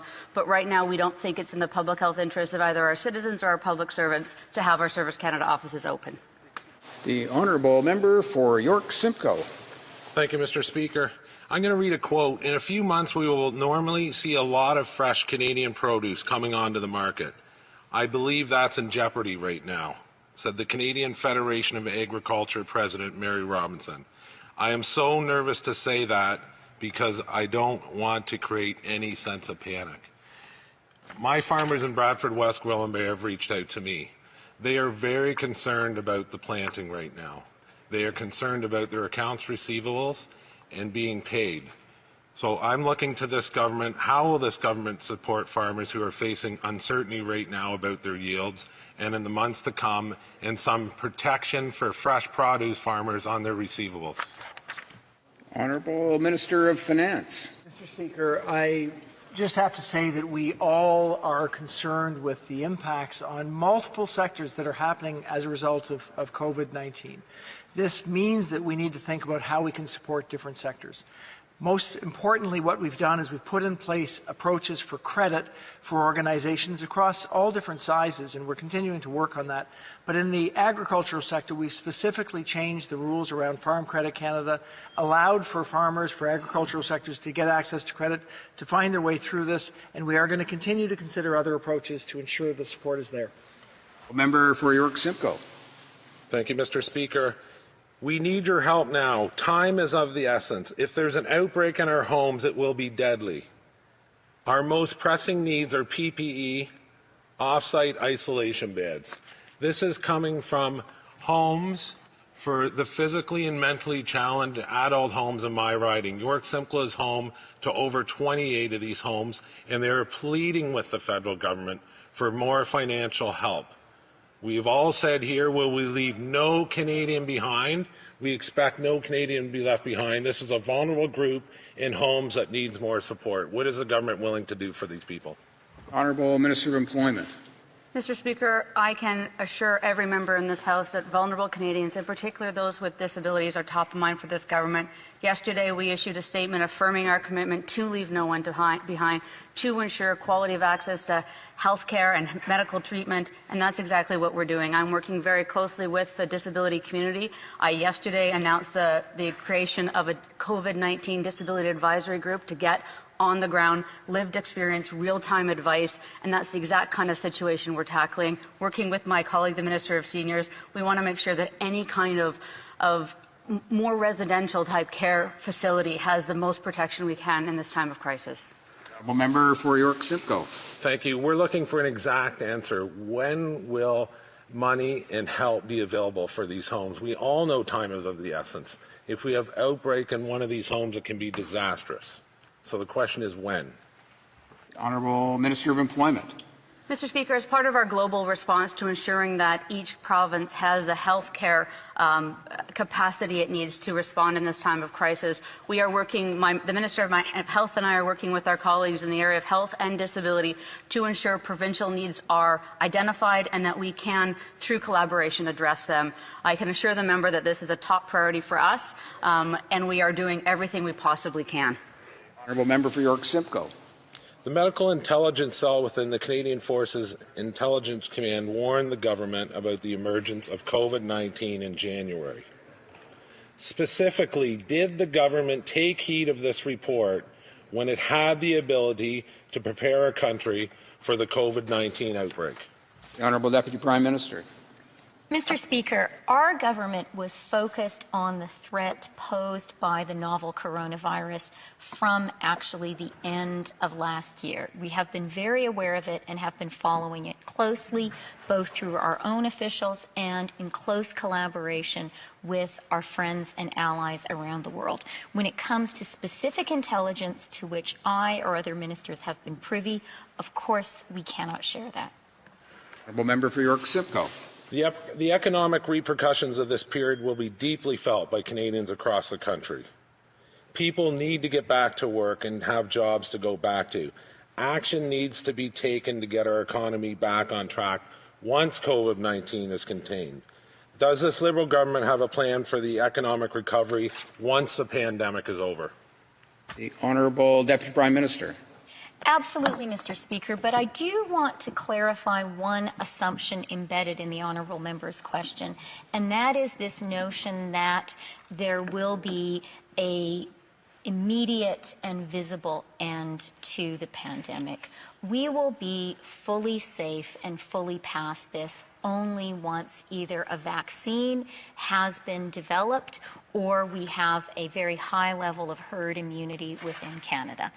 Prior to that, what experts are saying is likely to happen, and as was shown in our data forecasts on Friday, is that there will be a peak, we'll get past that peak, and then we need to prepare for some wavelets coming after, and we need to have a calibration of social distancing efforts that go on and off, allowing our economy to restart to some extent.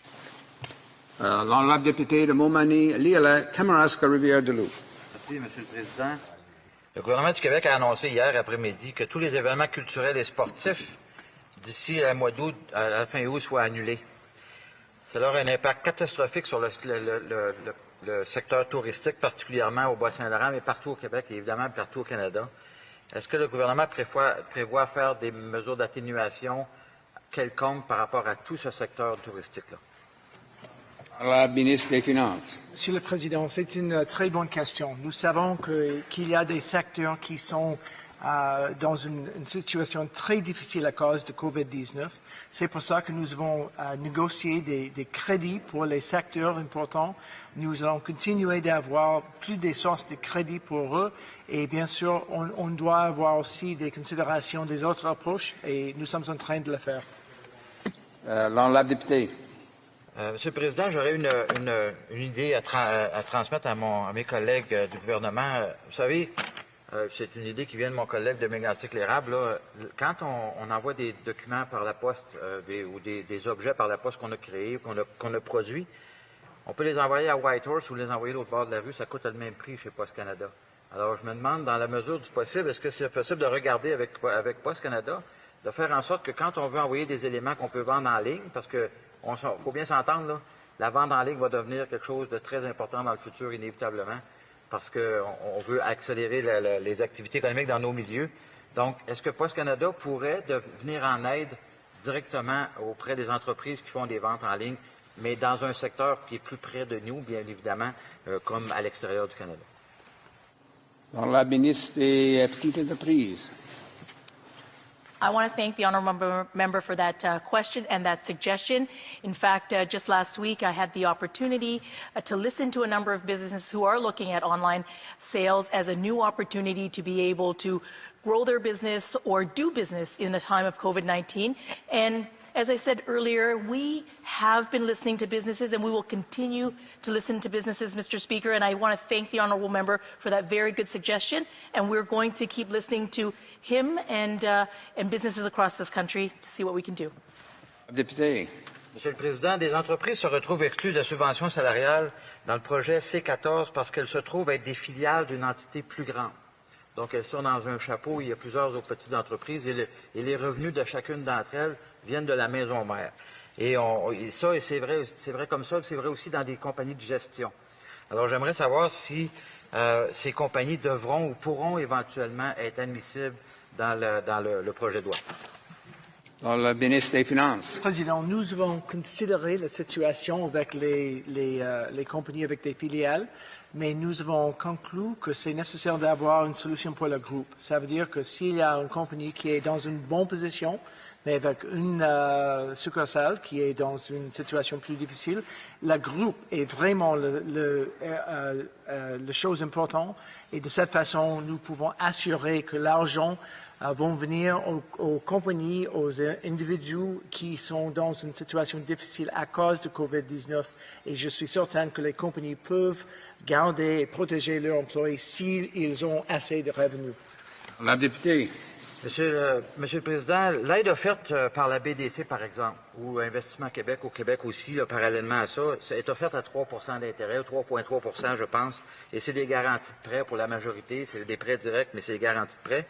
Alors, ça s'ajoute à la dette actuelle des entreprises, comme la mienne par ailleurs, et contrairement aux 40 000 $ qui est offert, je dirais, en tout cas, avec les intérêts payés par le gouvernement, aux frais du gouvernement, et on rembourse seulement 75 de ce montant-là. Est-ce que vous considérez la possibilité d'offrir l'opportunité aux entreprises qui ont des moindres revenus pour être capables d'avoir accès à ça? Parce que la très petite entreprise, je l'ai dit tout à l'heure, je le répète, parce que les très petites entreprises ont aussi des dépenses de loyer, de taxes municipales, etc. Ça leur prend ces revenus-là pour être capable de passer au travers. Et on s'entend que ça risque de durer plusieurs mois avant qu'ils puissent réouvrir leur business et ils n'auront pas assez d'argent pour être capables de passer au travers. La ministre des Finances. Monsieur le Président, nous essayons de trouver une solution pour une entreprise de chaque grandeur. Ça veut dire que pour les plus petites, ils peuvent utiliser les prestations d'urgence pour eux et leurs employés. Pour les un peu plus grands, à 50 000 $ en salaire jusqu'à 1 000. Ça veut dire qu'il peut avoir la prestation d'urgence et en même temps une prête sans intérêt de 40 000 $. Pour le plus grand encore, il peut avoir une prête avec les garanties de le gouvernement, avec le BDC, jusqu'à 12,5 millions de $. Donc, on va avoir une solution pour chaque niveau de compagnie et on va continuer de considérer les autres choses qu'on peut faire pour améliorer leur situation. Before we carry on, we're just going to take a moment again to change up our operator at the console. Just a moment.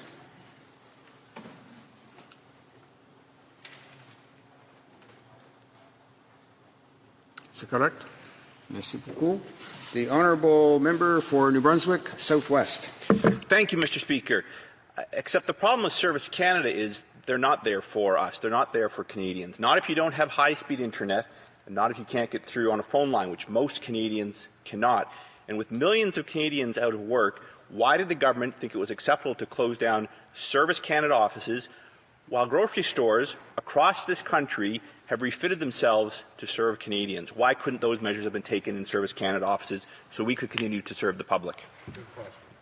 The Honourable Minister of Employment. Mr. Speaker, I'm trying not to take exception to the fact that somehow our public servants at Service Canada aren't working really hard to serve Canadians in alternate ways, whether through phone or through the internet. I appreciate the challenge, the particular challenge faced by individuals who don't have high-speed internet access.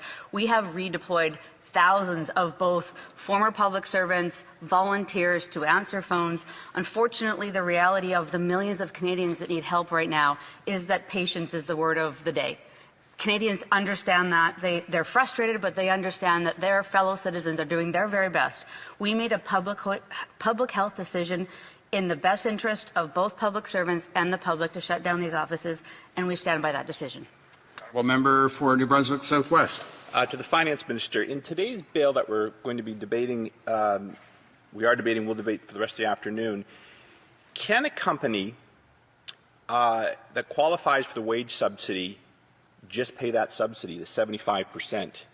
In other words, cut an employee's salary by 25% and just pay what the federal government is offering? Or is there a requirement to pay 100% so employers do pay the 25% and the feds pay 75%? Thanks.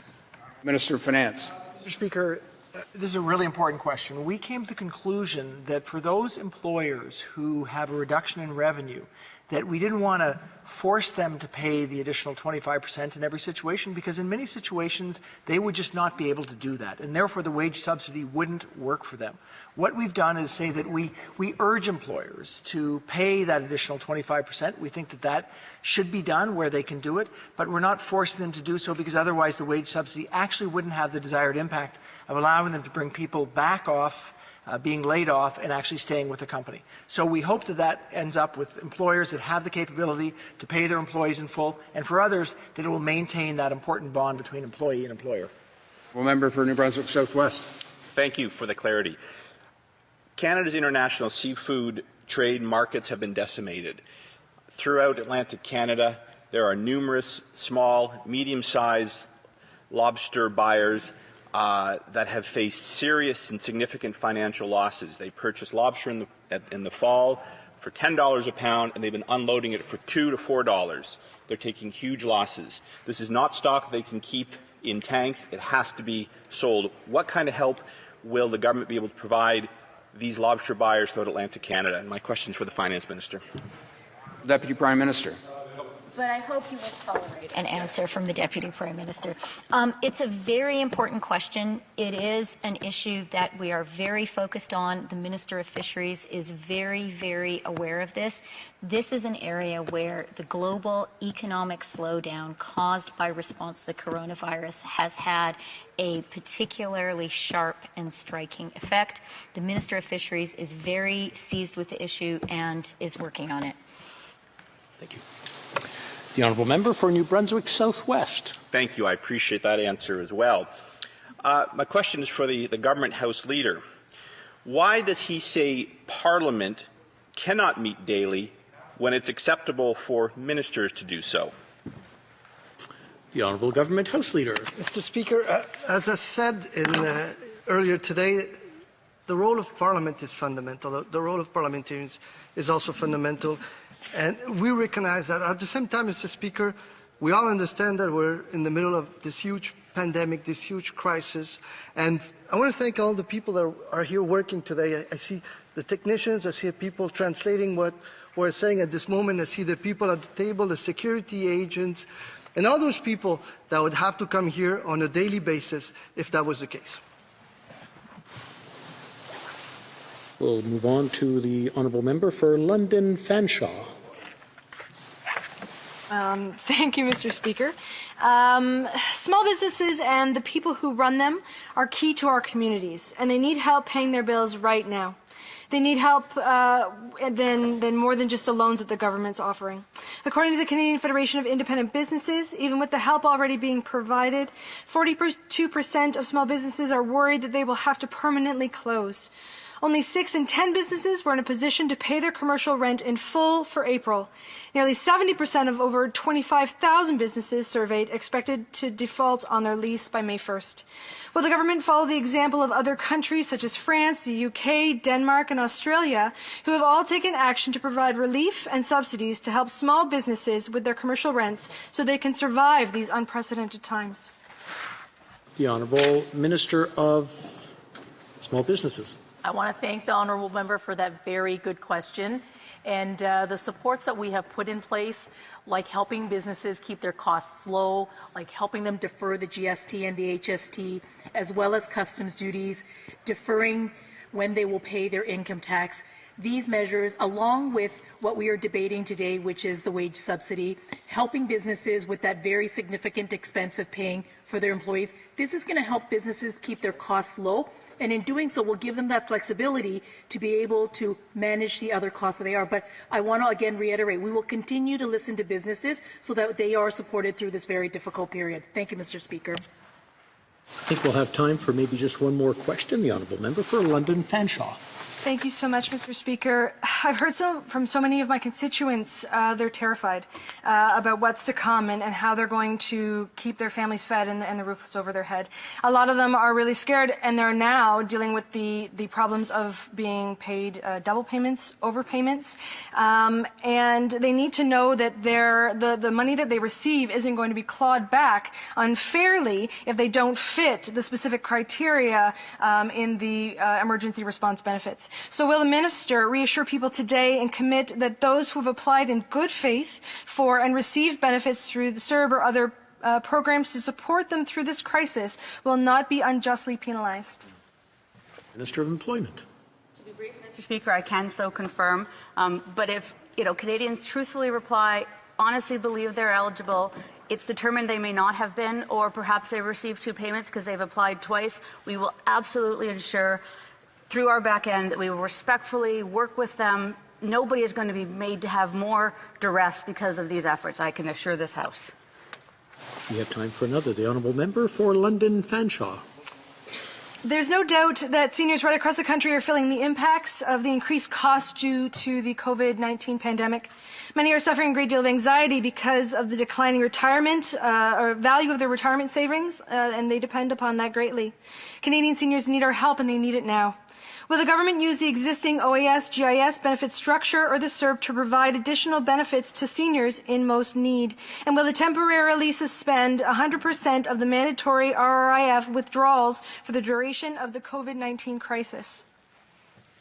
The Honourable Minister of Finance. Mr. Speaker, we very much recognize that seniors are facing, in many ways, more anxiety than any of the other Canadians because they're concerned about the health risks. We know they're also facing financial challenges, correctly, as the member pointed out, around their savings. That's the reason we did change the amount of money that they were to bring out of their RRIF, which is a similar measure, the same size measure actually as it was done in the 2008-2009 crisis. However, we've done something more, and the GST low-income tax credit hits a very large amount of seniors. It's going to provide instant help for them, which we recognize is important, and we will continue to work with the provinces to make sure that our healthcare systems have the capability to meet up to this challenge at a challenging time. It being 3:33 p.m., pursuant to order made earlier today, the committee will rise.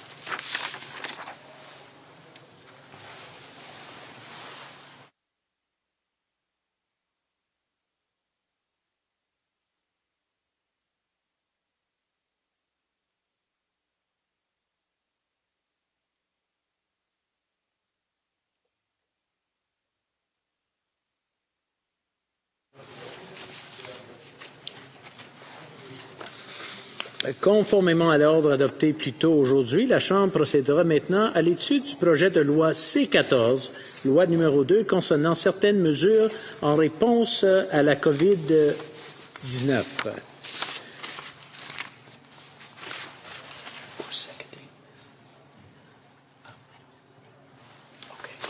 Nous allons attendre une seconde, nous attendons.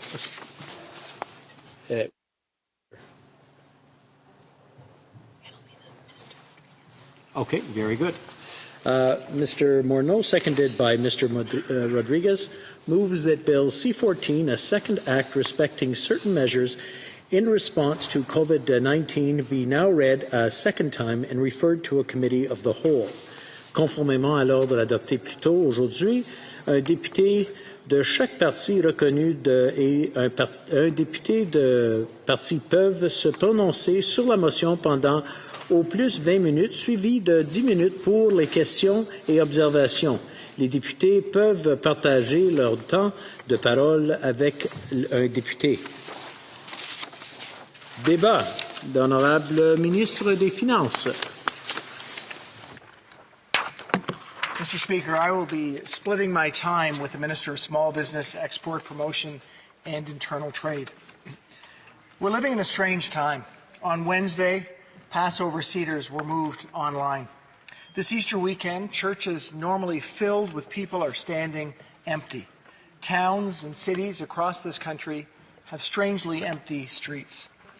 The public health measures required to stop the spread of COVID-19, such as social distancing and the closing of public and private spaces, are having a profound impact on Canadians and on our economy. All sectors of the economy are being affected by COVID-19 as civil society is mobilized to stop the spread of this disease. Que les choses aillent bien ou mal, les entreprises fournissent les emplois, les produits et les services dont dépendent les Canadiens pour assurer le fonctionnement de leur communauté. Small businesses, in particular, are vulnerable. They are the heart of our communities and they need to be supported. We know non-profits and charities are facing challenges too. Canadians' needs for their services are going up, but their donations are going down. Ces employeurs ont besoin de notre aide pour conserver les emplois des Canadiens qui travaillent fort et pour maintenir la résilience de notre économie. As leaders, we need to confront the very real needs of Canadian business owners and workers and take action to give them the support they urgently need in the face of this pandemic. This is where the Canada Emergency Wage Subsidy comes in. To help Canadians and businesses get through these tough economic times, the government's proposing through this legislation a wage subsidy of 75% for qualifying employers for up to 3 months, retroactive to March 15, 2020. The Canadian Emergency Wage Subsidy is a key measure to ensure that Canadian families can count on a source of income through this difficult time.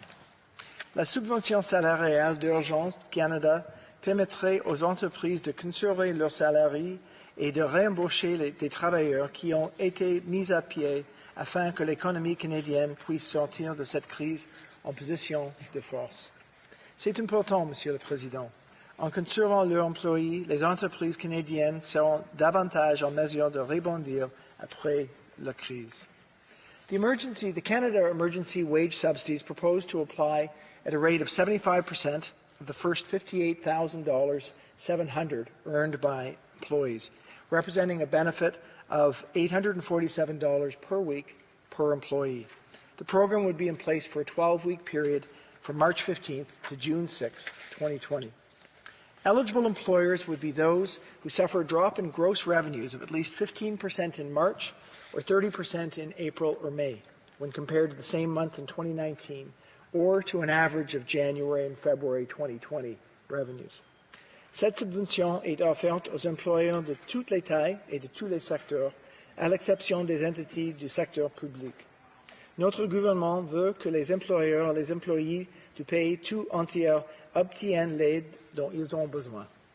Non-profits and registered charities will be able to benefit from all of the additional flexibilities for the revenue drop test that I've just described.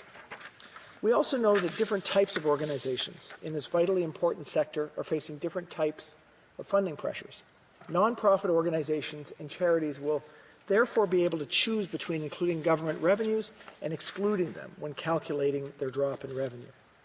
Eligible employers would be able to access the Canada Emergency Wage Subsidy by applying through a Canada Revenue Agency online portal.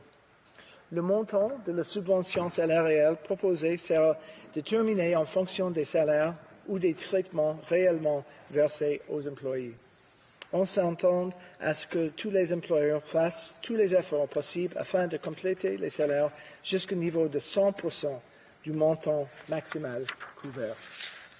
We've designed the subsidy to provide generous and timely financial support to employers, and we expect that employers will use this subsidy in a way that supports the health and well-being of their employees.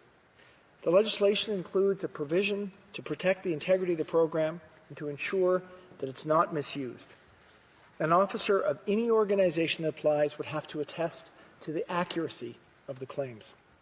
Any company that receives the benefit and is then discovered to be ineligible would have to repay the amount of subsidy received. And there would be serious consequences for anyone who tried to take advantage of this subsidy. The COVID-19 pandemic is causing disruption across our economy in ways big and small. The Canada Emergency Wage Subsidy is only one of a myriad of measures introduced by the government in recent weeks to support Canadians through the outbreak of COVID-19. Over the last 3 weeks, our government has announced a series of broad economy-wide supports as a part of Canada's COVID-19 economic response plan. This plan will help to ensure that Canadians can weather this storm. Et à quiconque perd tout son revenu en raison de la COVID-19, notre gouvernement offre la prestation canadienne d'urgence. La période de présentation des demandes a commencé lundi et des millions de Canadiens ont pu remplir leurs demandes. Notre gouvernement permet également aux entreprises, y compris les travailleurs autonomes, de reporter jusqu'à juin tous leurs versements de la TPS-TVH ainsi que des droits de douane à l'importation exigibles. Cette mesure équivaut à accorder aux entreprises canadiennes des prêts sans intérêt pouvant atteindre 30 milliards de dollars. De plus, notre gouvernement a rapporté les dates limites de la production des déclarations de revenus et du versement de l'impôt sur le revenu à payer, ce qui laisse 55 milliards de dollars en circulation dans notre économie. Ces mesures aideront les entreprises à continuer de payer leurs employés et leurs facteurs et contribueront à limiter les programmes de liquidité qui connaissent les entreprises de l'ensemble du pays. Notre gouvernement a également lancé le nouveau compte d'urgence pour les entreprises canadiennes. Ce programme offrira 25 milliards de dollars aux institutions financières admissibles pour accorder des prêts sans intérêt assortis d'une radiation partielle sous condition aux petites entreprises dont les organismes à but non lucratif. These loans of up to $40,000, guaranteed and funded by the Government of Canada, will ensure that small businesses have access to the capital they need at a 0% interest rate, so they can pay for rent and other important costs over the next number of months. Additionally, if you pay the loan back before December 31st, 2022, 25% of it, of up to $10,000, will be forgivable. For small and medium-sized companies that require greater help to meet their operational cash flow requirements, our government created the new Small and Medium-Sized Enterprise Loan and Guarantee Program, which will provide $40 billion in lending supported through EDC and BDC for small businesses to help them weather the impacts of COVID-19. Mr. Speaker, these are uncertain times. We understand that Canadians urgently need support, and we're using all the tools available to make sure we protect Canadians' health and keep our economy strong. Now is the time for us to come together and to work together. Across the country, we're seeing civic action on a level not seen in generations. We know that Canadians are staying home to help stop the spread of this disease. By doing this, they're saving lives and protecting our frontline workers. I'm calling on all parliamentarians to swiftly pass this bill. Canadian workers and businesses deserve the certainty. We know, Mr. Speaker, when this crisis passes, and it will pass, Canada's workers and businesses will be ready to bounce back, building an even stronger and better Canada. Thank you. Questions and comments? Questions et commentaires. The honourable member for Carleton. Thank you very much, and I thank the Minister for his speech and for the openness with which his office has received our suggestions. I want to talk about a number of these suggestions that I think his office and he have received favorably. One, our early concern with the wage subsidy is that an employer would not find out until the end of a pay period whether he or she was eligible to receive the subsidy. In other words, they would have to make a decision to hire people without knowing whether their wages would be subsidized for 30 days. We suggested that they have the ability to get an answer at the beginning of the pay period as opposed to just at the end. Two, we raised the concern of owner-operator businesses who don't have $5,000 of wages and therefore earlier did not qualify for the CERB because they paid themselves previously with dividends. This group is not eligible for either a subsidized wage or a CERB under the original iteration. I want to know if the Minister can update us on any adjustments he's made to solve that problem. I believe there is some good news for that group. And then third, there is the concern about the organizations, businesses that are not arm's length from one another. In other words, there's a parent company and a division. The division might have experienced massive revenue drop, but the parent company has not. And therefore, the division was not, under the original proposal, eligible for any wage subsidy.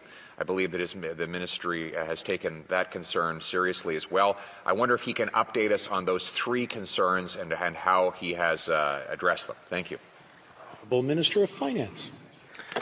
Mr. Speaker, we have been pleased to work with all parties in this House and to work with businesses across the country as we think about putting in place measures that are dealing with a very, very dynamic challenge.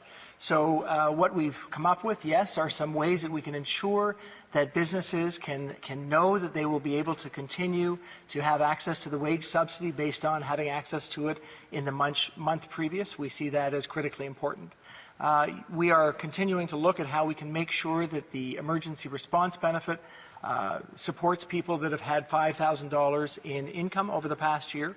And of course, one of the things that people have brought up is how we can deal with dividends in that regard, and that's something that we are indeed considering. So there will be necessarily some things that we'll need to consider as we bring out these measures. These measures, of course, are intended to support the broadest possible cross-section of Canadians as rapidly as possible. We are really pleased that we're being able to help so many Canadians. We've seen it this week with the number of people that have applied to and gotten accepted into the Canada Emergency Response Benefit. And similarly, we want to see that happen with the wage subsidy. We're seeing businesses already coming out saying that they are going to re-employ their employees that they've laid off because of this. And we think that the measures that we've taken, again, in collaboration with Canadians and with members in this House, are going to have an important impact on allowing us to deal with this crisis. Questions and comments? Questions et commentaires. L'honorable député de La Prairie. Merci, Monsieur le Président. Écoutez, on sait tous que la crise actuellement elle est extrêmement importante, qu'elle laisse des traces indélébiles sur l'économie. Le gouvernement a répondu avec des mesures assez fortes, merci, et c'est correct. On l'avait demandé ça, tous les partis. Et on s'est unis justement pour essayer de donner un peu d'oxygène à nos entreprises, de faire en sorte que les travailleurs ne soient pas laissés de côté. On a déposé une aide qui est assez large, générale, on pourrait dire entre guillemets mur à mur, mais on sait qu'il y a des secteurs d'activité qui vont être touchés plus que d'autres.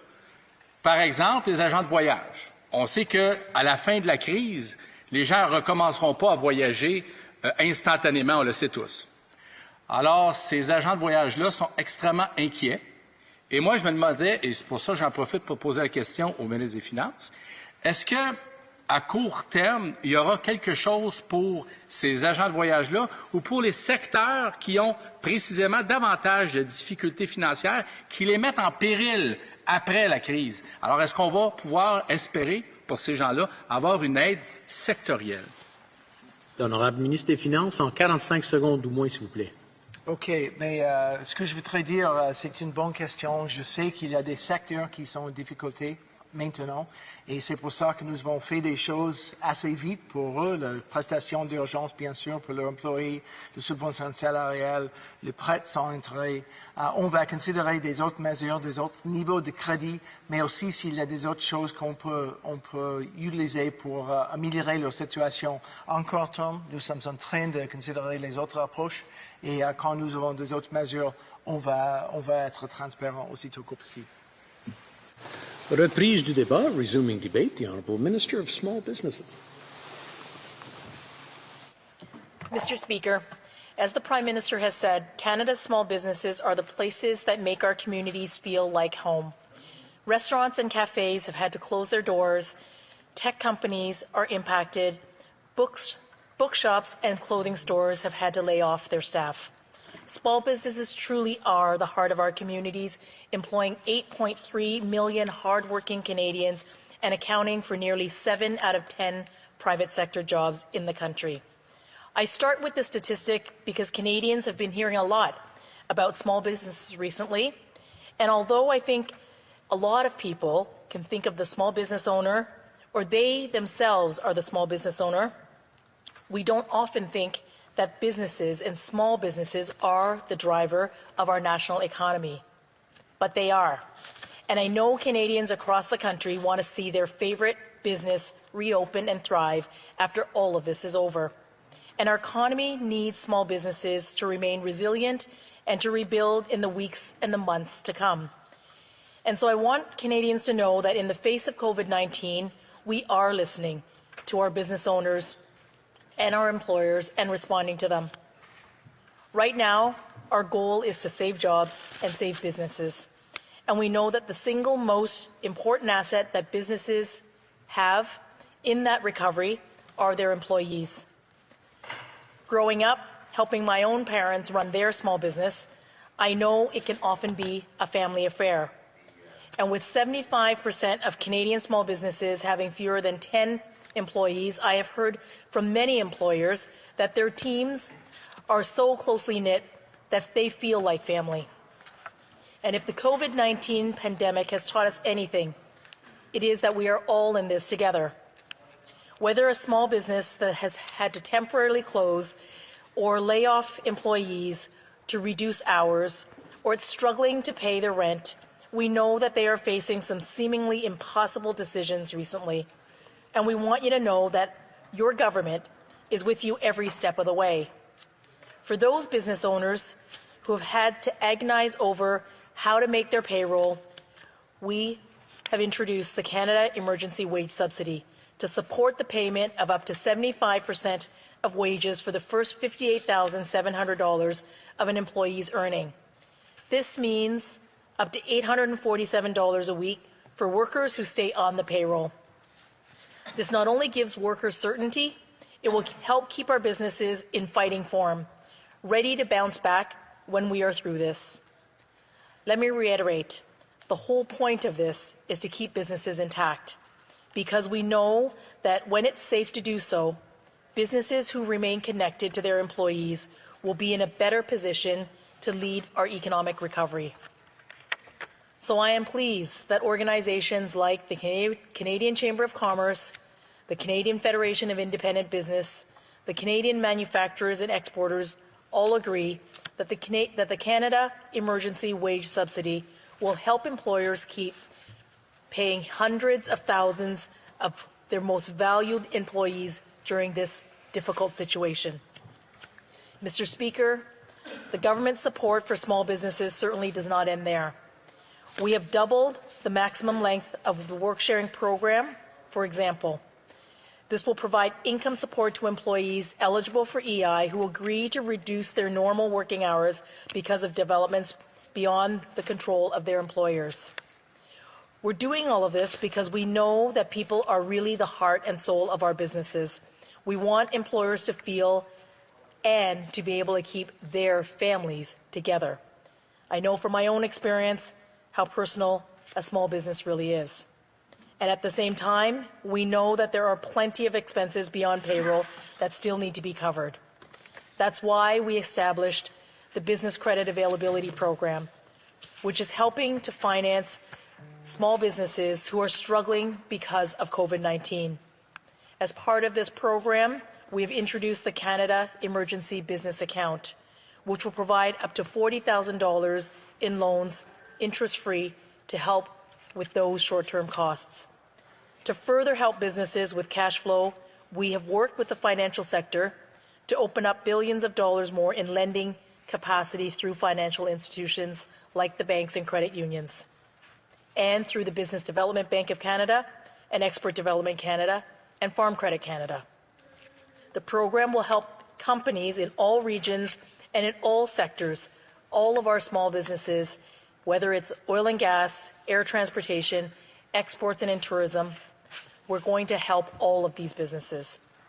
And speaking of tourism, Parks Canada is working with tourism entrepreneurs in national parks, historic sites, and marine conservation areas to help minimize the impacts of COVID-19 on those industries.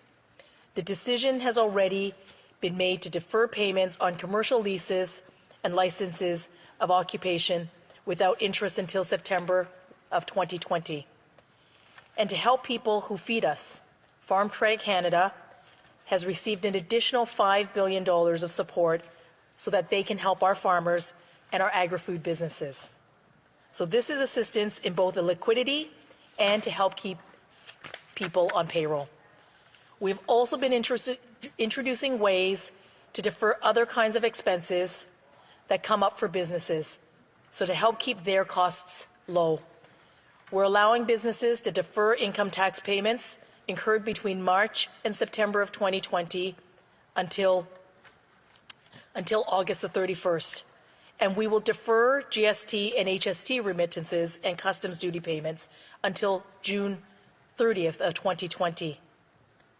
To help small business owners and entrepreneurs who have lost their income, we are helping with the Canada Emergency Response Benefit, giving them $2,000 a month.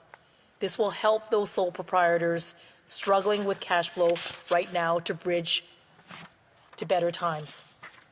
Mr. Speaker, through these measures, we are offering new flexibility to different types of businesses dealing with the impact of COVID-19.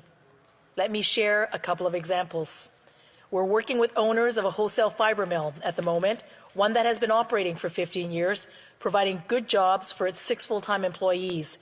That is until 2 weeks ago, when the mill had to temporarily close its door due to the lack of demand.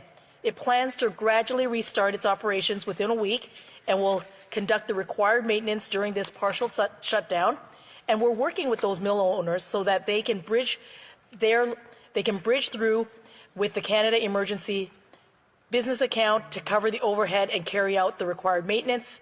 We're going to work with the owners to bring back those 6 employees through the emergency wage subsidy. And given that both of the owners who were on payroll are not taking a wage since the closing, we're helping them so that they can access through the CERB support to help them bridge through this difficult period.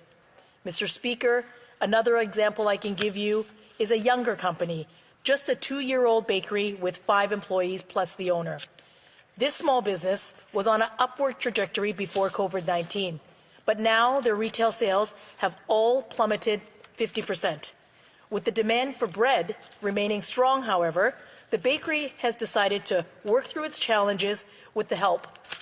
Through the emergency wage subsidy, they're going to keep their bakers employed just to make the bread, but it has applied for a loan through the business emergency account to bridge the payroll expenses, but also to set up an online ordering system.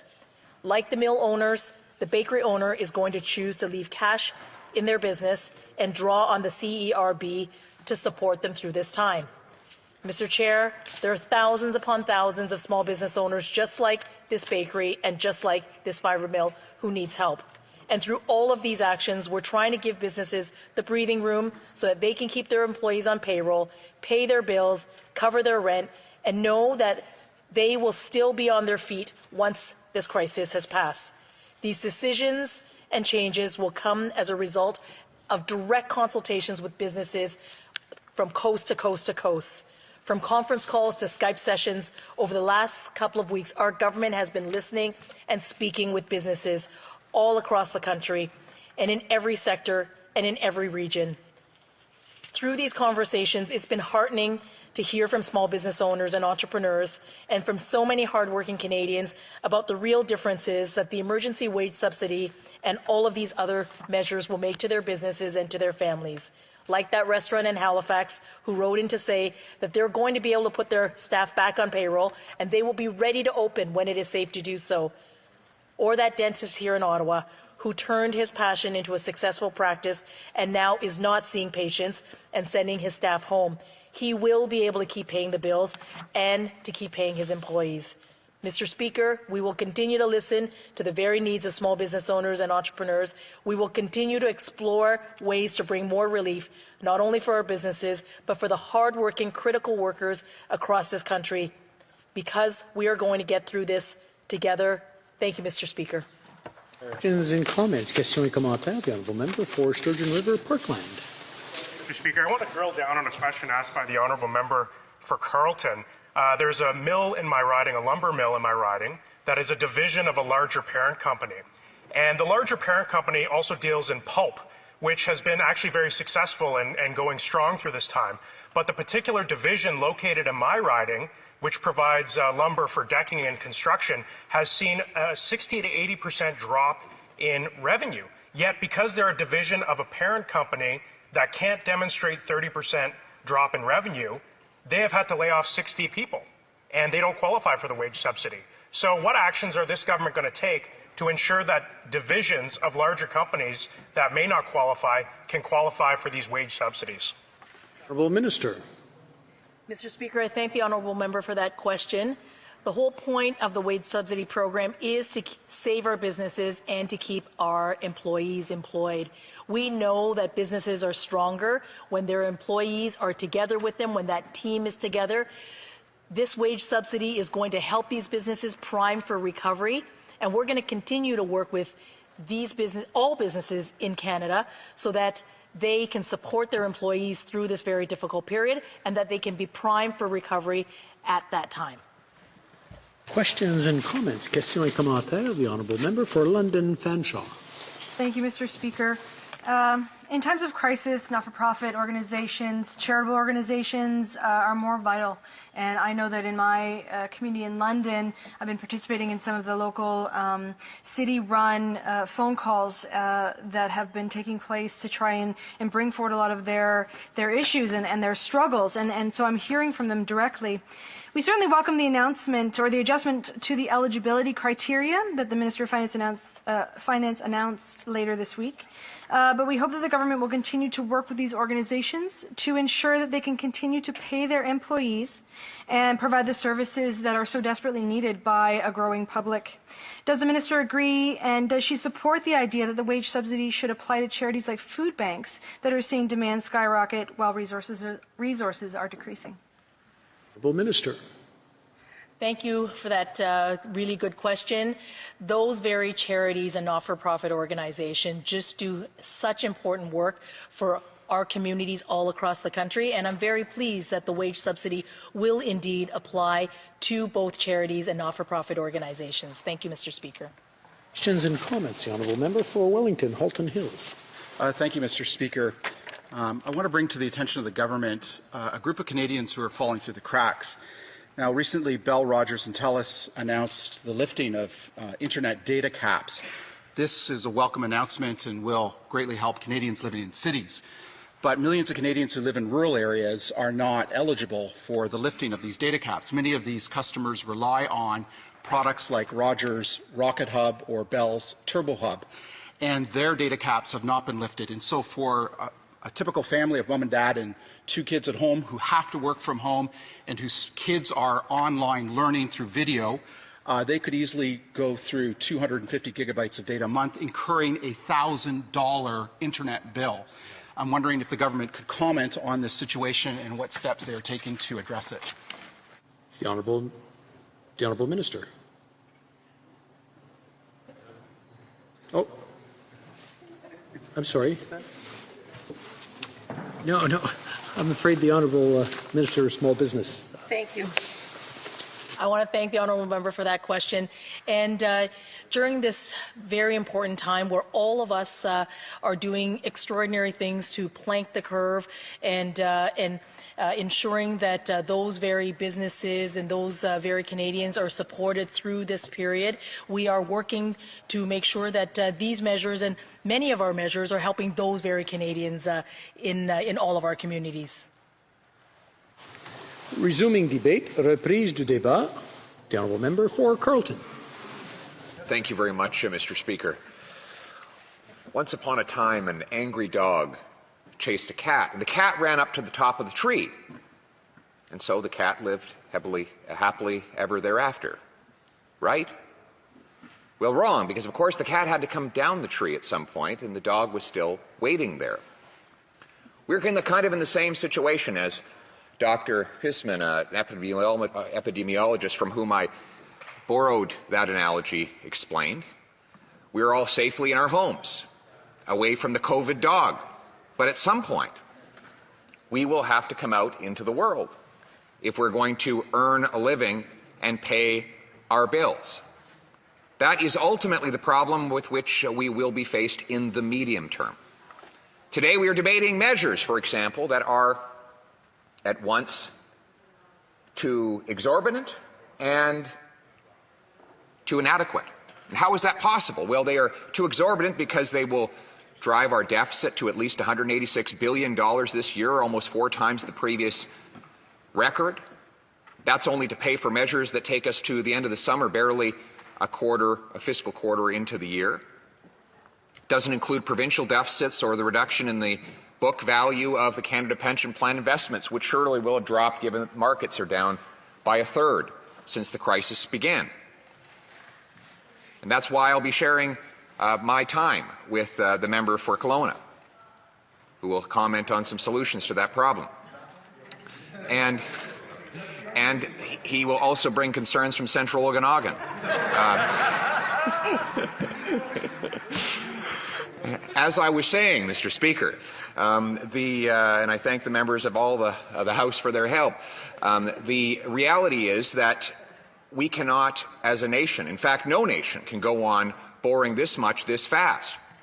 We know this for a fact because already we cannot borrow enough on international markets. The Bank of Canada has announced that it's going to print $5 billion a week, an annual $250 billion a year for almost the exclusive purposes of lending to governments. In other words, we are beginning to pay our bills with money that the Bank of Canada is literally fashioning out of thin air. That can only go on for so long as necessary, as these very legitimate measures, in fact, are. At the same time, as big as they are still not solving all of the problems. For example, there are businesses who will benefit from none of these proposals. For example, if you've got a payroll over $1 million, you can't get this $40,000 emergency loan. If your business is shut down by the government, it doesn't matter that you have a wage subsidy, there's no work and therefore no wages to pay. In other words, you're still paying your mortgage, your property taxes, your utilities, etc. But none of the $76 billion in measures for businesses will affect you whatsoever. I know one such businessman came here penniless as an immigrant from Italy 50 years ago and built a great business. At the beginning of March, he dropped off $800,000 worth of food that he distributes to restaurants. At the end of March, guess what happened? Those restaurants said, we can't pay you for any of your food because we're closed. In fact, much of it went bad. Well, he's not eligible for any of the benefits so far. This is his life savings gone. No matter how much government spends, it cannot replace that. I'm not saying that to disparage the measures before the House. There is nothing that can replace the extraordinary power of our 20 million Canadian workers. There is no government program that can rain down enough money to compensate for their demobilization. There is nothing that can replace the entrepreneur that goes with heart and soul into their business every single day to employ their workers and serve their customers. No government program will ever replace any of that. So we are still the cat at the top of the tree. And it's true, we have to hide there because there is this dog at the bottom of the tree waiting for us when we get down. But we do need a plan to get down. Now, health experts tell us that the only way to get rid of the COVID dog is to have a vaccination or a cure, but that might not happen for as long as a year and a half. I've already explained that we're going to go $186 billion into deficit simply to respond in 1/4 of 1 year. You can do the math. This cannot go on, at least in its current state, for that length of time. So we need an interim plan to get out of the tree safely and back to life so we can resupply our economy and can produce the wealth that we continue to consume. So what is that interim plan? Well, we can only study those places that have found ways to make it work. So far, the exemplary cases are South Korea and Taiwan. And what have they done? Well, in South Korea, they've begun very well-targeted testing to find out who is susceptible to who's actually contracted the disease and therefore spreading it. And once those people are identified, they are quickly isolated and treated. Here in Canada, we've tested about 1% of the Canadian population in 6 weeks. That is far too slow. The good news is that an Ottawa company, Spartan Biotech, is now signing agreements with governments at all levels, including the federal government, to the government's credit, in order to provide a coffee cup size box which can conduct a test every half hour. Dr. Paul Lam, the genius CEO of this company, has now signed an agreement to sell over 800,000 of these devices to the Government of Ontario. Each device can do 15 tests a day. That means that almost every single Ontarian could be tested once a day with this technology. Some employers in Taiwan, for example, are testing people as they come in every couple of days so they can quickly take people out of the workforce if they are identified as having COVID-19. This kind of technology could provide us with the same nimble ability to identify the sick and take them out of circulation so they do not transmit. We can also prioritize the workers in hospitals and seniors' homes so that anybody who, or not just the workers, but anybody who goes into these facilities is instantly tested and given a result within 30 minutes. Now, I know how important this is. I was tested for COVID-19. It took 12 days for the results to get back, Mr. Speaker. And when they did, I had a false positive. I had to call and speak to 5 different people at the hospital to find out whether or not I had contracted it. That is clearly too slow and too clumsy. There's no way that we can broadly test our population unless the system speeds up. And Spartan Biotech has the technology that they are deploying at rapid speed with companies right across this country helping with the manufacturing of it. That will be absolutely necessary. We will need to slowly ramp up industries where human interaction is more rare, where surfaces that are less likely to be infected, and where anybody who comes in regular contact with others around them is regularly tested so that they do not become a host transmitter from one person to another. These plans need to be in development stage right now. We also need to signal to Health Canada the need to approve treatments, testing, and potentially vaccines and cures much more quickly than normal. There are far too many stories of treatments for children's cancer, for example, that are available south of the border but not here in Canada because Health Canada has been too slow. That kind of bureaucratic delay is, at most times, tragic and now intolerable. We must clear the way for new innovations and new solutions to hit the marketplace and deliver benefits to people so that we can tackle this urgent and unprecedented problem. Finally, Mr. Speaker, we will need a new and more competitive approach to finding a vaccine. Senior U.S. authorities testified before Congress that finding such a vaccine might take 18 months to deploy. There's no way we can wait that long. Our economies will collapse and too many people will die in the meantime. We need to break free from our traditional models of R&D and unleash the power of competition in order to put all of the best minds in pharmaceutical industry and science to work on solving this urgent problem. Then and only then can we stop this disease and free ourselves from the captivity that has ground our economies to a halt and led to so much human tragedy. That is the approach that will allow us to overcome the situation in which we now find ourselves, and I, along with all members of Her Majesty's loyal opposition, under the leadership of our capable leader, offer ourselves to the government and to the nation in helping to bring about that solution. Thank you very much. Questions and comments. Questions et commentaires. L'honorable député de Joliette. Oui, merci, Monsieur le Président. Ma question pour le député de Carleton. Lors du point de presse, plutôt, son chef a dit qu'il était possible que le Parlement siège 4 jours par semaine en personne, et là, je cite, dans le respect des directives de la santé publique. Or, une des directives est de ne pas se déplacer d'une région à l'autre pour éviter la propagation du virus. Par exemple, on a des barrages de policiers sur les routes entre les régions, y compris entre les ponts entre Ottawa et Gatineau. Donc, est-ce que ça voudrait dire quoi à ce moment-là, la solution, selon le député de Carleton, un Parlement qui siège en personne composé uniquement de la région d'Ottawa dont il fait partie, ou s'il peut m'éclairer? Merci, Monsieur le Président. L'honorable député de Carleton. Mais je vois parmi nous déjà des députés qui ne sont pas d'Ottawa. Alors évidemment, sa préoccupation d'avoir seulement les députés d'Ottawa ici dans le Parlement n'est pas légitime. On le voit avec nos yeux ici, Monsieur le Président.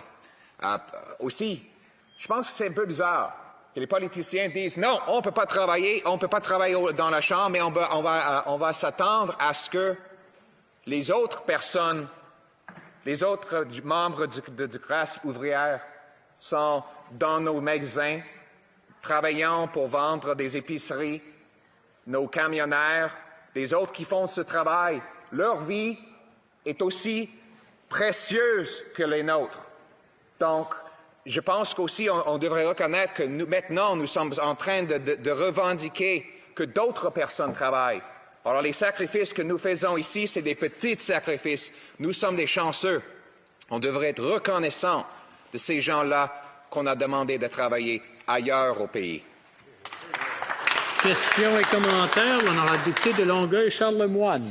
Merci beaucoup, Monsieur le Président. Puis, premièrement, j'aimerais saluer toutes les personnes de Longueuil-Charlemagne qui sont sur la ligne de front, qui travaillent bec-ongle à l'hôpital Charlemagne, les policiers, tous mes citoyens, et ainsi que les employés des bureaux des députés autour de l'agglomération de Longueuil. On a travaillé tous ensemble depuis 4 semaines pour aider la population de Longueuil. I'd like to thank the member opposite for his speech, and I'm very happy to hear that he did, in fact, test negative. I'm happy to hear that, and I hope he and his family are staying safe. With that, we were here 4 weeks ago. In 4 short weeks, we've went from sitting right in this chamber to dealing with a pandemic that has killed many across Canada, many in my home province of Quebec. And I asked the member what his view is in terms of us working collaboratively with our provincial and territorial counterparts as well as municipal counterparts, because it is going to take all of us to beat this pandemic. And I'd like to ask him his opinion in that regard. Thank you. Merci. Member for Carleton. Thank you very much. I want to thank the member for that question and for her good wishes. I'd like also to add my thanks to my constituents who have risen up heroically to help one another. In particular, my caseworker, J.P. Mitten, my other staff members, Jeremy Lidke, Lucille Pakalnis, we have Craig Hilamoniak, and Manjit Antwal, who are all working to serve our constituents in Carleton, in the beautiful Carleton riding, on an urgent basis, with much goodwill, I should say, from the senior public servants, at large, actually, and the many staff members in the minister's office. So thank you for that. Much goodwill back and forth. I think the member is absolutely right. Now is a time when we as opposition will continue to fulfill our role to hold the government to account, not because we bid them any ill will, but because we want to drive them to the maximum possible excellence. And that is the role of Her Majesty's opposition, to point out every flaw so that the government will strive every day to be flawless. Because now is a time when we must be flawless, and we must accept even more from our leaders. We know that any leader capable of confronting a crisis like this will not be so fragile as to be incapable of receiving criticism.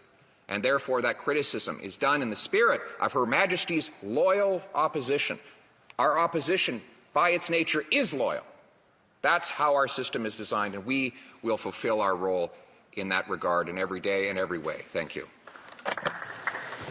Before continuing with debate, we'll take about a 30-second pause while our console gets changed over. They're getting very good at it. Didn't take much more than about 10 seconds. The honourable member for Central Okanagan-Similkameen. Merci, Monsieur le Président. Avant de commencer mes observations, j'aimerais prendre un moment pour remercier tous mes collègues d'être ici pour ce genre d'assez important débat. Je sais que ce week-end de Pâques, il y a beaucoup d'endroits que nous préférerions le passé, mais ce que nous faisons ici est d'une grande importance et je tiens à vous remercier tous d'être ici. When I gave the response to the original COVID-19 fiscal response by the government on behalf of my caucus, I indicated that the largest gap in the government's response was supports for small and medium-sized business. I also commented that whatever the government did, it must be fast, responsive to the need, and must act as a temporary bridge until we can get back to normal. Now, as we don't know what time normal will occur, I will focus today on the necessity for the government to be both fast and responsive. Now, it may seem like a formality to pass this bill to enable the wage subsidy program, but we must never forget this place solely exists to serve those who elect us. Ottawa, our country's capital, exists to serve as the home to provide critically needed federal services to Canadians. to Canadians. But the one thing we must bear in mind is that every single one of these services delivered by faithful servants of our public service is 100% paid for by the private sector. Without a thriving private sector, there can be no viable and effective public one. Many British Columbia municipalities right now, who by law must balance their budget, are having to lay off significant numbers of city staff and are curtailing services because the revenues are drying up. C'est pourquoi ce que nous faisons ici aujourd'hui est critique, parce que notre secteur privé, nos entrepreneurs, particulièrement nos propriétaires de petites entreprises et aussi des entreprises de taille moyenne, ils dépendent tout de nous pour obtenir ce droit. Les Canadiens qui dépendent de ces employeurs pour leur chèque de paye, ils dépendent de nous pour obtenir ce droit. Nous ne pouvons pas oublier l'importance cruciale du salaire. Is this bill part of the solution? Well, yes, it is. But we cannot overlook that when this government first announced a wage subsidy, it was at 10%. 10% was entirely insufficient to address a crisis of this magnitude. And so we are here today to fix that mistake. Now, I know some will say that was the past. We are focused on the future. But keep in mind, many employers were waiting for that program. When they heard 10%, they knew that would not work, and they made decisions accordingly. People were laid off. Some business owners made the decision right then and there to pull the pin. Fortunately, this Liberal government, and I will credit them for this part, they went from saying, we think 10% is enough, to changing their messaging to an admission, we know we need to do more. Ce qui nous amène aujourd'hui, lorsque le gouvernement a annoncé qu'il apporterait des autres changements aux propriétaires des entreprises qui pourraient se permettre d'entendre, ils ont entendu. Et puis, ils ont entendu un énoncé révisé, cette fois avec une subvention salariale de 75%. Except there were problems. One was having to demonstrate a loss from this time 1 year ago. Now, some of you will say, did I read the bill? That's what we're here to change. I raise this point because when people heard they would not meet the former threshold, they once again made decisions. More staff were let go. Leases abandoned. Doors were closed. Probably many permanently. This is what this government has to understand.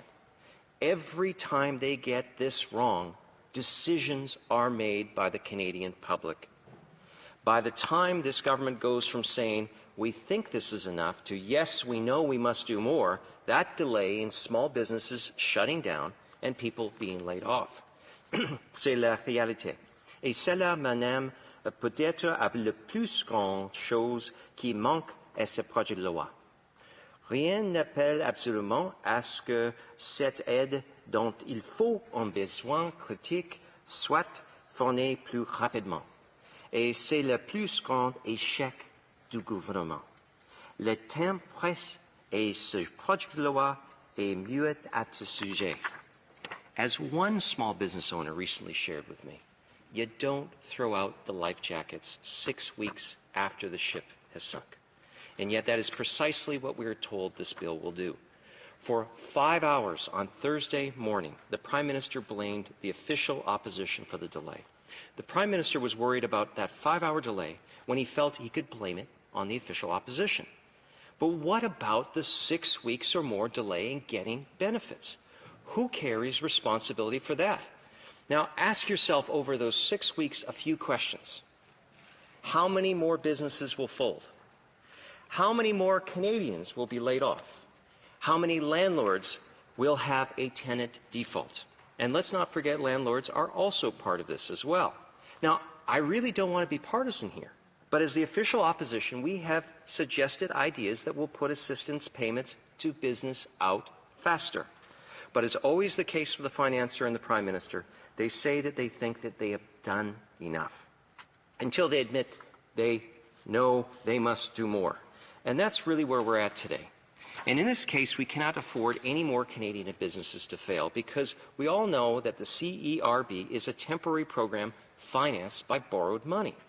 Yes, the wage subsidy program is designed to combat that, But because it will take 6 weeks or more to deliver, we may as well as have Jeff Probst as finance minister because businesses are caught in a real-world version of Survivor. And those who least need the assistance because they have the resources to wait those 6 weeks or more will survive to get the assistance. Now, some of you will say, but there is a guaranteed business loan program to bridge the gap. Now, for the small business community across the street, or pardon me, for the small business across the street from my Summerland constituency office who deals with the Summerland Credit Union, well, guess what? The Summerland Credit Union, like many small credit unions, is not on the finance minister's list of approved lenders for this program. Some might say, well, just switch to the big bank. Well, aside from the blatant unfairness to small credit unions, there are actually those who have tried, and they are told only business accounts that existed prior to March 1st are eligible for this program. This also totally excludes many sole proprietors who often do not use business banking accounts because they use a personal one. And those accounts, much like many small credit unions, are not eligible. Mais revenir à cette petite entreprise à Summerland. Beaucoup de petites entreprises à Summerland, en fait, ils emploient des gens. Ils envoyaient leurs impôts ici à Ottawa et maintenant Ottawa met à point un programme qui leur mettra aux entreprises parce que cela ne les aide pas leur conception. Je dis par conception parce qu'ils sauront que le Summerland Credit Union, tout comme beaucoup des autres petites caisses de populaires, ne sont pas sur la liste approuvée. Les petites caisses de populaires comme Summerland Credit Union et des autres partout dans notre pays, quels appuis n'ont-elles pas d'importance? Je dirais qu'ils le font. This brings me back to the 6-week waiting period for this business subsidy program. We know that those 6 weeks will leave many businesses behind who can't afford to wait, and they will close. I do not believe that there is a member of Parliament in this room who doubts that. In fact, I know you're all working incredibly hard right now.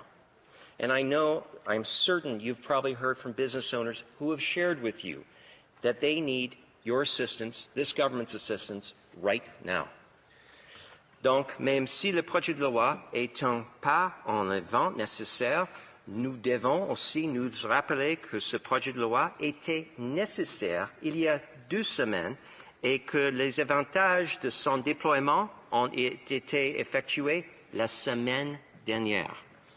Nous ne pouvons pas nous permettre de laisser notre secteur privé échouer. Our future, Mr. Speaker, depends upon it. Now, before I close, I'd like to add one final comment. Now, there will come a day when we will look back at the days that are now before us. They will ask, did we do everything we could as quickly as we could possibly done? I will leave that question to this place to ponder. While I support this legislation, I must again add that if we cannot find a way to provide support in a timelier way, as the official opposition has suggested various ways of doing, we will be failing many Canadian small business owners who are now most in need. We must not forget them. We must not fail them. En terminant, je tiens à remercier tous les députés d'avoir entendu mes commentaires d'aujourd'hui et un merci spécial à tout le personnel d'avoir rendu cette journée possible. La démocratie canadienne est plus forte aujourd'hui grâce à vos efforts. Je vous remercie. Question, commentaire. L'honorable député d'Argenteuil et la Petite Nation. Merci, Monsieur le Président. Merci, mon collègue d'en face, pour son discours. Je profite juste de l'occasion, en débutant, pour remercier tous ceux qui sont sur la première ligne dans Argenteuil et la Petite Nation, qui travaillent fort pour servir la population. Mon collègue d'en face sait très bien qu'il n'y a pas de livre d'instruction qui vient avec une crise du COVID-19. Notre gouvernement a mis en place les mesures le plus rapidement possible. Mon collègue d'en face sait aussi qu'on a offert la pleine collaboration avec tous les députés de cette Chambre par le biais de l'électronique, des communications par Internet et aussi par courrier. Mais mon collègue d'en face le sait aussi que les mesures qu'on prend aujourd'hui sont importantes et que aujourd'hui, on peut mettre en place des mesures qui sont le plus rapides possible que 2 semaines passées ou aujourd'hui ou que ça aurait été le mois prochain. C'est important de parler à nos petites entreprises et de prendre soin d'eux. Est-ce que mon collègue d'en face pourrait me dire qu'on a fait un travail de collaboration tous ensemble pour en arriver à cette décision-là aujourd'hui?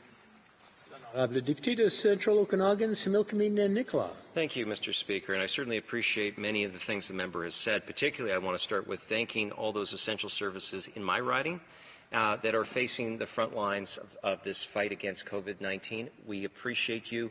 All leaders of that said that. I want to add to my voice along with the member en face. What I would say, Mr. Speaker, he mentioned that there's no instruction booklet for this. Well, in fact, in 2006, we did have a report that outlined many of the issues that Canada would face as a country. Now, we can argue about should we have prepared more? Well, I think we're going to have a lot of those debates moving forward. I bet the Canadian public will want us to examine these questions more closely. But I will say this. There is no instruction manual for the businesses that are having to make these tough decisions, and they are doing them regardless. So I want to impress upon the government, many of those ministers who are key decision makers here today, must take action, and we must realize that the support that Canadians needed 3 weeks ago will not suffice if we deliver to them 6 months after. As I said, why throw out the life preservers, Mr. Speaker, when the ship has already sunk 6 weeks late? That is what I'm concerned about here, and I ask the government to move as quickly as possible. Comments, questions et commentaires. The honourable member for London Fanshawe. Speaker, people certainly they care about their municipal services, and I know I am so grateful to the people that are working at the municipality, the City of London. They are doing an incredible job to make sure that those necessary services continue to function, and I really want to thank them. But unfortunately, this government is still not allowing municipalities to benefit from the wage subsidy. So I'd like to hear, does the member support extending the wage subsidy to municipalities? Central Okanagan, Similkameen Nicola. Thank you, Mr. Speaker. I would just point out that the original legislation put out in C-13 did not allow for that. And simply, municipalities have it in their laws that they may not run a deficit. So it's unfortunate to see where many cases they're making tough decisions. Those same tough decisions are being made by many small and medium-sized business right now, not by a law made by their provincial government, but by a law of economics. Mr. Speaker, there is zero cash flow coming in. We have landlords knocking on the door constantly saying, when are you going to pay your rent? You have employees that are asking questions about whether or not they'll have a job. And many of these small and medium-sized enterprises and ones who have also said they will not be able to benefit from the Canadian Emergency Bank account, Mr. Speaker, because they are either below that threshold, and it makes it extremely difficult for me as a member of Parliament to say, I'm sorry, you have not been captured in this legislation. So there are many by design that won't be captured in this legislation, and there will be many that will not be captured by accident. And that's why it's so important to have every member of Parliament conveying their concerns, whether it be in this place or online or through written letters, Mr. Speaker. I do hope that the Prime Minister and his Cabinet are listening. Resuming debate, reprise du débat. L'honorable député de Belleuil-Chambly. Merci, Monsieur le Président. J'ai une petite crainte que le sérieux du sujet soulevé ce matin n'ait pas été encaissé avec ce que ça mérite. J'ai une petite crainte que, dans le fond, ils sont cool, ils collaborent au Bloc, fait que peut-être qu'on n'écoutera pas trop, pas tant que ça. J'ai vu des réponses dans les médias à l'enjeu des travailleurs étrangers qui ne sont pas du tout satisfaisantes, même pas proches d'être un tout petit peu satisfaisantes. Là.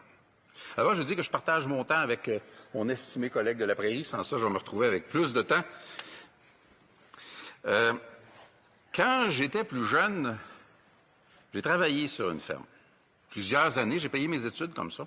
C'était une autre époque, bien sûr. Les choses ont beaucoup changé. Mais il y a une chose qui n'a pas changé.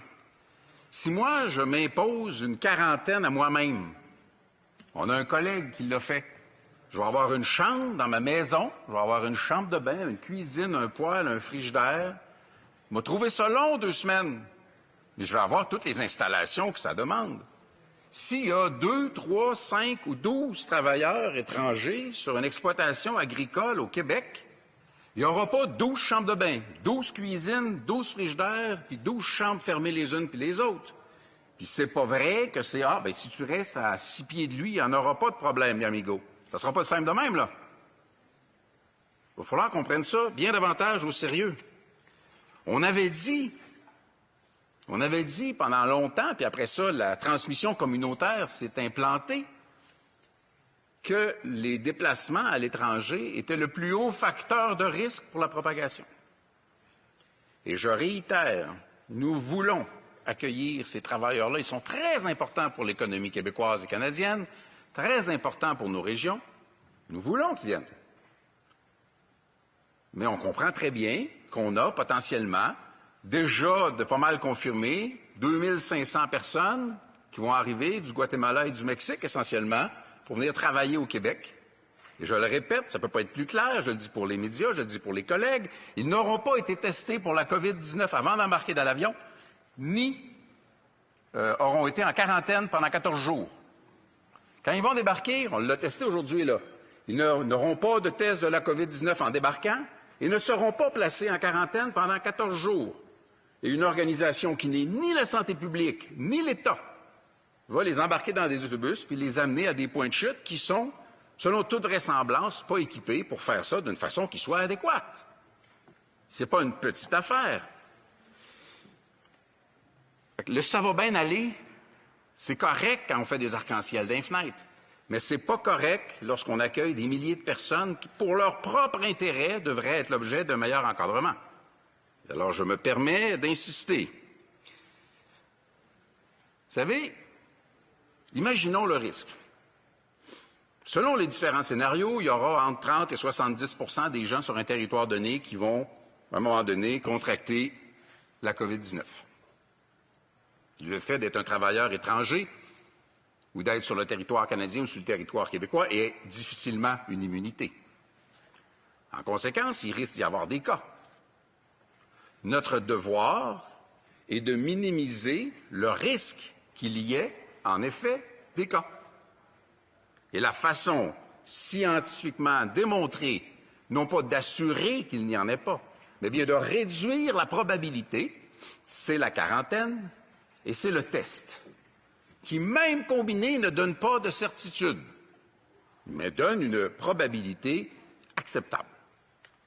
Alors, minimalement, je reste profondément convaincu que les jolies phrases ne sont pas un remède et ne sont pas une prévention contre la COVID-19 et que ça va prendre des mesures et des gestes concrets. Parce qu'imaginez que ça se produise dans une exploitation agricole quelconque, un cas d'un travailleur étranger qui est positif, en contact relativement étroit avec d'autres, 2 cas, 3 cas. L'appareil média va s'emparer de ça, bien sûr. Les inquiétudes vont se propager plus vite que la maladie. Et ces travailleurs-là vont subir un préjudice dans l'opinion publique, dans l'inquiétude des gens. Les entreprises agricoles, non seulement doivent payer pour ça, mais vont aussi subir un préjudice. Et l'État canadien va se faire dire, s'il n'a rien fait dans l'intervalle, qu'il n'a pas fait sa job. Est-ce que ce n'est pas notre devoir de dire quelles sont les ressources nécessaires, compte tenu de l'ensemble des ressources qui, de toute façon, sont déployées, quelles sont les ressources nécessaires pour ne pas faire en sorte qu'une proverbiale craque dans le système ne vienne détruire une partie des résultats autrement obtenus par les efforts en santé publique. Alors, j'insiste pour que davantage soit fait et que, non, les belles paroles, ça ne sera pas assez. On reste tout à fait disponible pour faire une rencontre par vidéo à très court terme et s'entendre sur des mesures. Rapidement, Monsieur le Président, je vais revenir sur un autre sujet.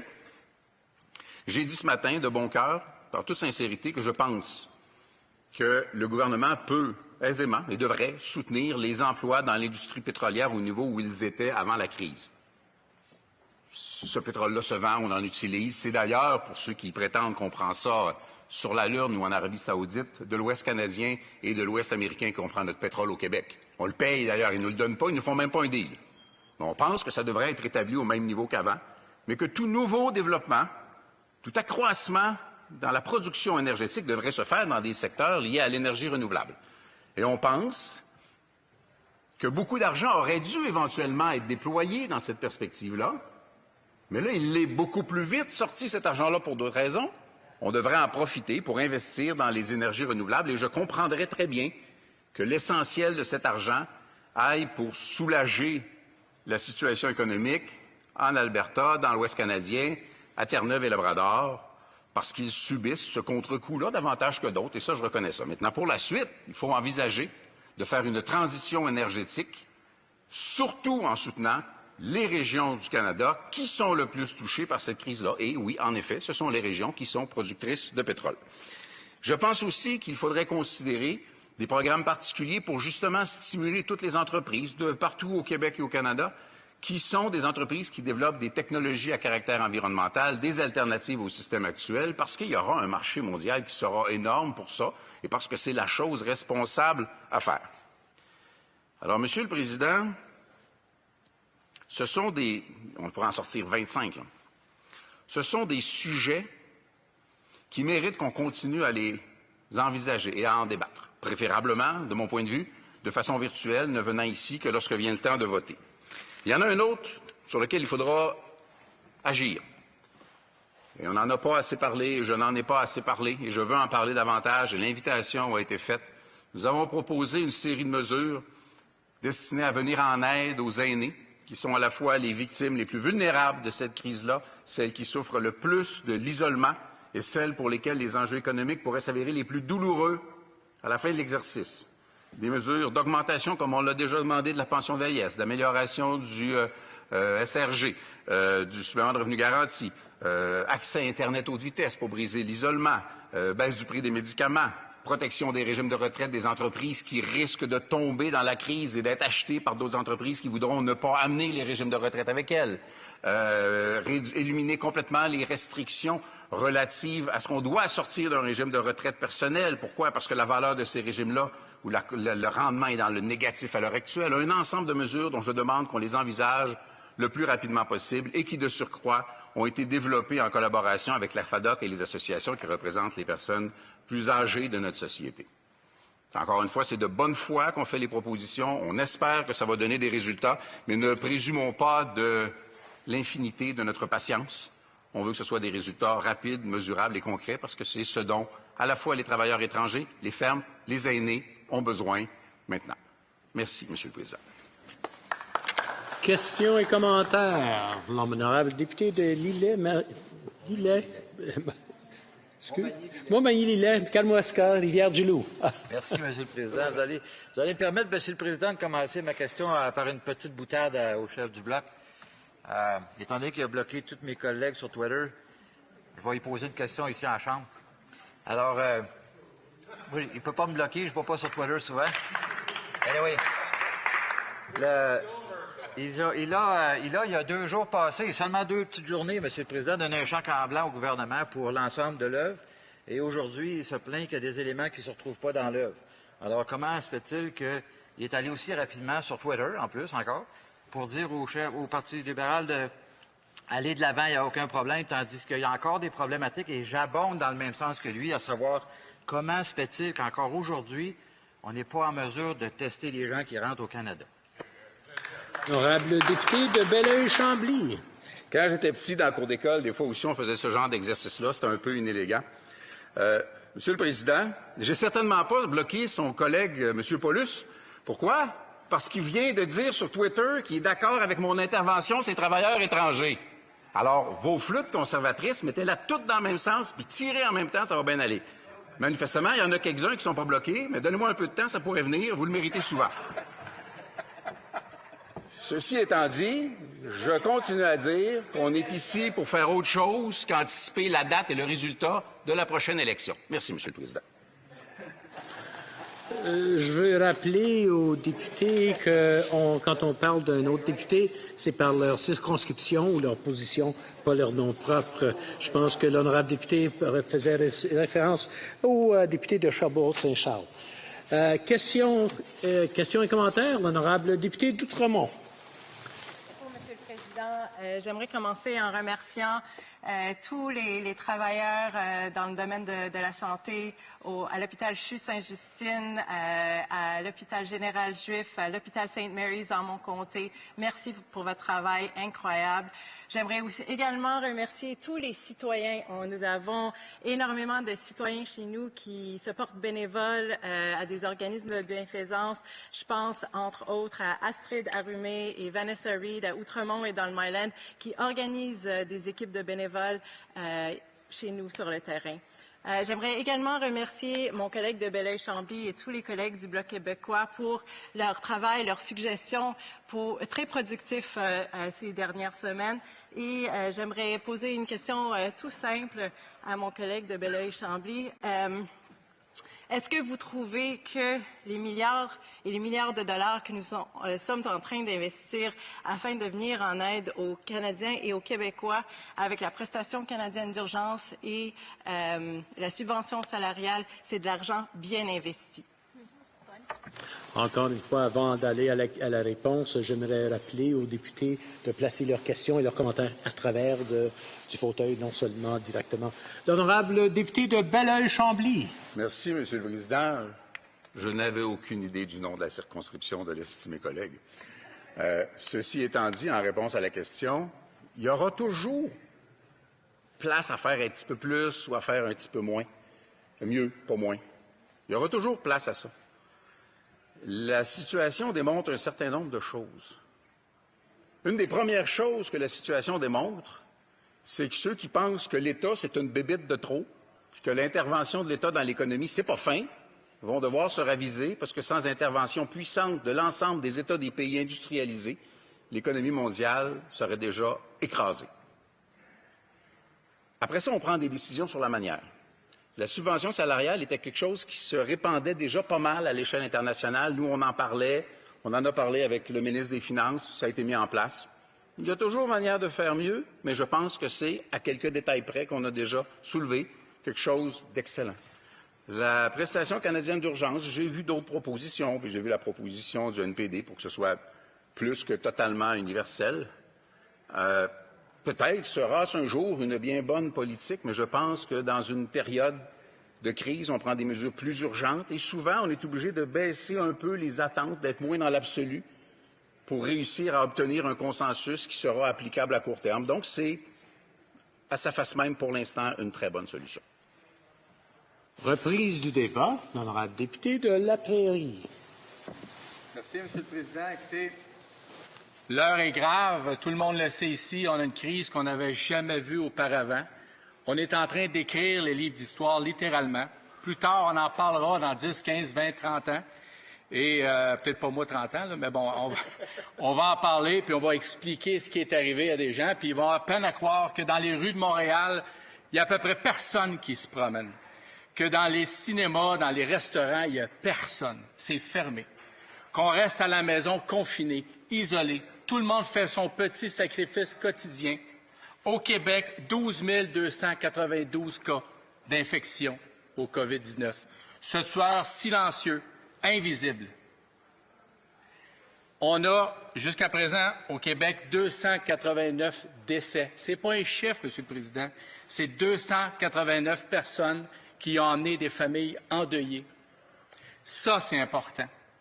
Alors, l'heure est grave. Et je vais vous le prouver que l'heure est grave simplement. Quand j'ai été élu le 21 octobre, si vous m'aviez dit, dans 6 mois, la Chambre des communes va voter un projet de loi qui amène une dépense ponctuelle de 73 milliards de dollars et que la Chambre des communes va être unanime à l'appuyer, jamais j'aurais cru ça. Imaginez ça. Même les conservateurs. Incroyable. Alors, voyez-vous, jamais on n'aurait cru ça. Ça vous prouve à quel point la situation, elle est particulière. L'heure est grave, Monsieur le Président. L'heure n'est pas à la partisanerie. Ça serait facile. Le gouvernement prend des décisions, recule à des moments, s'ajuste, est en train toujours d'essayer de trouver des solutions. On pourrait les critiquer. On pourrait être partisan. On pourrait jouer la game politique. Mais l'heure n'est pas à ça. L'heure est à la collaboration. Vigilante, comme dirait mon chef. Collaboration vigilante. On a collaboré depuis le début. Est-ce qu'on a été des bini-oui-oui? Non. Mais on a amené des idées. On les a défendues.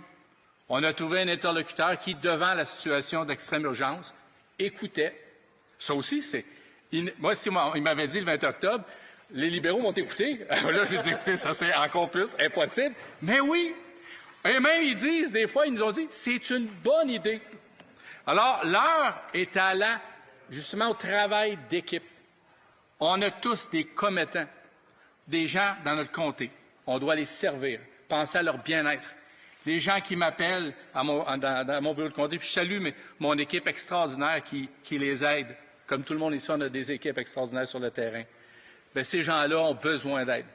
Puis je suis content de pouvoir dire, oui, on a des solutions. On a travaillé ensemble. Est-ce que c'est le Bloc québécois qui a la paternité de certaines idées, ainsi de suite?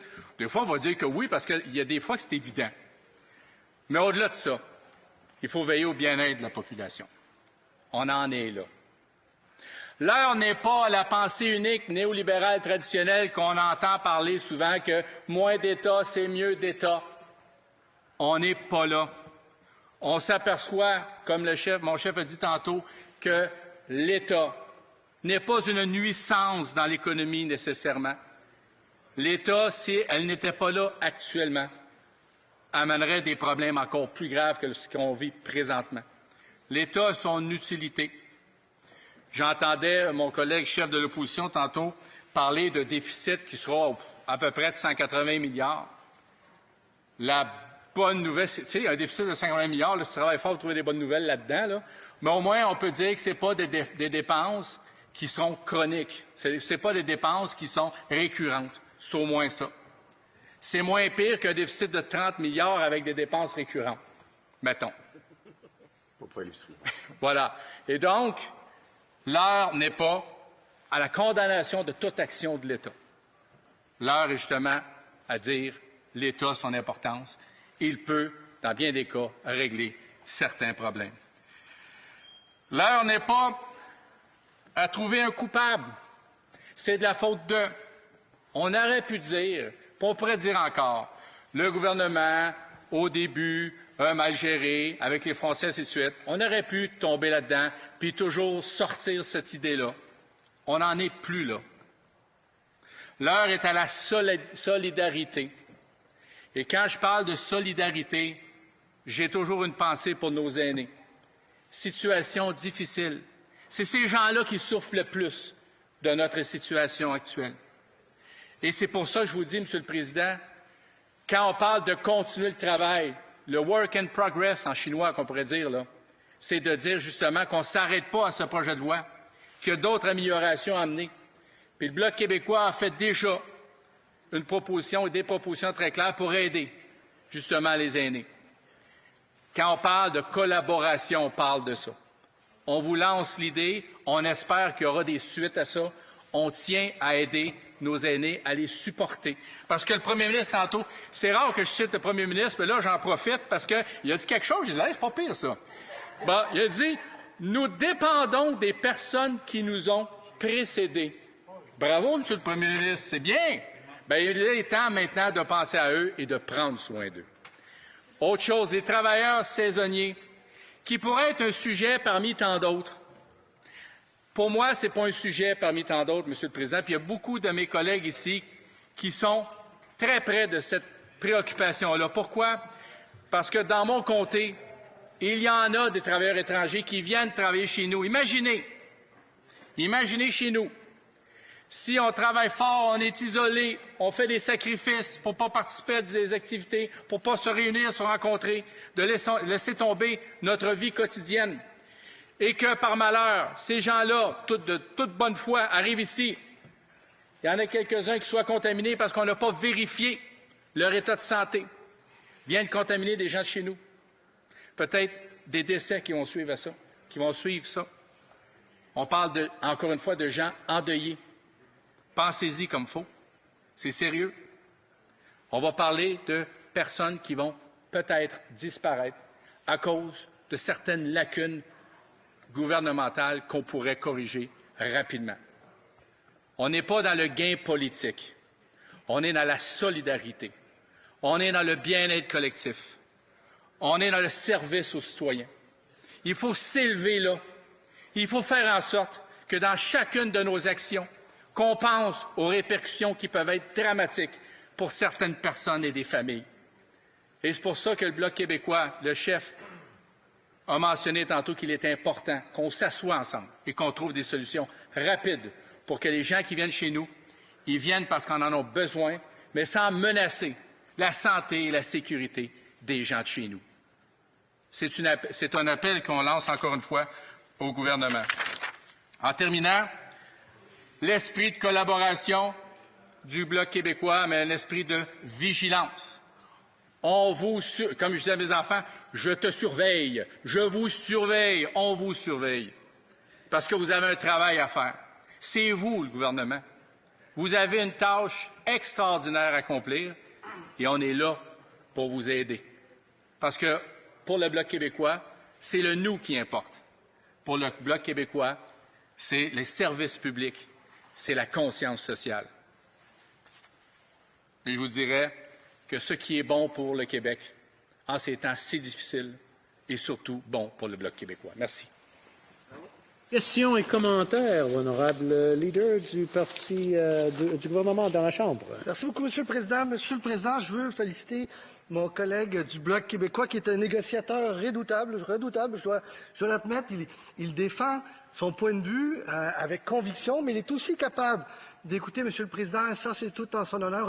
On a été capable de discuter, de débattre et d'arriver à des consensus ensemble pour le bien de l'ensemble des Québécois et de l'ensemble des Canadiens, Monsieur le Président, et poursuivre sur sa ligne d'idées. Si on m'avait dit il y a 5 mois que je parlerais à mon collègue le samedi soir, le dimanche matin, le dimanche midi, le dimanche soir, et ainsi de suite, je l'aurais peut-être pas cru, mais on l'a fait, on est arrivé à des solutions ensemble. Maintenant, dans ce même esprit de collaboration, je voudrais savoir de mon collègue s'il est prêt à travailler avec nous et l'ensemble des députés dans cette Chambre pour explorer des possibilités d'un Parlement virtuel ou des séances virtuelles. Le député de la Prairie. Si, alors je lui rends le compliment. On dit souvent par chez nous, c'est aussi facile de négocier avec quelqu'un quand c'est dur de négocier que de manger une pomme à travers une raquette de tennis. Mais bon, peu importe. Alors, c'est quand même difficile de négocier. Oui, c'est difficile de négocier. On va finir par s'entendre parce qu'on est des gens raisonnables et la situation est exceptionnelle. Et oui, le Parlement virtuel, notre chef avait déjà avancé l'idée et vous avez réagi très, très, très rapidement. Et puis, on est d'accord avec ça. On est pour ça, pour la sécurité des gens qui nous entourent, absolument. Et puis, sachez que sur cette voie-là, vous allez avoir un allié. Le Bloc québécois va vous suivre. Ça, c'est certain. Je suis content d'avoir un allié, mais j'aimerais rappeler aux députés de parler à travers du président, pas directement aux autres. Oui, ça devient très intime. Questions et commentaires. Questions and comments. The Honourable Member for Lambton, Kent, Middlesex. Thank you, Mr. Speaker. It's an honour to be here today representing my constituents of Lambton, Kent, Middlesex, as we all work together here to help Canadians who need support right now.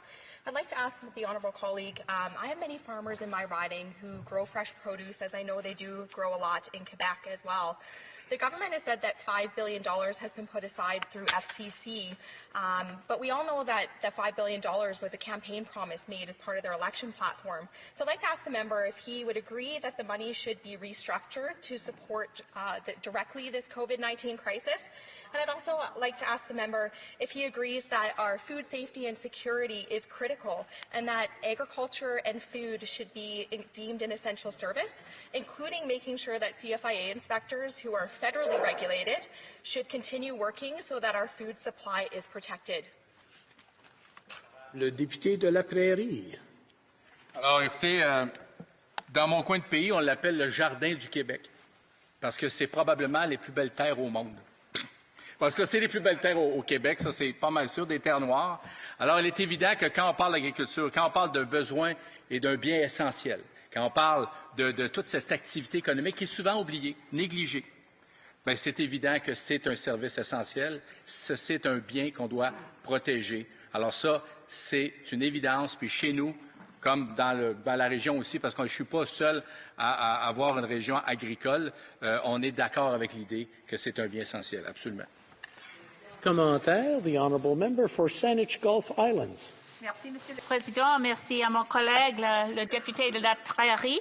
Merci pour son discours et félicitations pour tous les membres du Bloc québécois pour une contribution aujourd'hui tellement positive. Nous sommes ensemble. C'est un moment que je trouve tellement... je suis touchée par ça. Ma question, c'est seulement, qu'est-ce que le député pense à le niveau d'appui actuellement pour les entreprises petites? C'est une inquiétude de moi-même et je veux leur vue sur ce problème. Député de la Prairie. Je salue le député pour son commentaire et sa question, évidemment. Écoutez, on a à l'intérieur des négociations, suite à ce projet de loi, on a justement voulu améliorer le sort des PME et c'est pour cette raison qu'on a demandé qu'une partie des coûts fixes des entreprises souvent qui sont très fragiles soit subventionnée par le gouvernement fédéral pour ne pas que ces entreprises-là ne soient obligées d'emprunter, alourdir leur futur et faire en sorte qu'ils ne puissent pas résister à la crise et arriver à des lendemains qui soient impossibles pour eux de concrétiser une croissance et une prospérité économique évidente. Alors, pour ces raisons-là, on a demandé l'appui du gouvernement et on a obtenu qu'il y aura des subventions pour les PME d'une partie des coûts fixes. Alors, c'est ce qu'on avait proposé et on a toujours dépensé pour les PME au Québec parce que c'est le moteur économique de notre communauté, notre pays. Voilà. Reprise du débat, resuming debate, the Honourable Member for London Fanshawe. Thank you, Mr. Speaker. And before I get started, I would just like to inform you that I will be splitting my time with my honourable colleague, the member for Rosemont-le-Petit-Patrie. Mr. Speaker, like you and many members of Parliament here in this House today, I'm hearing concerns and fears from my constituents. They see businesses closing, they're being laid off, and they are at home taking care of their families. They are also asking the government some serious questions. They need to know that we will quickly provide the help they so desperately need. New Democrats support an increase to the wage subsidy. In fact, we've been calling for this for several weeks. But we think that it would be a wasted opportunity today to reconvene the House to deal with this issue without also dealing with the very serious gaps in the Canada Emergency Response Benefit. I'm happy that the unanimous consent motion starts to address our concerns. I want my constituents in London to know that today, together, we can make sure the programs and supports they need are provided. My staff and I have spoken with so many folks worried about how their government will keep them safe, housed, fed, and employed. It's my responsibility to voice their concerns here in this place. My team has been working tirelessly to update social media and connect with people over email and phone, getting them the information that we can, and I am so grateful to my staff for that. My constituency office is normally busy at the best of times. Many people are struggling to get the supports they need now, and too many vulnerable people won't even qualify. There are holes in the system, and that is why New Democrats continue to advocate to make the emergency benefits universal. Every week, my office receives thousands of phone calls and thousands of emails and messages from people who need support, but the programs announced thus far sadly fall short of their needs. I hear consistently from seniors and people with disabilities who are feeling the financial impact of COVID-19 through increased food costs, increased costs for the delivery of goods such as groceries, and people are being limited to 30 days of medications when they would normally receive 90 days. This means they need to spend 3 times the amount in dispensing fees, a cost unsustainable for those on a fixed income. Many veterans organizations are scrambling, including in particular London's Royal Canadian Air Force Association, the 427 Wing. This is an institution in London Fanshawe very dear to me. They not only serve veterans and provide a place to gather, but they are also the home to the Secrets of Radar and the Spirit of Flight museums.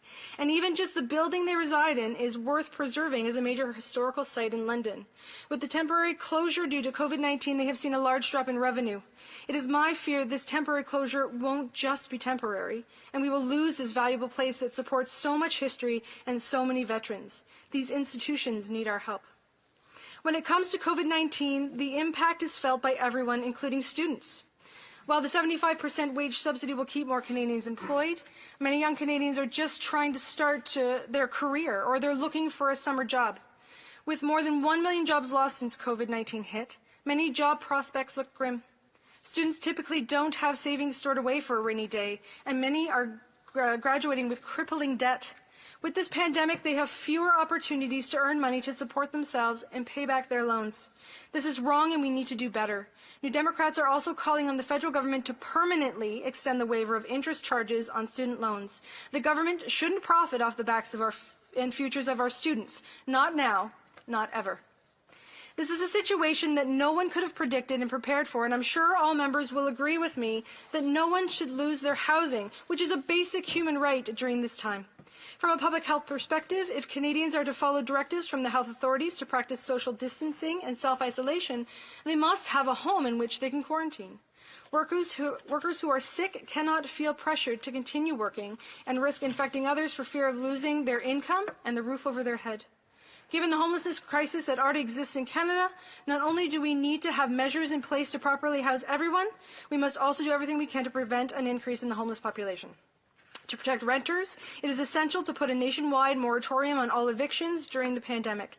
As well, a temporary rent freeze period must also be imposed to protect renters from price gouging during this precarious time. My NDP colleagues and I are hearing from constituents who have just received a rent increase notice and are extremely distressed by the prospect of having to find alternate housing at this time. Mr. Speaker, whether it is seniors, people with disabilities, veterans, students, workers, or small business owners, we see people who are looking for support but finding none. As it stands, it is estimated that 862,000 Canadians who need help will get nothing through employment insurance or the government's emergency response benefit.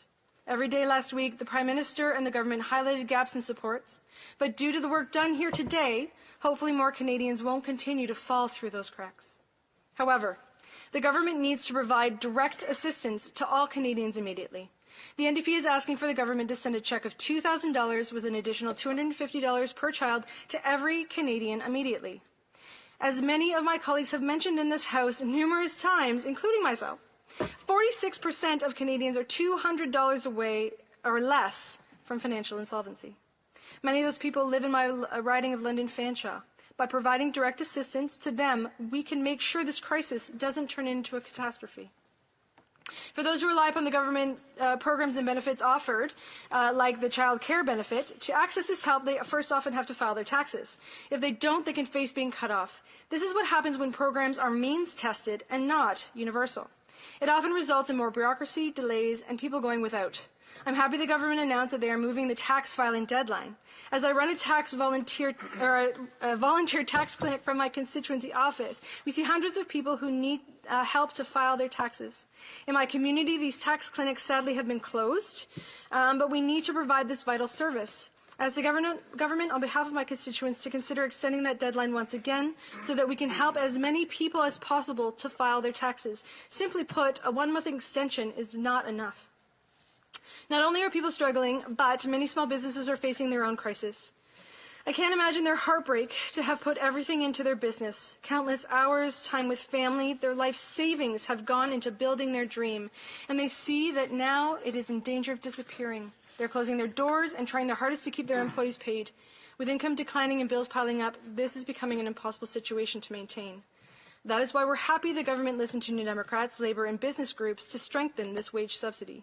We called for this before the House sat the last time, and I'm grateful that some of the changes passed today will help get the supports flowing to small and medium-sized enterprises, charities, not-for-profits and non-profits. But we need to address shortfalls in this legislation, such as removing the 30% drop in revenue requirement for SMEs with fewer than 50 employees, so more could apply for the wage subsidy. We must also remove payroll limits on the $40,000 loan through the Canada Emergency Benefit Account and offer $10,000 grants immediately to help a diverse group of enterprises and ensure a faster response time for businesses to receive supports.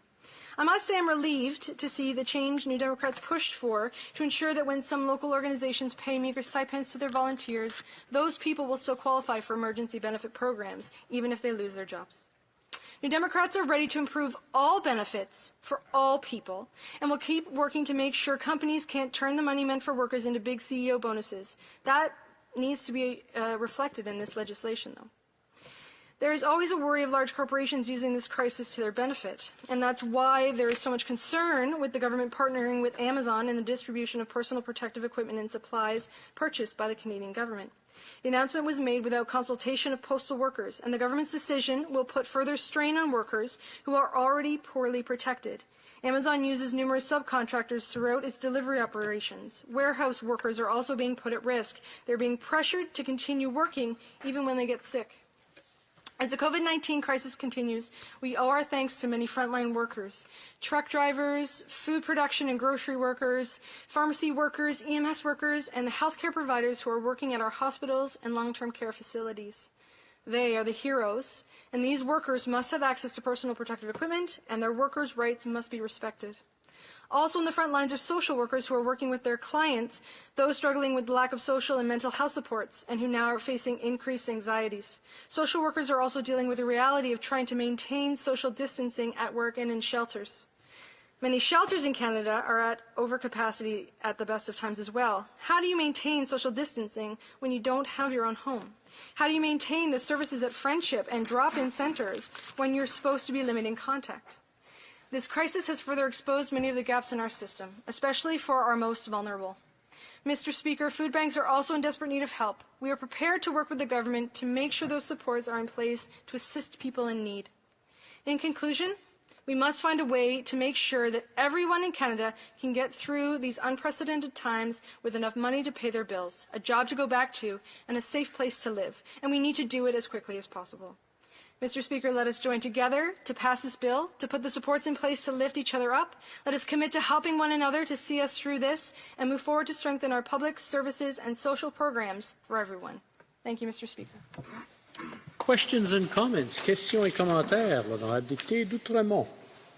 Thank you, Mr. Speaker. Through you, I would like to thank my colleague opposite for her remarks today, and particularly your concern with respect to homelessness. That's exactly why the government doubled the amount of funding for the Reaching Home initiative. It's also why we've announced additional funding for women's shelters in order to support the most vulnerable in our country. I would also like to thank the NDP for their support for the wage subsidy, which is going to help small and medium-sized enterprises from coast to coast to coast.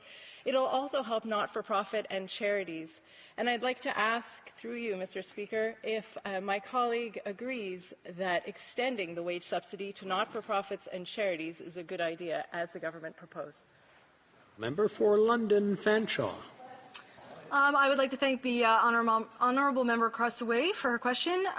Yes, we have supported that. It's something that we were pushing for as well. There is a reality on the ground that, and I know I've heard it consistently and constantly from the people who are doing that amazing work on the ground, the food banks, people who are helping people with disabilities, seniors, all of those organizations. I am so glad that they will be able to take advantage of some of these supports, but I don't want to lose the opportunity for us to also help their clients, the most vulnerable among us in Canada, who are so reliant on those services and on those social programs and on those charities and not-for-profit organizations. So I'd like us to remember that as we move forward with changes to the CERB.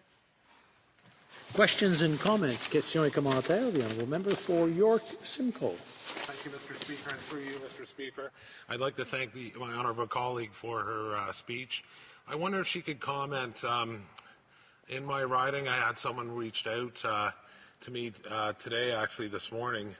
Her husband drives a bus for the TTC in Toronto. He's an essential worker, and she is a PSW at a nursing home in Bradford, West Gwillimbury, and they've had an outbreak in that nursing home. And she has to take her kids to her parents to be watched for the day, which is a big ask of her parents. And as well, she's reached out to me. She makes $550 a week. And she called me and said, you know, Scott, at the end of the day, I'm putting my kid's life at risk, my parents' life at risk for $50 a week. I just wonder if the member has some comment on the CREB in regards to that. The honourable member for London, Fanshawe. Thank you so much to my honourable colleague for his question.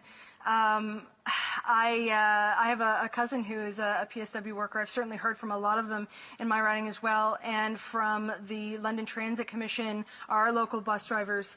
They're really concerned with the fact that for some of their clients, those in wheelchairs, those with disabilities, they have to get really close in order to strap them in.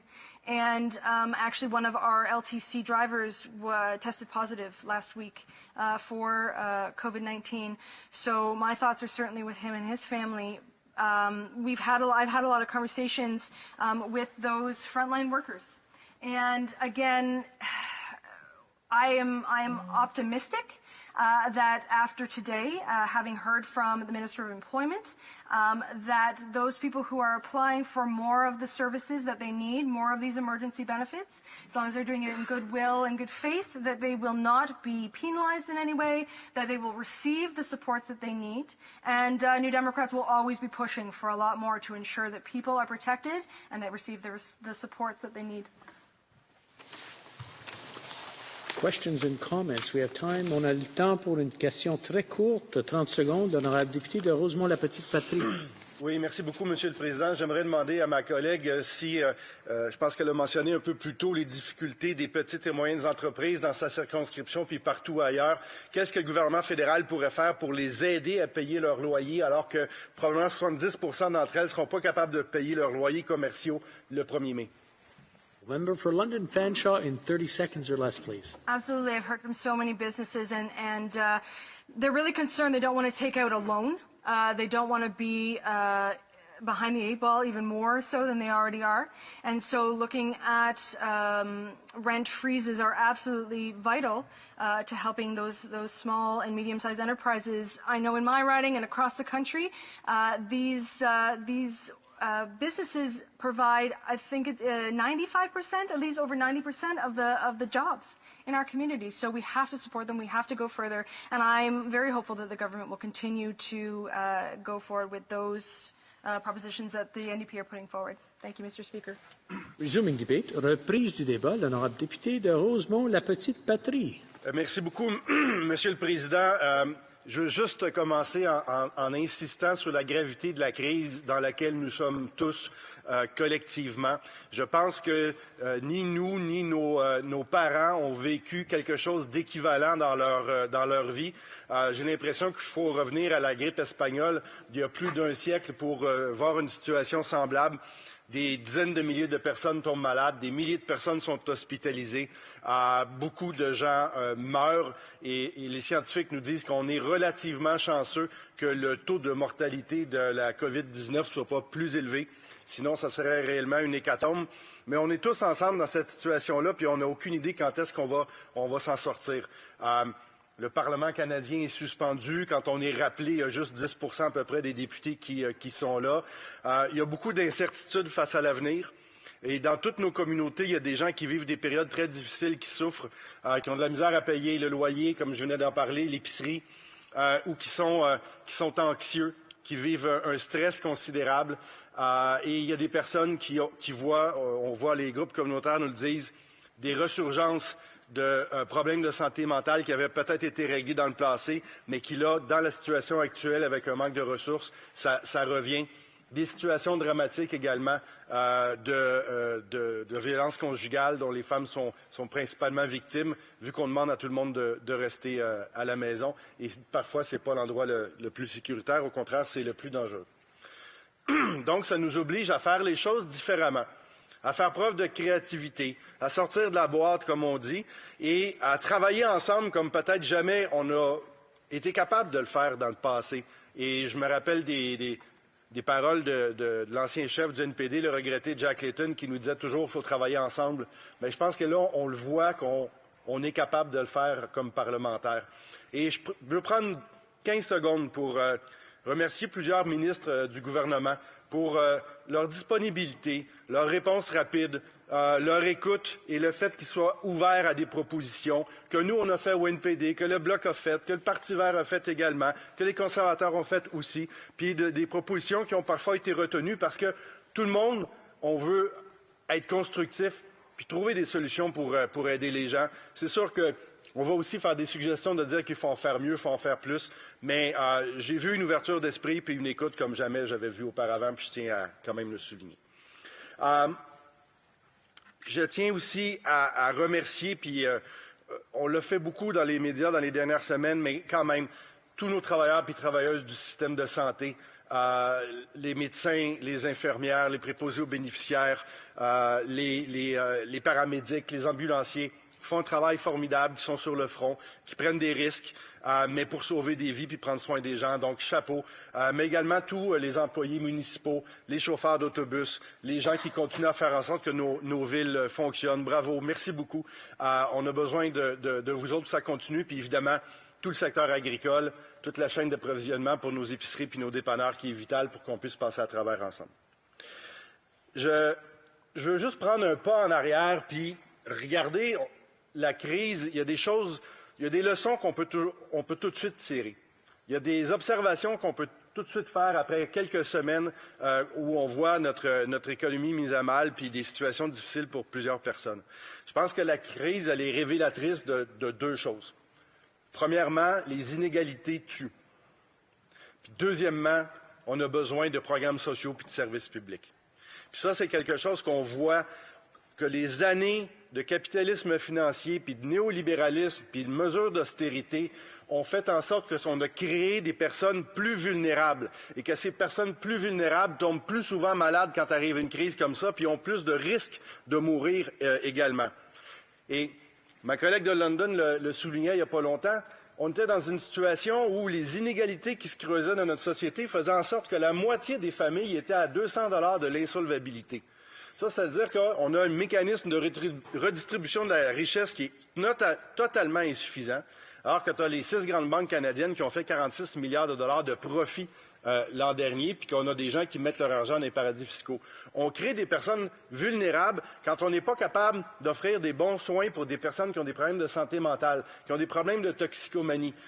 Et ça fait en sorte que ces gens-là se ramassent dans la rue par la suite, puis deviennent itinérants puis itinérantes. Quand il arrive une crise comme celle-là, ces gens-là sont les premières personnes à souffrir, mais ils ne se sont pas ramassés là par simplement le hasard ou le fait que c'était leur destinée. Il y a des choix politiques et économiques qui ont été pris avant, qui ont fait en sorte que ces gens-là se retrouvent dans ces situations-là. Dans la presse ce matin, il y avait un article qui soulignait qu'aux États-Unis, les Afro-Américains ont un taux de mortalité avec la COVID-19 plus élevé que la moyenne des gens. Pourquoi? Parce que, historiquement, ils vivent dans des situations de pauvreté, d'insalubrité, et ces situations-là font en sorte que tu as une augmentation des problèmes respiratoires, des problèmes cardiaques, puis du diabète. Puis quand tu as ces problèmes-là, puis que tu pognes le virus, ben, tu vas mourir plus que d'autres. C'est un autre exemple pour dire que la pauvreté tue dans des cas de pandémie comme ça.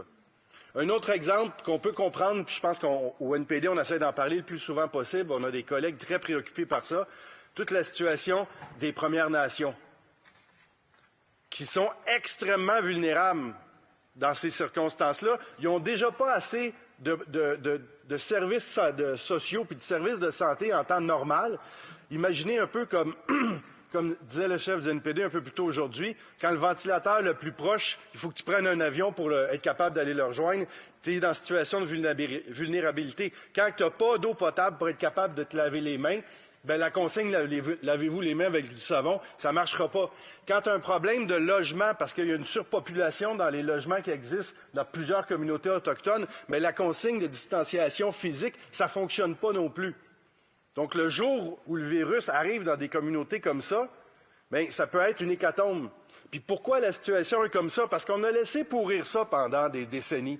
Parce qu'on a un héritage de colonialisme avec les Premières Nations, puis il faut être capable de le reconnaître. Il faut être capable de saisir l'occasion de la crise actuelle pour réaliser ça et qu'on ne fasse plus les mêmes erreurs dans l'avenir. L'autre facteur où cette crise actuelle-là est révélatrice, c'est, je le disais, le deuxième, je le parlais tantôt, c'est l'importance du filet social, l'importance des programmes sociaux universels, l'importance d'avoir un système qui fait en sorte qu'on n'échappe personne puis qu'on laisse tomber personne. Et là, je pense qu'on peut commencer. Il va falloir sortir de la crise, il faut soigner des gens, il faut trouver des masques, des gants puis tout ça. Mais à un moment donné, il va falloir se dire, peut-être que l'idée d'un revenu minimum garanti, ça ne serait pas fou. Peut-être que ça nous permettrait d'être capables collectivement d'absorber le coup quand il arrive des crises comme ça, que ce soit sociale, sanitaire ou économique, ou souvent, comme dans le cas actuel, c'est les trois en même temps. Donc, il faut avoir un filet social robuste, il faut avoir des programmes sociaux universels, puis il faut être capable d'avoir une supervision quand on offre des soins, notamment à des personnes âgées. Nous, on est très fiers qu'on ait au Québec et au Canada un système de santé public puis universel. Imaginez un peu si on était dans les situations où sont les Américains, avec des gens qui n'ont pas du tout d'assurance, qui ne sont pas capables d'aller à l'hôpital parce qu'ils ont peur de payer la facture, parce que c'est exorbitant, qu'on serait dans une situation beaucoup plus difficile aujourd'hui. Mais on a quand même laissé au privé le soin de dégager une certaine marge de manœuvre puis un espace dans la livraison de certains services.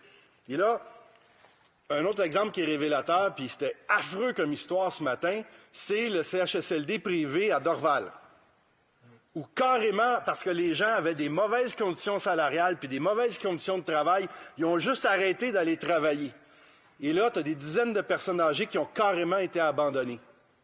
Et il a fallu que ce soit la direction de la santé publique de Montréal qui reprenne le contrôle après que des gens aient souffert le martyre dans ce CHSLD-là.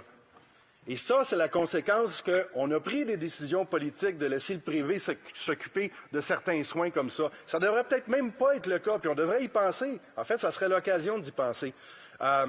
Des gens qu'on a vus qui étaient laissés décédés dans leur lit, gisant par terre parce qu'ils étaient tombés, déshydratés, affamés, qui n'avaient pas reçu de soins puis de services depuis des jours. Il faudrait s'assurer collectivement que ça n'arrive plus jamais.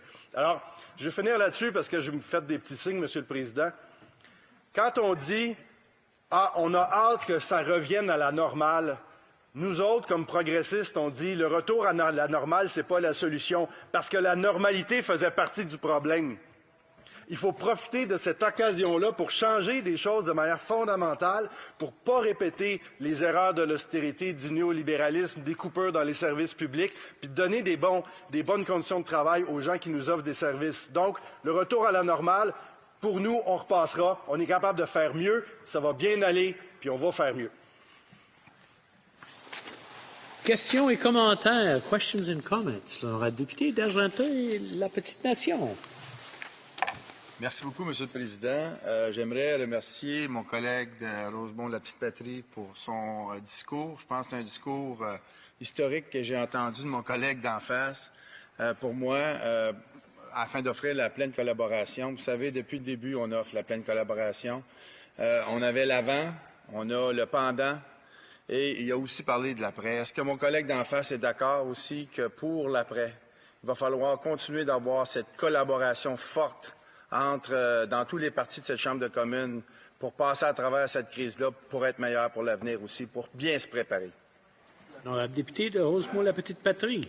Je remercie beaucoup pour sa question. Je me demandais si, en sous-texte, il ne me demandait pas de parler moins fort aux prochaines périodes de questions qu'il va avoir. Mais oui, je pense que comme individu puis collectivement, on doit apprendre des leçons de cette crise-là pour prendre les meilleures décisions pour la suite. Puis il y a des bonnes idées dans toutes les formations politiques, là. Je pense qu'il faut être capable de l'admettre. Puis l'important, c'est qu'on soit capable de prendre soin de notre monde, qu'on prenne soin de nos gens, puis qu'on assure une prospérité, puis qu'on fasse les choses différemment pour faire en sorte que les erreurs du passé ne se reproduisent plus. Mais oui, j'apprécie beaucoup son commentaire.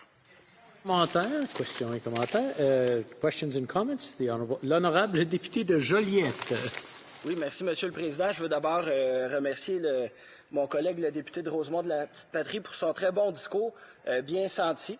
Il a abordé la question des inégalités. Il a fait aussi référence au problème je l'ai perçu comme étant un problème, des méga profits des banques et de l'utilisation des paradis fiscaux. Dans le but de réduire les inégalités, là, on le sait, dans la présente crise, l'État va injecter des sommes de liquidités colossales dans le système bancaire, va même possiblement racheter les actifs pourris, donc aider les banques. Est-ce qu'en contrepartie, il croit que les grandes banques devraient aussi faire leur part, par exemple, en arrêtant d'utiliser en toute légalité les paradis fiscaux pour ne pas payer leurs impôts au Canada? Je vous remercie, Monsieur le Président. Le député de Rosemont-la-Petite-Patrie. C'est une excellente suggestion, puis effectivement, des fois, il y a une accumulation de profits puis de capitaux qui devient complètement indécent, alors qu'il y a des gens qui vivent dans la misère puis n'ont pas le minimum pour vivre. Alors, c'est du donnant-donnant. Si le gouvernement vient en aide aux banques pour éviter qu'il y ait des faillites ou alors des pertes d'emplois trop importantes, mais je pense qu'il faut que les banques ils disent bon, on va arrêter de faire des plans de match là, pour être capable d'envoyer des profits puis des sommes de grands des PDG dans des paradis fiscaux qui ne payent pas leur impôt au Canada. Alors qu'on aurait besoin de cet argent-là justement pour payer le filet social dont on parlait précédemment. Alors je pense que toute aide, surtout dans les grands secteurs comme ça, puis aussi dans le secteur pétrolier puis gazier, doit avoir des conditions pour être capable qu'on en soit gagnant collectivement par la suite. Questions et commentaires. Questions and comments. The honourable member for Saanich Gulf Islands. A brief question, please. Oui, merci. Je veux donc grand merci à mon collègue de Rosemont de la Petite Patrie. Je suis tout à fait d'accord avec lui. Et peut-être il peut aussi être d'accord avec moi que l'époque de néolibéralisme est maintenant morte. Honorable député. C'est une affirmation au poids historique assez grande. Et j'espère qu'on aura la sagesse que vous avez, Monsieur le Président, pour arriver à cette même conclusion-là, qu'on s'affaiblit comme société puis comme communauté quand on applique uniquement les règles du néolibéralisme. Oui. Avant de continuer, je crois que on a un appel au règlement. We have a point of order from the member for Burnaby South. Thank you very much, Mr. Speaker, and thank you to everyone in the House for this indulgence. On a point of order, Mr. Speaker, following consultations with all parties, I would like to seek unanimous consent as follows, that notwithstanding any standing order, special order, or usual practice of the House, paragraph R of the order adopted earlier today be replaced with the following. The government implement measures without delay to address gaps in the Canada Emergency Response Benefit or other programs existing or proposed to address the needs of seasonal workers, those who have exhausted their EI benefits, students, owner-operators, those who continue to receive a modest income from part-time work, royalties and honoraria, and that, in addition, the government work to ensure essential workers who receive low wages will receive additional income support during this time of crisis, and commit that those who have applied in good faith for and receive benefits through CERB or other programs to support them through this crisis will not be unjustly penalized. Does the honourable member have the unanimous consent of the House to move the motion? Yes. Agreed. The House has heard the terms of the motion. Is it the pleasure of the House to adopt the motion? Carried. Resuming debate, reprise du débat, the honourable member for Saanich Gulf Islands. Thank you, Mr. Speaker, and what a wonderful note on which to rise to speak today, to see the paragraph that I was initially so pleased to see in the unanimous consent motion that the government would implement measures without delay. So much improved through our unanimous work again. I want to thank the NDP for taking the lead in making sure that benefits are going to people for whom there were gaps. Clearly, the Minister for Employment and the Cabinet Minister of Finance have been working hard to try to address gaps. Before I get too far into discussing what we've done here today and what we've been doing as parliamentarians, I do want to pause and thank, and on behalf of the Green Party of Canada, all of the essential workers in this country. The frontline workers, particularly those in the healthcare professions, our doctors, our nurses, our first responders, and our personal care workers who go into senior homes. There are so many people right now without whom we couldn't self-isolate in safety. We couldn't practice our social distancing without truck drivers who made sure there was food on the shelves, the people in our grocery stores who make sure that the shelves are stocked, the efforts that have been made to stop hoarding, to make sure that we look out for each other. But essential workers in this context include some people that we often don't stop to celebrate. They tend to be those people who are lower paid workers. And in this moment of deep gratitude, I just want to express on behalf, I think, of all of us again, our gratitude.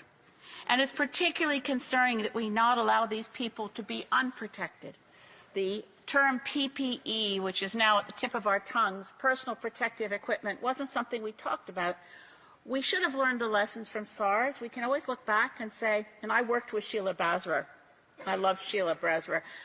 The SARS work and the commissions at the time warned us and told us that we would need to be ready for another pandemic and that we shouldn't let these supplies run low. I'm not going to do a blame game. It's human nature. The farther we got away from the SARS pandemic, the less we went to check how much is stored in our shelves. Do we have enough N95 masks? Do we have enough gowns and gloves? Are we protecting our frontline workers enough? We still have a crisis. There are still places and people and hospitals and senior care homes that are crying out for this protective equipment, and they're crying out as we gather here. I thank them for what they're doing. We do it every day at home. I get out on my balcony on I'm on 2nd Street in Sydney, and all around me, it's when I know my neighbors are still home. You can hear them banging on pots and pans. The streets of my community, Sydney by the Sea, are empty.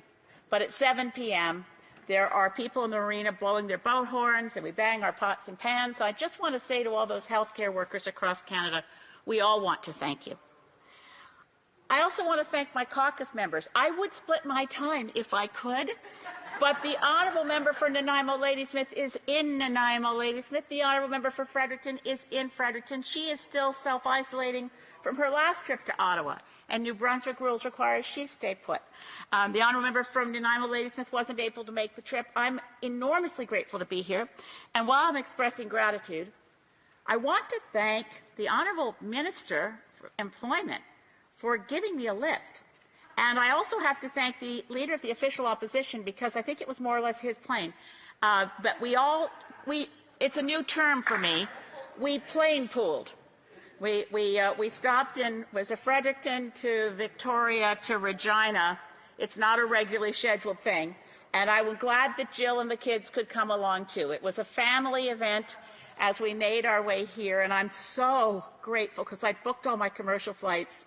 And I have to say, I mean, I know everybody, I feel so privileged and so grateful because, I mean, it's a special position to be able to know a government plane is going to pick you up. I didn't expect it. And I have to say, I was kind of semi-terrified about the transits I was going to make through 4 airports. So I have a lot of reasons for being grateful right now. And with that, I want to move on to talking about this legislation. We are working hard as MPs. I know every single member of government is working hard, and I want to also include in that the civil servants. I've never before, I mean, I'm used to working 7 days a week, but I'm not used to getting an email back from staff at the civil servant level of the Western Diversification Office when I write about a routine grant that has a 30-day window, because people are working at home. Civil servants, too, thank you. I know you're working Saturdays and Sundays because you answer my emails on Saturdays and Sundays. This is an extraordinary time.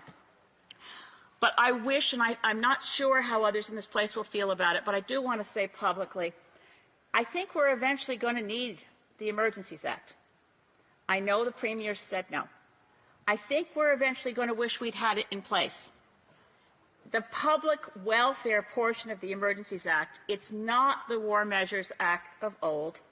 I read it for the first time a couple weeks ago and thought, this is what legislation to deal with an emergency looks like when it's not written by people in the middle of an emergency. So it's thoughtful. It doesn't suspend our Charter of Rights and Freedoms. It doesn't send the Army in anywhere, and it respects provincial jurisdiction and the use of provincial police forces. But I'll just give you one example that's on my heart right now, which is that the community I represent, Saanich Gulf Islands, the Gulf Islands are being inundated with visitors who are coming in by ferry, and even though BC Ferries says don't come unless your trip is essential, these small communities are really feeling it.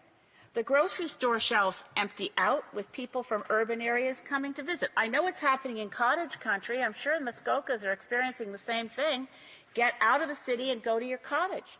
But the healthcare systems and services in these more remote and rural communities can't handle the kind of inundation of people that's happening now. So I just want to flag with my colleagues here, the way the Emergencies Act works, it can be invoked, doesn't need new legislation, it can be invoked by Governor and Council, but when Parliament is in recess, it must be recalled within 7 days to discuss and debate it. So in an ideal world, just as a precaution, I would have liked us to discuss it and debate it today while we're here, so we have it in our back pocket if we need it, because I'm not certain that at some point in the coming weeks we won't wish we had it, to make sure that we had a national priority system for distribution of ventilators and N95 masks, that we didn't have the capacity to say we need to stop people from going into these smaller communities that can't handle an influx of population right now. But that brings us to the bill we do have in front of us.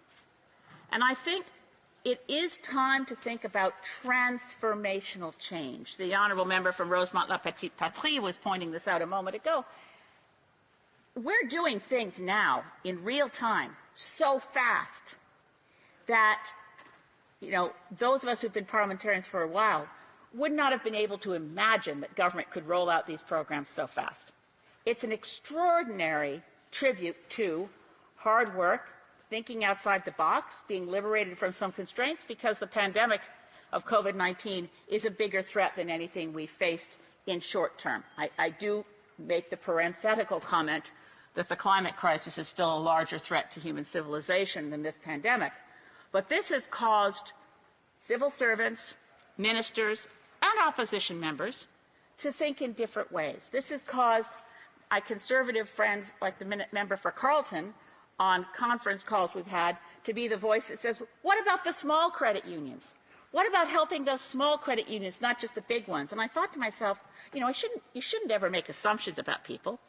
I didn't think that was something the member for Carleton would say, but sure enough, concern for all of us and the basic needs of all has risen to the top. As I said earlier today, this experience has shown us that life is more important than money. La vie est plus importante que l'argent. C'est une leçon fondamentale dans une culture qui, dans le temps normal, dit toujours, l'économie. On doit protéger notre économie. Well, now we know we have to protect our economy. We have to rebuild our economy, but not at the cost of human lives. So we know what's important. In looking at this, I hope that we can agree at some point that a guaranteed livable income is what the country needs. As other members have mentioned, in normal times, not everybody can pay their bills. In normal times, kids who should be able to go to university can't afford it. In normal times, too many people fall between the cracks. We can fix those cracks. We can fix those gaps. And the Green Party of Canada has, from way before I was involved with it, stood for a guaranteed livable income. On doit avoir un système de garantie habitable, un revenu habitable garanti, pour un niveau de subvention où tout le monde devenir capable de vivre dans une façon durable. So that's something that I hope we will come back to. For now, what we have in C-13 went quite far towards looking at gaps, but recognized that they remained. And that's why we're back for C-14. I'm pleased to see the wage subsidy increase to 75%. I'm pleased to see the tweaking around definitions of what's an eligible employee to make sure we didn't accidentally create a one-day mistake. I'm pleased to see the changes around eligible entity and, of course, around the qualifying periods. This makes the whole program much more accessible to more companies, employers who are able to give that wage subsidy. But it doesn't deal with every situation, not even still. If there's one thing that trying to come up with legislation to meet every circumstance and fill every gap the way we're doing it, one thing it shows is one size won't fit all. Even when we're talking about senior homes, I received an email today from Meadow Lane. It's a seniors home on Salt Spring Island. but it's run as an independent living facility. So it's not within the health authorities, but it has additional costs, and it's a not-for-profit society, so how do they handle these additional costs? They're not one of the ones that has deep pockets. Obviously, the costs are going up.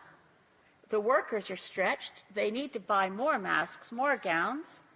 They don't have a revenue reduction because people are still in the homes, right? So not every circumstance is fitted yet to our best efforts in this place.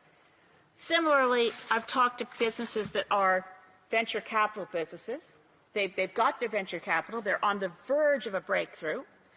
But the BDC venture capital model isn't working for them because their venture capital comes from firms that aren't in the recognized group from within the BDC plan.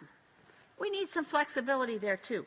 We need to be able to say, if you're on the verge of really taking off in your business, we shouldn't be restricting where you get your money.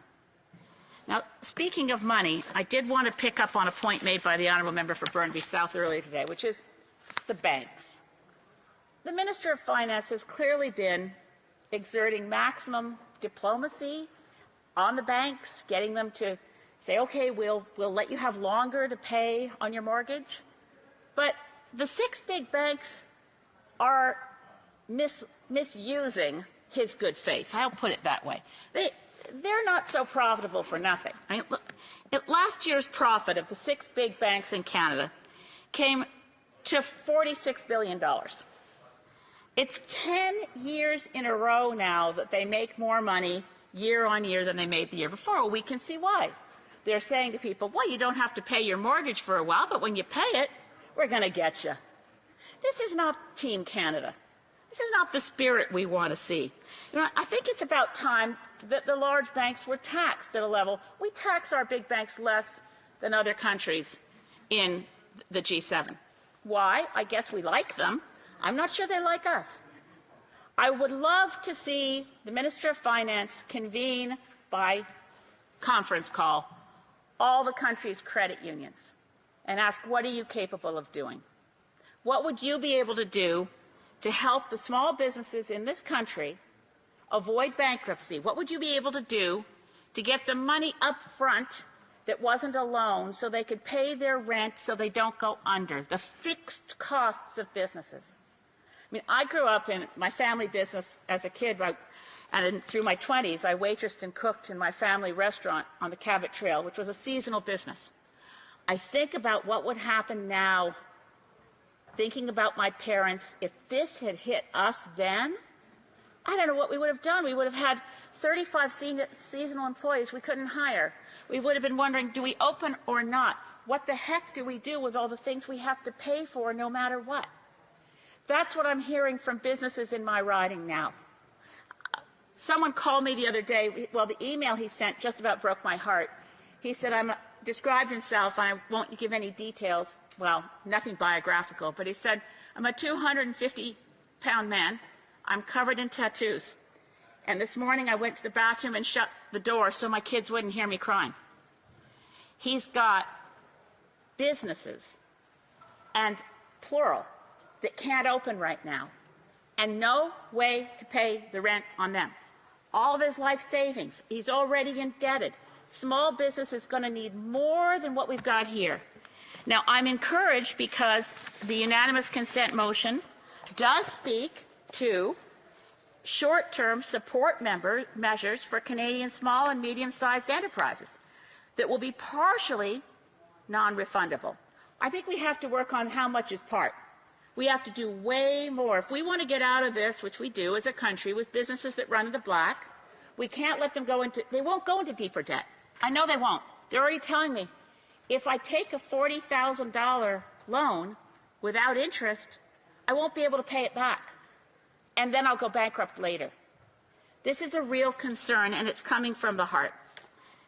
There are other issues that matter to us across this country. We know one size doesn't fit all in any category. But I do want to, before my time is elapsed, thank everyone in the government and the provincial governments, and particularly our public health officers, from Dr. Teresa Tam to Dr. Bonnie Henry in BC and back again across this country, Dr. Strang in Nova Scotia. I mean, these guys, they're now our daily friends on TV. We see them more than we see, well, I don't know, who did we used to watch on TV? We now know who we can look to for advice. We can look to those public civil servants whose job is public health. And I'm enormously grateful to all of them, because I think, as every Canadian has witnessed, they are also working round the clock. Maintenant, c'est clair que nous sommes dans une situation extraordinaire. On doit trouver les solutions ensemble.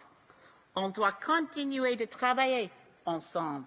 On doit chercher les façons de travailler comme député dans un parlement virtuel. Je ne suis pas certain comment c'est possible, mais maintenant, c'est clair que les choses impossibles sont possibles. We've determined the things that we would have thought were completely impossible. I mentioned earlier the fact that Doug Ford says the Deputy Prime Minister is his therapist. These kinds of things would not have been considered possible a short time ago. So we need to work together. On behalf of the Green Party caucus, you have my word that we will do whatever we can. We have been forwarding advice, complaints, ideas, worries, and I have to say, when we forwarded them to a listening ear. And for that, we're grateful.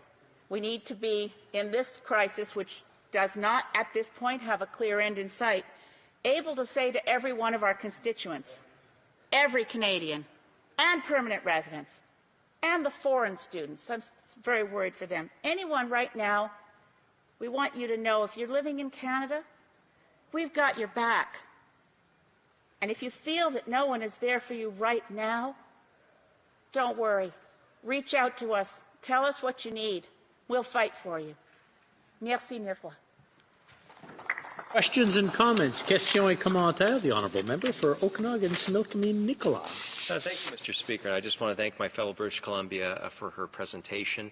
She did mention at the front end of the speech that her support for having the Emergencies Act activated. Again, that has never been done under the Emergencies Act.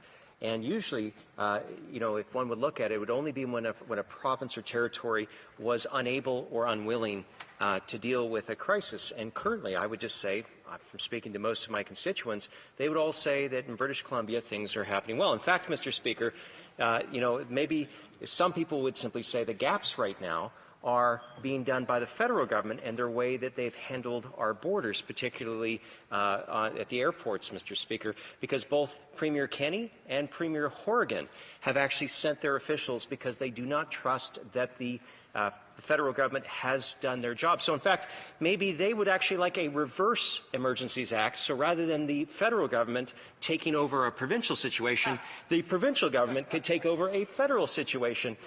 Could the member please tell us where these gaps are that she sees, particularly in British Columbia? The honourable member for Saanich Gulf Islands. Thank you to my friend from Okanagan-Similkameen-Nicola.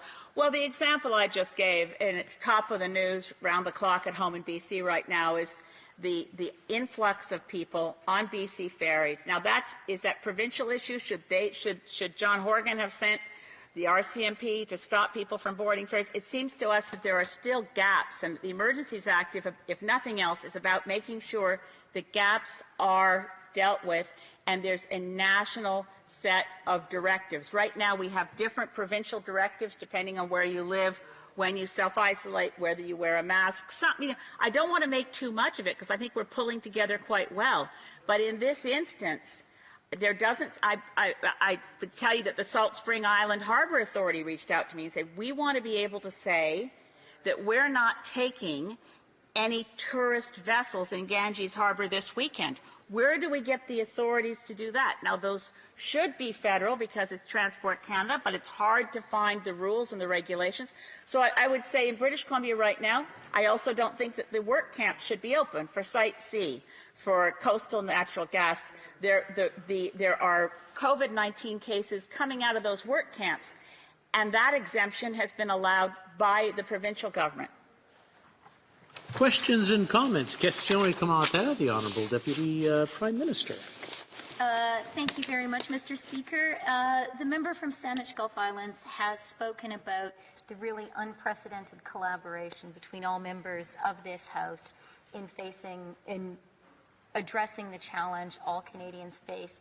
And so I really just wanted to take this opportunity to thank her colleague, the member for Nanaimo Ladysmith, for his support in our work with the United States.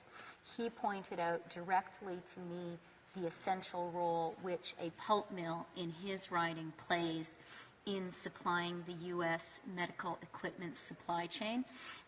Thanks to him, I got in touch with the CEO of that pulp mill, Levi Sampson, and that conversation proved to be very, very helpful in our conversations with our American neighbors.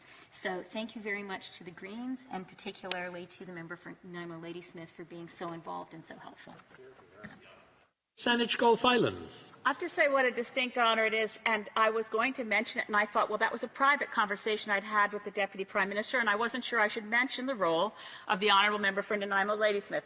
My favourite thing about his alert to the government that, by the way, the Harmac mill in Nanaimo makes essential parts of the 3M masks that were at that time creating a conflict between the United States and Canada. But I love the subject line, so forgive me for just sharing that the memo that the member for Nanaimo Ladysmith sent the Deputy Prime Minister was titled Fun Fact. Questions and comments. Questions et commentaires. L'honorable député de Rosemont-la-Petite-Patrie. Merci, Monsieur le Président. Je remercie ma collègue pour son discours. Une question assez précise. Pour obtenir la subvention salariale, il faut prouver une baisse de revenus. Pour les groupes communautaires, les organismes sans but lucratif ou pour les banques alimentaires, ça peut parfois être difficile de prouver cette diminution de revenus. Pour les banques alimentaires, Monsieur le Président, il va peut-être même avoir une augmentation du revenu parce qu'il y a une augmentation des dons et des gens qui vont vouloir contribuer. Est-ce que ma collègue ne pense pas que le gouvernement devrait trouver une exception pour les groupes communautaires, notamment les banques alimentaires, sur cette perte de revenus? Le député de Saanich Gulf Islands. Merci, Monsieur le Président. Je suis encore une fois tout à fait d'accord avec mon collègue de Rosemont-la-Petite-Patrie. Et on doit, dans ce pays, nous sommes un pays industrialisé et riche. On doit éliminer pour toujours la pauvreté. Il était vraiment possible. Questions et commentaires. Questions and comments. The Honourable Member for New Brunswick Southwest. Thank you, Mr. Speaker. And my colleague from one end of the country to another, let me perhaps provide some help. I too have ferries in New Brunswick Southwest. On Sunday, last Sunday, the federal government put in place, extended the Quarantine Act. It is now actually a federal regulation that gives ferry owner-operators the ability to restrict people who take the ferries to get across this country. So that power is already there. And on that note, this is a concern I have about the Emergencies Act, is that already municipal workers, ferry workers, provincial workers have a power that the federal government has granted, and I do not believe we should rush to enact the Emergencies Act when powers already exist. They just aren't being utilized, perhaps because they're not known, but there is the ability to restrict people travelling on ferries today, thanks to the work the federal government's done. The Honourable Member for Saanich Gulf Islands. Thank you, Mr. Speaker. Well, thank you to my colleague from New Brunswick Southwest. I'm sure that this discussion we've just had will make it to the news in British Columbia, and the question will then go to BC Ferries. Why are you not referencing the Quarantine Act to ensure that people who are not on essential business traveling to the Gulf Islands or elsewhere throughout BC? I know that Haida Gwaii has been very clear. The Council of Haida Nation has not wanted visitors coming to their territories. We need to make sure that the tools that are available are well known to all, and I thank my honourable friend. Questions and comments, questions et commentaires. L'honorable député de Joliette. Merci, Monsieur le Président. Je veux féliciter ma collègue de Saanich Gulf Island pour son bon discours. J'aimerais lui demander, évidemment, là, actuellement, on vit une crise sanitaire sans précédent, accompagnée d'une crise économique terrible. On travaille fort pour s'en sortir le plus rapidement possible, il y avait l'économiste Schumpeter qui parlait de la destruction créatrice, et c'est une idée qui a percolé dans le milieu des économistes, qui est, à chaque fois qu'arrive une crise, le moment de la sortie de crise peut être une occasion à saisir pour façonner l'avenir de l'économie qu'on désire. Est-ce que, selon elle, justement, le jour où on sera arrivé à la sortie de crise, ce serait l'occasion d'accélérer le tournant vers une économie verte? Merci, Monsieur le Président. Le député de Saanich Gulf Islands. Merci à mon collègue de Joliette. Je suis aussi tout à fait d'accord avec lui. C'est vraiment maintenant pas seulement possible, mais c'est essentiel de faire un grand tournée vers une économie verte. C'est possible parce qu'après cette pandémie et la crise sanitaire actuellement, nous avons et nous restons dans une crise d'urgence climatique. On doit faire les choses pour sauver notre économie avec les investissements dans l'énergie renouvelable, dans les technologies vertes et pour une économie à l'avenir. Merci. Questions et commentaires. Questions and comments. The honourable member for London Fashaw. We've got time for about a 30-second question, a 30-second answer. Fair enough, Mr. Speaker. Thank you. So I was so happy to hear that the member across was talking about universal basic income, and I'm hoping that as we can work forward and together, that's maybe something that we continue to work for. So those frontline workers that we talk about, the people that are working in the grocery store, they're stocking shelves, they're working in the pharmacies, those people are often paid minimum wage. So I would actually like to ask the member how, if she agrees that this a future, something that we can work on as well, is that the federal government implement a livable federal minimum wage. For Saanich Gulf Islands in 30 seconds or less, please. It's an easy answer in 30 seconds. The member for London Fanshawe, yes, of course. It was in our platform as Greens, but we go way back in believing we don't like to use the term universal basic income because we want to make sure that when we go to a guaranteed livable income, it's actually at a level where people can live on it but know that they can earn more, and then their taxation rates will kick in, and Canada as a whole will be stronger, more resilient when we actually have a society where nobody falls through the cracks. It being 6 p.m., pursuant to order made earlier today, it is my duty to interrupt the proceedings and to put forthwith every question necessary to dispose of the second reading stage of the bill now before the House. M. Morneau, appuyé par M. Rodriguez, propose que le projet de loi C-14, loi numéro 2 concernant certaines mesures en réponse à la COVID-19, soit maintenant lu une deuxième fois et renvoyé à un comité plénier. Plaît-il à la Chambre d'adopter cette motion? Is it the pleasure of the House to... Okay, okay, I take it that's a yes. On division. On division? On division? Carried.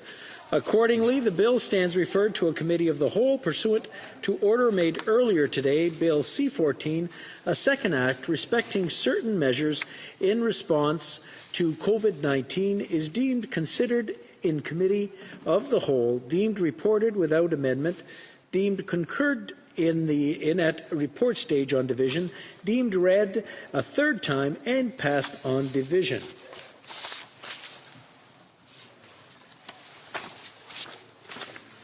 I want to thank everyone, and today has been... Oops. J'espère troisième lecture de ce projet de loi. Parfait, c'est fait. Alors, merci beaucoup à tout le monde. Today has been an exceptional day in the midst of exceptional times. A few weeks ago, the Deputy Speaker, the Honourable Member for Simcoe North, and Assistant Deputy Speaker, the Honourable Member for Algoma, Manitoulin, Kapuskasing, presided over the Chamber as a small group of members gathered to pass emergency legislation that would help Canadians cope with some of the devastating effects of the global pandemic that has hit this country. Aujourd'hui, j'ai eu le privilège d'être ici avec vous tous, députés et employés, et j'aimerais vous remercier en mon nom et à celui de nos collègues parlementaires pour votre présence et votre travail au service des Canadiens et des Canadiennes. We are able to carry out our work today because of the support of all these essential employees of the House administration, the Library of Parliament, and the Parliamentary Protective Services. We are grateful for your help under these challenging circumstances. Au nom de mes collègues, j'aimerais également exprimer ma reconnaissance aux travailleurs de la santé et tous ceux et celles qui assurent le bon fonctionnement de nos structures essentielles.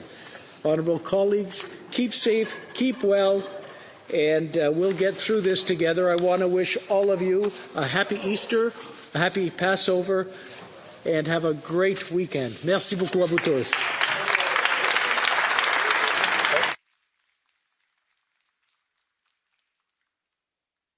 We do this officially before everybody leaves. Accordingly, pursuant to order made earlier today, the House stands adjourned until Monday, April 20th, 2020 at 11 a.m., pursuant to Standing Order 28.2 and 24.1.